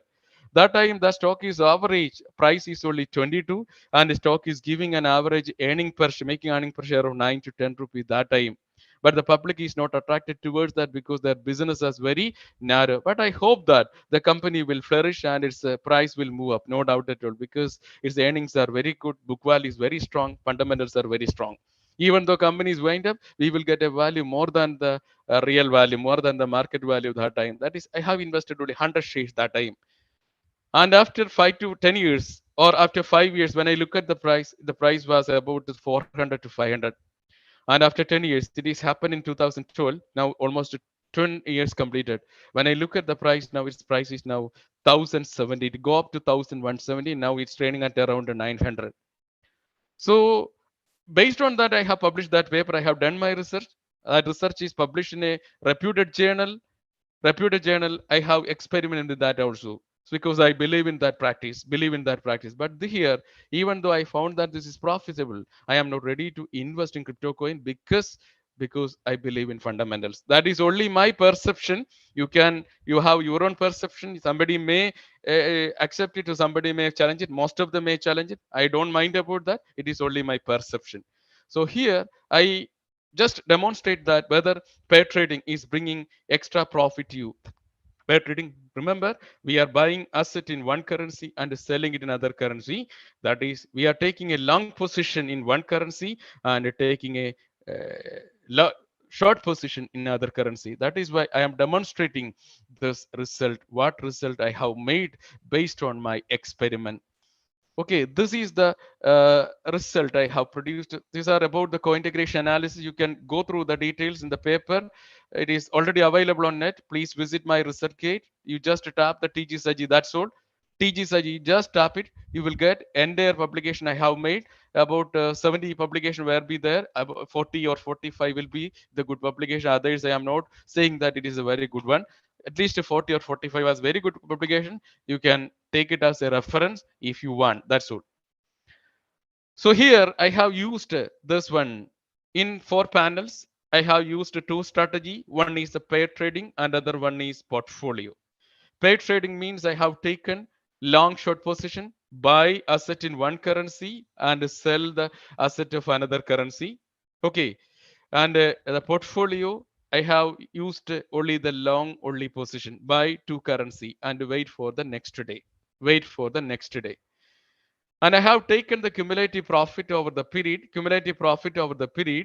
and the profit which is shown that when I am pairing with the BTC and ETH, my cumulative profit is 347.03.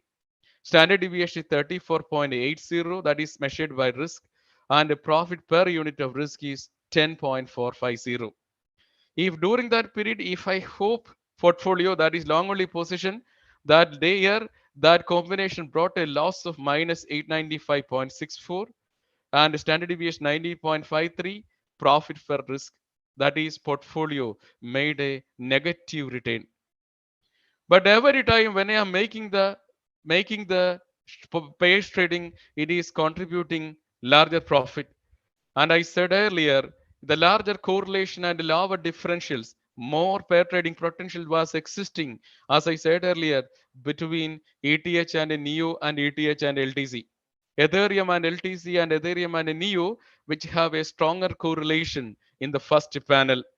That correlation helped me to make more amount of profit during that period. That is, the pair trading with ATH and NEOs bring me a huge profit of, or perhaps that more than 10 times profit per unit of risk of Bitcoin. That is, ETH and NEOs contribute 112.33. But in the case of portfolio, invariably in almost all years, it has made a losses. So that year, pair trading was highly successful. It is an in-sample evidence, not out-sample evidence. The panel B also, when I am looking at that, you see the profit, you can see that the standard deviation is also. In the panel B, strong correlation is shown between BTC and ETH and also the ETH and LTC we have seen earlier.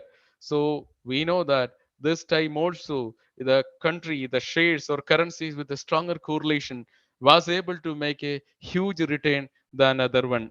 And here also all the pair trading portfolios are outbeating the portfolio long only position portfolio, because our portfolio by buying 2 assets simultaneously and selling the next day brings me only the loss, also loss, while pair trading is still have a potential to make huge profit, and a huge profit is produced by the stocks with produced by stock with whom? Stock with large correlated assets. The panel C also, when you look at that panel C also, the similar observation could be found. In the case of panel C, BTH and BTC and ETH was a strong correlation between these assets. And when you look at profit per unit of risk, you can see that 125.25 is the return per unit of risk produced by BTC and ETH. And overall also the same observation was persisting. Overall also same observation was persisting, that overall the strong relationship is strong between LTC and NEOS. So that is why 196.30 and relatively comparatively strong relation shown by this portfolio also, ETH and LTC. So my conclusion was that portfolio, long only portfolio, relative to long only portfolio, we know pair trading potentials are making huge amount of profit. So the traditional portfolio strategy of long only will not be worked in crypto coin market because stocks are highly or assets are highly correlated. But even the highly correlated market, there is possibility for relative value arbitrage rule, that is pair trading, where you are buying one asset and correspondingly simultaneously selling another asset. And if you do the practice, you are able to generate huge return, which is much higher than the traditional portfolio. And not only that, when you are picking the stocks or picking assets for pair trading, you should pick those stocks which are higher correlation and lower risk differential or lower return differentials. That stock will provide you more potential for gains or profit through the pair trading. That was my finding. And based on this is only a imaginary concept. I have picked two assets, and a question may arise normally, which one I should buy and which one I should sell. Obviously I will buy long asset or large asset and sell in the make a short sell in the short asset, because long asset when increase up I get more amount of profit. So I have done that, and almost all period my argument was standing. Okay, was standing. But still, whether it is how it is possible, it is a question. However, if you assume this kind of investment, I am not guarantee that it will persist in the future also, because every time investment conditions are changing, fastly changing, new investment opportunities are opening up, new regulations are coming, people perception behavior is ever even changing. Regarding the crypto coin market, only one theory is standing, that is expectation theory. No market friction theory, no purchasing per parity, no interest per parity, no balance of payment theory. Because almost all currencies, it is decided by the currency prices are decided by the real currency market is decided by these strategies, like balance of payment theory. Like India, China follow balance of payment theory, or Sweden, we are following fixed exchange rate system following.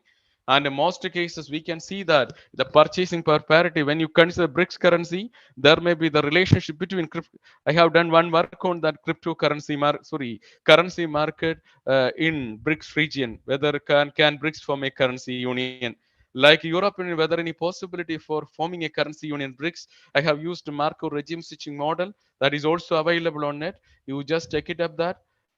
One thing I want to say, that before understanding the real technicality of or the real research findings on his financial research, especially this kind of currency market derivatives, etc., the first thing you want to notice, you just strong about or make a strength or have a capability in analyzing the quantitative techniques. So you have some sort of quant finance or quantitative techniques understanding. Only after that you go through a paper, otherwise it will feel little bit difficult. I know that last 1 hour also you feel some difficulty, because I am talking about some technicality. Because of the time constraint, I have to be little bit hurry without speaking much about the techniques I have used. You can go through the paper, then you will get more understanding. That's about from me. That is pair trading in cryptocurrency market. I just go to my university. That is why I'm in home. I have to travel to my university. That is why I am stopping now. Is any question? I'm very welcome. You are very welcome to uh, receive any questions. Okay, that's all. Okay, sir, thank you so much. We are sorry that there was some glitch from our side also. So there was a little delay in answering. So thank you so much for that enriching and informative session. When past 3 speakers for the conference helped us to gain some conceptual clarity about crypto and blockchain, we had more application-oriented session from your side, sir. So due to shortage of time, our moderators are ready with a very small question for a quick answer from you. So over to the moderators quickly. Good afternoon, sir. Doesn't the arbitrage system becomes less remunerative and less attractive once transaction and information efficiency of the market improves? Yeah, obviously, when the transaction efficiency is improving, arbitrage is obviously limited scope. That I have explained already.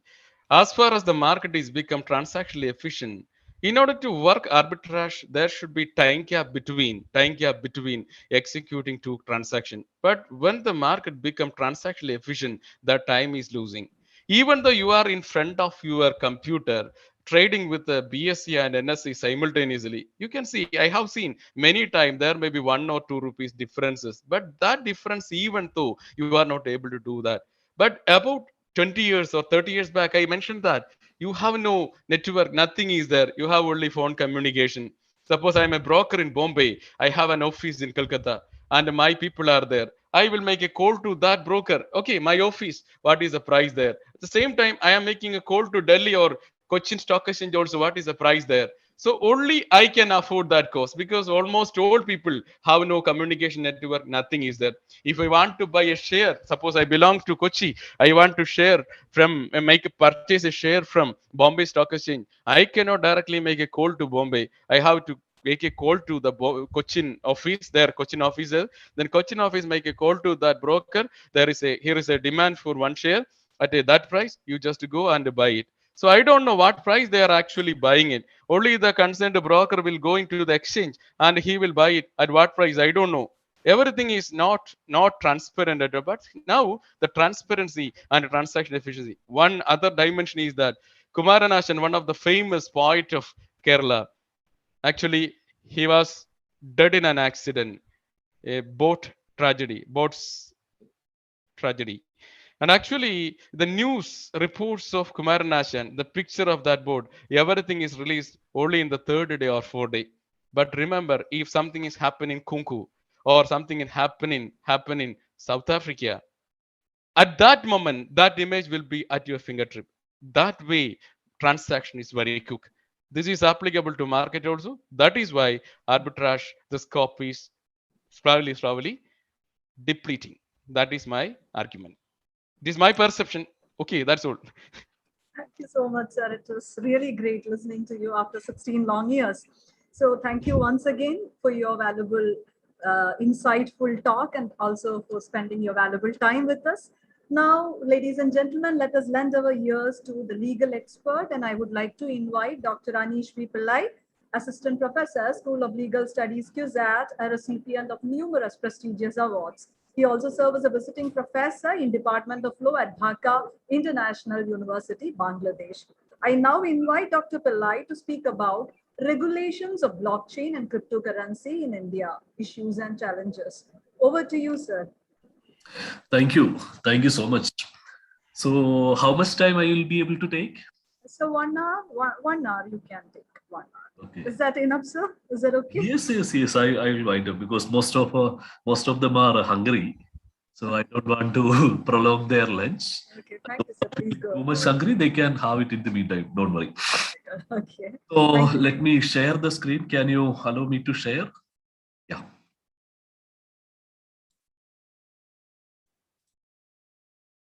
I think you can see the screen. Yes, sir, we can see your screen. It's visible. Yeah. So very good afternoon to everyone. Well, I will be speaking about regulation of blockchain and cryptocurrency and what are the various issues and challenges involved in it. I know you might have already heard a lot about blockchain and cryptocurrency. So I will just skip all that things. Then directly I will go to cryptocurrency. Now, when we talk about cryptocurrency, this is just one use of blockchain because blockchain allows several aspects like insurance, healthcare, insurance, healthcare, etc. So among that, cryptocurrency or digital cash is one of the applications which is made reality by blockchain technology. So when we talk about cryptocurrency, as you all know, it is something which a digicash or digital cash, wherein you have a value and you can share it and you can purchase it, you can transfer it through digital media. Now, the interesting thing in this cryptocurrency is once you will obtain that through whatever means you are obtaining it, you will be able to enter into a ledger that's a publicly available ledger wherein you can trace out the passing of this coins or this currency. So everyone in that particular network will be able to see the balance of your account. So that is what one of the important feature of cryptocurrency. So it will act as a digital wallet wherein everyone will be able to see how the transaction is going with respect to a particular set of currency. So that is the main feature. Now, coming to a small history of cryptocurrency, if you see the idea of cryptocurrency or digital cash, that was started from 1990 when a company known DigiCash was established by David Lee Coleman. But unfortunately, he could not survive. This company went into huge loss. So finally, he has to wind up it by 1993 because there were a lot of drawbacks attached to that DigiCash. Then again, Adam Back, he introduced something known as Hashcash in 1997. That was also not that much appropriate. Then BitGold was introduced by Nick Szabo. Then B-Money was introduced by V-Day. Then finally, the idea of cryptocurrency got a full-fledged shape by Bitcoin because it was the first cryptocurrency which is similar to the present day cryptocurrency. That is the Bitcoin, and which is the most popular cryptocurrency as of now available also, which was introduced by a person known Satoshi Nakamoto. It was actually not his real name. He is popularly known in this name. It's a pseudo name. Now, he used to call Bitcoin as a new electronic cash system that is fully peer-to-peer with no intervention of a third party. So without a third party, you would be able to transact your money through digitally. This is the idea of Bitcoin he has created, and it became a very big hit. And there are so many countries this Bitcoin were circulated, the people started using it. And because of the success of Bitcoin, using the technology of blockchain, several other type of cryptocurrencies were also developed, like Ethereum, Litecoin, Cardano, Polkadot, Bitcoin Cash, Stellar, etc., etc., etc. So these are the popular cryptocurrencies as of now available. Now, how we will be able to purchase cryptocurrency? If you see, we can obtain cryptocurrency by way of three ways. That is, one is mining. There is a puzzle or there is a complicated issue. And if we can solve that puzzle created by a Bitcoin developer, they will give us a reward, some sort of Bitcoin to us, some sort of cryptocurrency to us. So that is one way of obtaining. And generally, as a common man, we would not be able to do this. Only experts can do this. Then another way is when we are selling something through online, as a consideration, we can get cryptocurrency. And the third method is give the real cash. Online, you can transfer it to them so that the corresponding value cryptocurrency you will get. So these are the three different ways through which one can obtain cryptocurrency. Now, what are the advantages for this cryptocurrency? When we talk about cryptocurrency, the most important advantage, that is, there is no third-party involvement. Like our physical currency, we have a government system, RBI, Reserve Bank of India. They will be monitoring all the transactions and all the value. They are setting the value, everything for the normal currency. So likewise, there's a third party. Even we have an account and the bank would be acting as a third party. But here in cryptocurrency, there is no involvement of a third party. That is a very biggest advantage. Second thing is anonymous transactions and privacy. We can create any name. Through that name, we can obtain cryptocurrency. So when we are obtaining cryptocurrency in that way, it is anonymous. So nobody knows how many cryptocurrency I am holding it, because I can have it in different name, any nickname or any name. But in physical world, if you want to obtain a bank account and everything, you must have a KYC norms. You must have satisfied the KYC norms, but that is not required here. So how much cryptocurrency I am having, that would be my private matter. Nobody will come to know about it. Then safe wallet with free security. This is another feature. Almost all the cryptocurrency developers, they are offering lot many security features. So because of that, our wallet will be safe. Though others can know how much balance is there, but nobody can interfere with that. The developers are providing high level of security. Then blockchain security.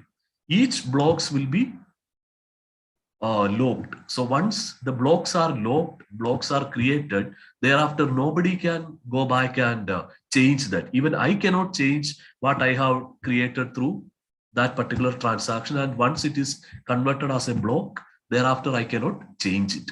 So blockchain security is also very important thing. Then there is no time limit.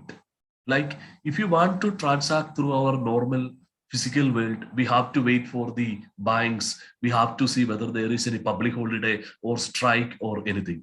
But here, that nothing is there. 24/7, all 365 days in a year, it would be working. Then transaction speed. Maximum within 15 minutes, you would be able to transact. Then easy transfer. No need of any bank account. What you need is only an internet, working internet, and a mobile number. Then increase of value. Whatever money whatever cryptocurrency we are obtaining, now after some time, day by day, the value will increase. Day by day, the value will increase. But in our physical cash, there is no such increase. The large investment, we can invest any amount of money, any amount of cryptocurrency, we can hold it. There is no limit for that. So these are the most important advantages. Because of that, people are too much get attracted with cryptocurrencies. Now, when these advantages are there, at the same time, cryptocurrencies creating a lot of legal challenges and issues. So what are those legal challenges and issues raised by cryptocurrencies? The most important legal issue, it does not satisfy the criteria such as store of value, medium of payment, unit of account. When we say 1 rupee, we have a value for that because there is a value set by the government through its institution. But when it comes to cryptocurrency, say for example, Bitcoin, if you are saying 1 Bitcoin, what is the value of that Bitcoin and where it can be used as a medium for payment? Nobody knows. That all would be decided by the developers of that Bitcoin. So whatever value that Bitcoin having, it will have a value only within that particular limited circle. But the normal physical currency, wherever in India you go, you will get the same value. And even if you go outside India, we can convert it into our Indian value. That is the most important problem. Second legal issue is it do not have any formal or structured mechanism for handling consumer disputes or grievances. Now we know whenever we will make a transaction, sometimes it may fail. And if it fails, immediately we will call the customer care of that particular bank. But here, that option is not provided. In most of the cryptocurrency developers, you can obtain cryptocurrency, but if you face any difficulty, there is no mechanism for handling your disputes. Then increased use of cryptocurrency would adversely affect the value of Indian currency. That is very important. We know what would happen if the value of Indian currency will go down. So this increased dependence or use of cryptocurrency would affect the stability of Indian currency. And that will adversely affect the entire credit systems applicable or based on Indian currency. Then another major problem is cross-border nature. Now, when there is some problem with Indian currency, it would be easy to deal with because everything is happening in India. There is a legal institution, there are government, everything is there. But cryptocurrencies, when it is developed from a different country, say for example, if it is developed from some South American continent or some American countries, then if some issue happens, how a person from India can deal with that? That would be very, very serious issue. Because when we talk about dealing with any currency, there is always a chance of risk because it's having a value. Whenever we will do anything with value, there would be a risk also. So when such a risk arises, how we can deal with that, especially if it is cross-border, that would be very difficult. Then anonymity of transacting parties. As I said, anybody can create account in nickname. So who is the real owner of that? Nobody knows. That anonymity will lead to creating trouble. Because we know if we create a Facebook account in an anonymous way, what all harm we can do with that. So same way, one can do harm using anonymous transactions. Then privacy concerns. If you are not anonymous, if you are creating in your own name, again, that would affect privacy. Why? Because everybody can know about the balance of your account. Everybody can know about the transactions you have done. So that would affect privacy issues or private matters. Then there is no proper authority to deal with. Now, whenever something happens with our ordinary currency, we have RBI, we have government to deal with that. But if something goes wrong in cryptocurrency, who is going to regulate that? Only the developer can do that. If developer is not interested to do that, nothing can be done. There is no option. So there is a lack of proper authority. Then another interesting thing, loss of data. Now, these cryptocurrencies are created by private entities. When private entities are creating like that, anytime they can close down the operations, anytime they can modify, they can change.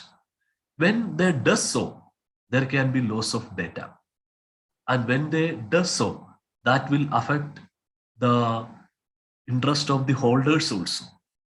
Suppose if you are purchasing or dealing with a cryptocurrency, which is developed by a person from a foreign country, and they subsequently close down that, what would happen? We will lose the money. And we may able to file a case, but the problem is where we will file the case, in which country we will file the case, whether we will travel up to the foreign country and there we will file a case, and what remedy we will get in that case. So all these are all problems. Then insecurity of trading and purchase platforms. Now, when we deal with cryptocurrency, there may be some platforms which will allow us to use cryptocurrency for their trade or purchase, etc. But these platforms, whether they are properly regulated platforms, whether they are licensed platforms, very difficult to ensure.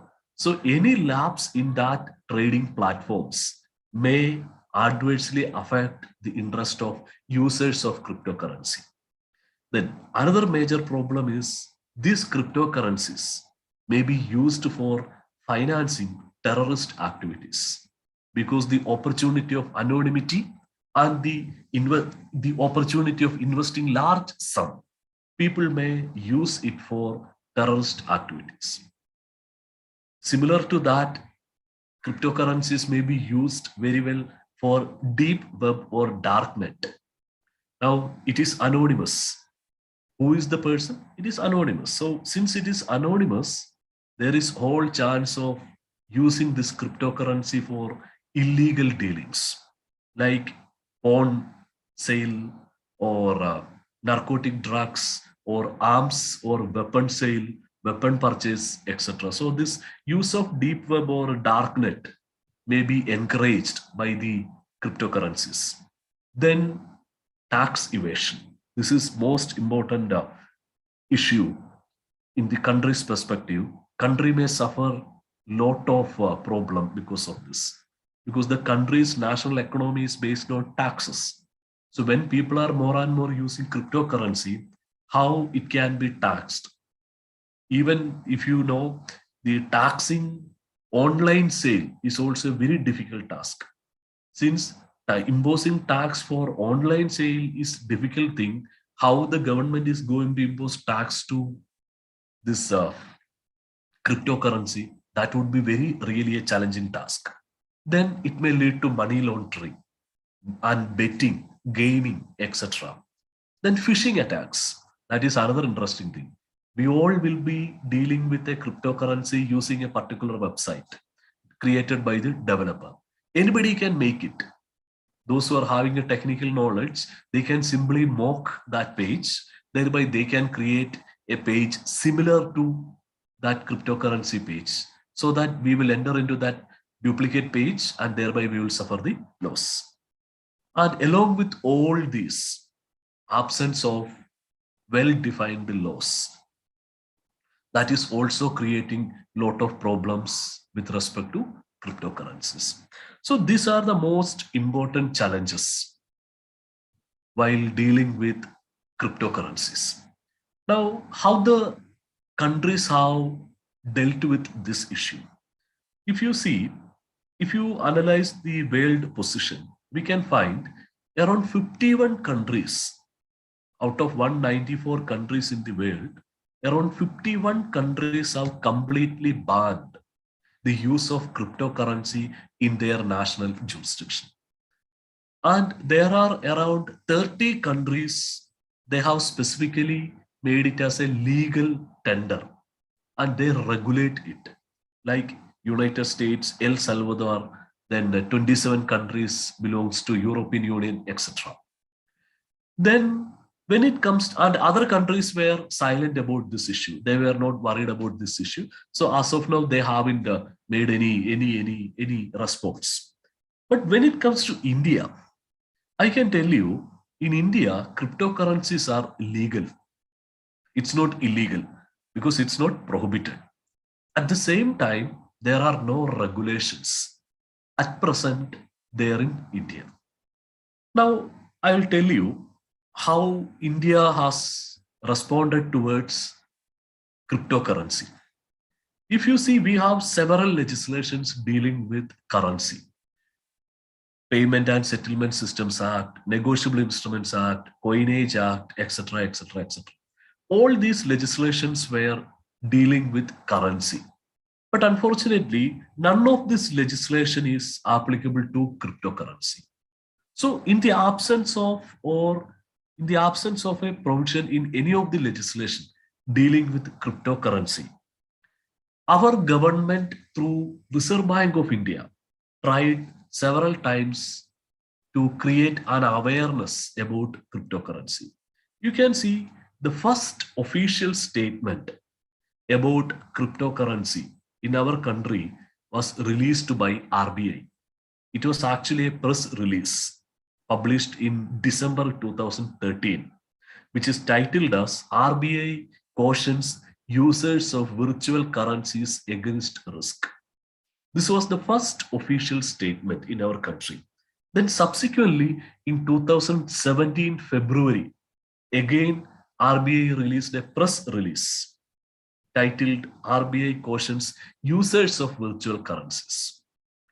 Then in 2017 December, again they issued another press release, Reserve Bank cautions regarding risk of virtual currencies, including Bitcoins. Now, these are all press releases issued by RBI.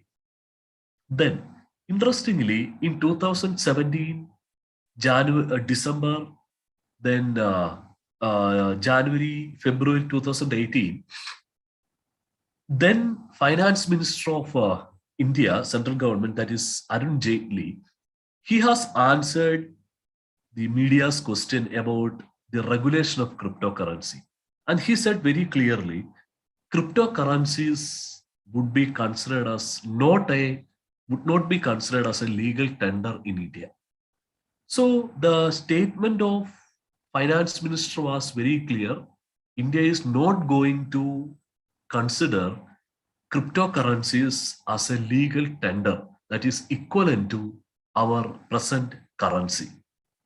And subsequently, in 2018, April, Reserve Bank of India issued a notification which is titled Prohibition on Dealing in Virtual Currencies, VCs. As per this 2018 RBI notification, Reserve Bank of India said those institutions who are dealing with cryptocurrencies have to close down their activities within 3 months. So by July, this 3 months period was over.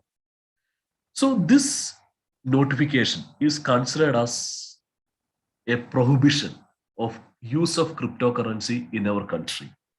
But this was not acceptable to several people. So accordingly, before several high courts, including Delhi High Courts and Supreme Court, those who are supporting and those agencies dealing with cryptocurrency, they have filed writ petitions. And all those writ petitions filed before high courts were stayed, and the Supreme Court, the one which is filed before the Supreme Court, was taken up. In the meantime, during the pendency of this writ petition, the government has appointed an interministerial committee to study about cryptocurrency. So they have submitted a report. In that report, they stated they made a model draft, model bill, in fact, model bill to regulate cryptocurrency in our country. The title was like this: Banning of Cryptocurrency and Regulation of Official Digital Currency, 2019. Then they have suggested for introducing a central bank digital currency in our country. That is cryptocurrency, but the name would be Central Bank Digital Currency, CBDC. So this was the suggestion of Interministerial Committee. Now, in the meantime, the case which is filed before the Supreme Court was decided. That was happened in March 4, 2020. The case was finally decided. The case name was Internet Mobile Association of India versus Reserve Bank of India. Through this decision, the RBI notification, which was banning the use of cryptocurrency in India, that was held illegal. So after this decision, the ban imposed by RBI is lifted. So based on this decision, on 31st May 2021, RBI issued a clarificatory circular. Through that, RBI said, whoever is dealing with cryptocurrency, they can continue. And whatever circular we have issued is no more applicable in the light of Supreme Court's decision. So this was the position, and the government had a very serious thought on it. So finally, our government decided to introduce a regulation for cryptocurrency. So in our coming parliamentary session, the government is proposed to introduce a bill, that is Cryptocurrency and Regulation of Official Digital Currency Bill 2021. Now, interestingly, the full text of this bill is not available for the public. But what I heard from different authors, different people, this bill is planning to prohibit or ban all sort of private cryptocurrencies and its operations in India. But the cryptocurrencies would be using the blockchain technology. The central government, they will introduce an official digital currency, or in other words, official cryptocurrency.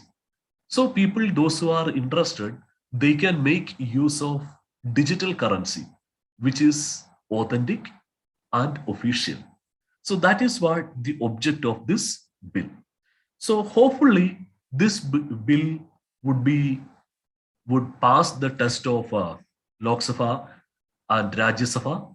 So finally it would become a law.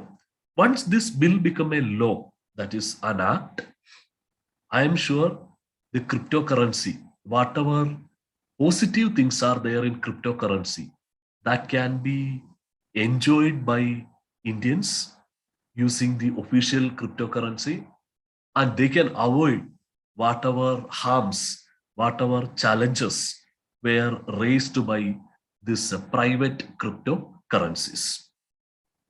Now, in conclusion, I would say why cryptocurrency is more attractive. If you see in Google, if you simply search why cryptocurrency is more attractive, you will get only one answer. Because there is no regulation. It is regulation free and it is anonymous. So the anonymity and regulation free, these two aspects are the most important thing which attracts people for having cryptocurrency. Now, that would have its own limitations and risk. So, through government introduced cryptocurrency, when it is become official, and if it comes through a regulatory structure, I am sure everyone can enjoy the benefit of blockchain technology, and thereby they can take the benefit of cryptocurrency also. So in that, this type of regulation is very essential. Without a regulation, it is not possible to ensure the benefit of the so-called blockchain technology, that is cryptocurrency. So that's all from my side. If you have any question, I'm happy to answer. Thank you.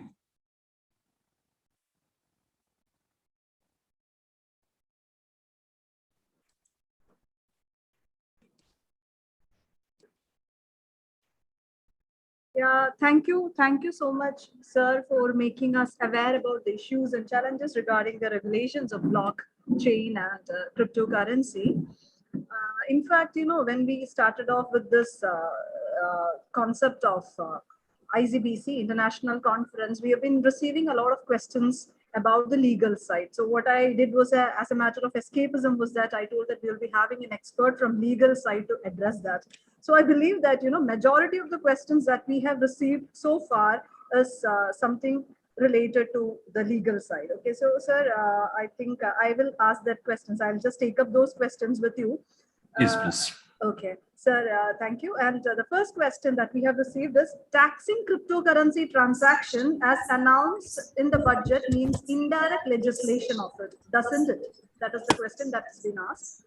Sir, would you please answer that? Can you tell me the last part once again? Taxing cryptocurrency transaction, that is 30% tax has been levied by the central government right now. So isn't that a silent note that they are going to legalize it? Yes, they are going to legalize it. No doubt in that. This 2021 is very clearly going to legalize official cryptocurrency, not private cryptocurrency.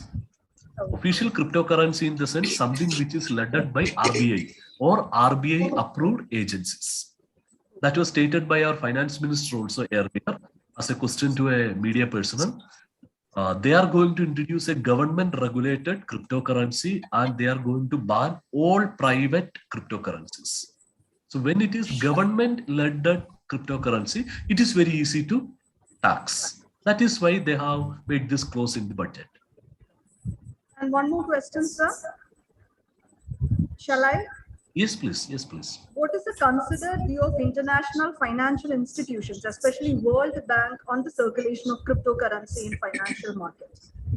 See, interesting thing, they don't have any stake on this because it's a matter of individual country. How far the country's technological development is there, in which stage that country is, both technology wise and both people wise. That country can decide whether to introduce or not. Now, if you see International Monetary Fund or World Bank, they haven't made any official statement about the legality of cryptocurrency.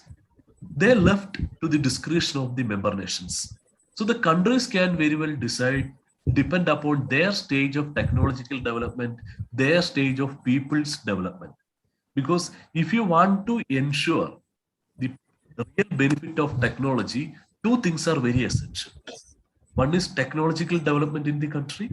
Secondly, the people should be able to understand, they are capable to understand the nature of that technology.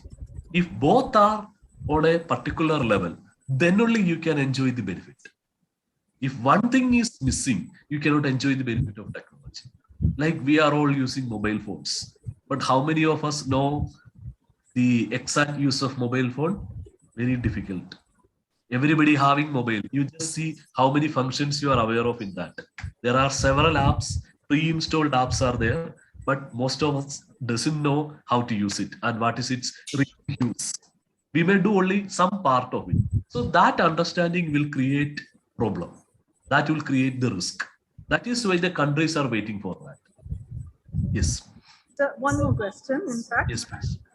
They are telling that the audience, in their opinion, clarity is required whether RBI is coming up with CBDC in place of fiat currency already in circulation and economy, or whether an exclusive digital currency equivalent to Bitcoin will be accepted.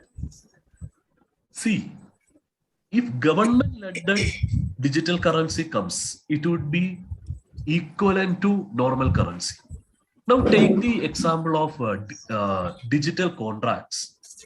When we introduced our Information Technology Act, till then, if you are entering into a contract, you need to do it through physical means. But now we can have a contract by sending emails. That would be considered as equivalent to a contract ended through physical means.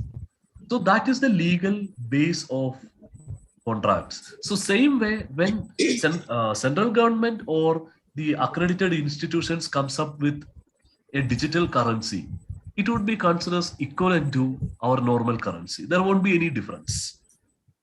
Yes. Yes, sir. Thank you so much for the clarification. I think that's it. I now, without much ado, I invite Mrs. Mary Anthony to deliver the word of thanks for the session. Mary ma'am, please. Good afternoon to one and all present here. It is such an honor for me to get the opportunity to thank you all dignitaries on behalf of the PG Department of Commerce, Rajagiri College of Management and Applied Sciences. At this juncture, I extend my gratitude to Dr. Deepu Kurian, Executive Director of Academic Affairs and Business Operations for C.N. Hilton College, University of Houston. Mr. Michael Scott, Managing of Computing Systems, University of Houston, USA. Professor, School of Management Studies, Gujarat, Dr. S. Santosh Kumar. Associate Professor, School of Management Studies, Gujarat, Dr. Saji T.G. And Dr. Anish V. Pillai, Assistant Professor, School of Legal Studies, Gujarat. Our esteemed resource persons at the conference for their presence and contribution for making this international conference a great success. A special thanks to the director of our college, Reverend Father Matthew Attatara, CMI, our principal, Reverend Father Ajish Pudasheri, CMI, for providing immense support and motivation to make this conference a reality. I extend my sincere gratitude to Mr. Ashish C. Pius, head of the PG Department of Commerce, for organizing this conference even amidst the pandemic. I also want to thank all the teachers and technical team for their cooperation in this conference. We are fortunate to to thank the dedicated and well-motivated team of our college who are aware of their task and are very concerned about the results. Last but not the least, I show appreciation to all the participants who have been the strength of this international conference. Once again, we thank you for being with us. It has remained a pronounced pleasure. Have a great day. Thank you. Thank you, Mary ma'am. And I would like to conclude this session by narrating Laszlo Hanier's $1 million mistake. He was one of the early adopters of cryptocurrency who spent 10,000 bitcoins on 2 Papa John's pizza in 2010, which were valued roughly at $41 at that point of time. I hope that this session will prevent you from making Laszlo Hanier's $1 million mistake of buying pizzas with Bitcoin worth $400 million today, unless you plan to buy the entire Papa John's pizza chain as such. So that's it. Thank you so much once again, Anish sir, for your valuable session. It was really, really informative and very simple also, that even a layman could understand. Thank you so much. It was really nice. And thank you for the opportunity. Yeah, thank you so much. I will look forward for more sessions from you. Okay, thank you. And participants, in the meantime, please fill up the feedback forms that we have put in the chat box. We really value your feedback so that we can continue to improve the standard of our future endeavors. Okay, so we require your support and honest feedback from your side with respect to this particular conference that you have attended right now. So I'm not taking much of your time. We have slightly lagged a bit. We are behind. We are far behind the scheduled time that we had proposed earlier. Absolutely sorry for the inconvenience and the delay that is caused from our side. Thank you so much once again, and cheers to you all. Thank you.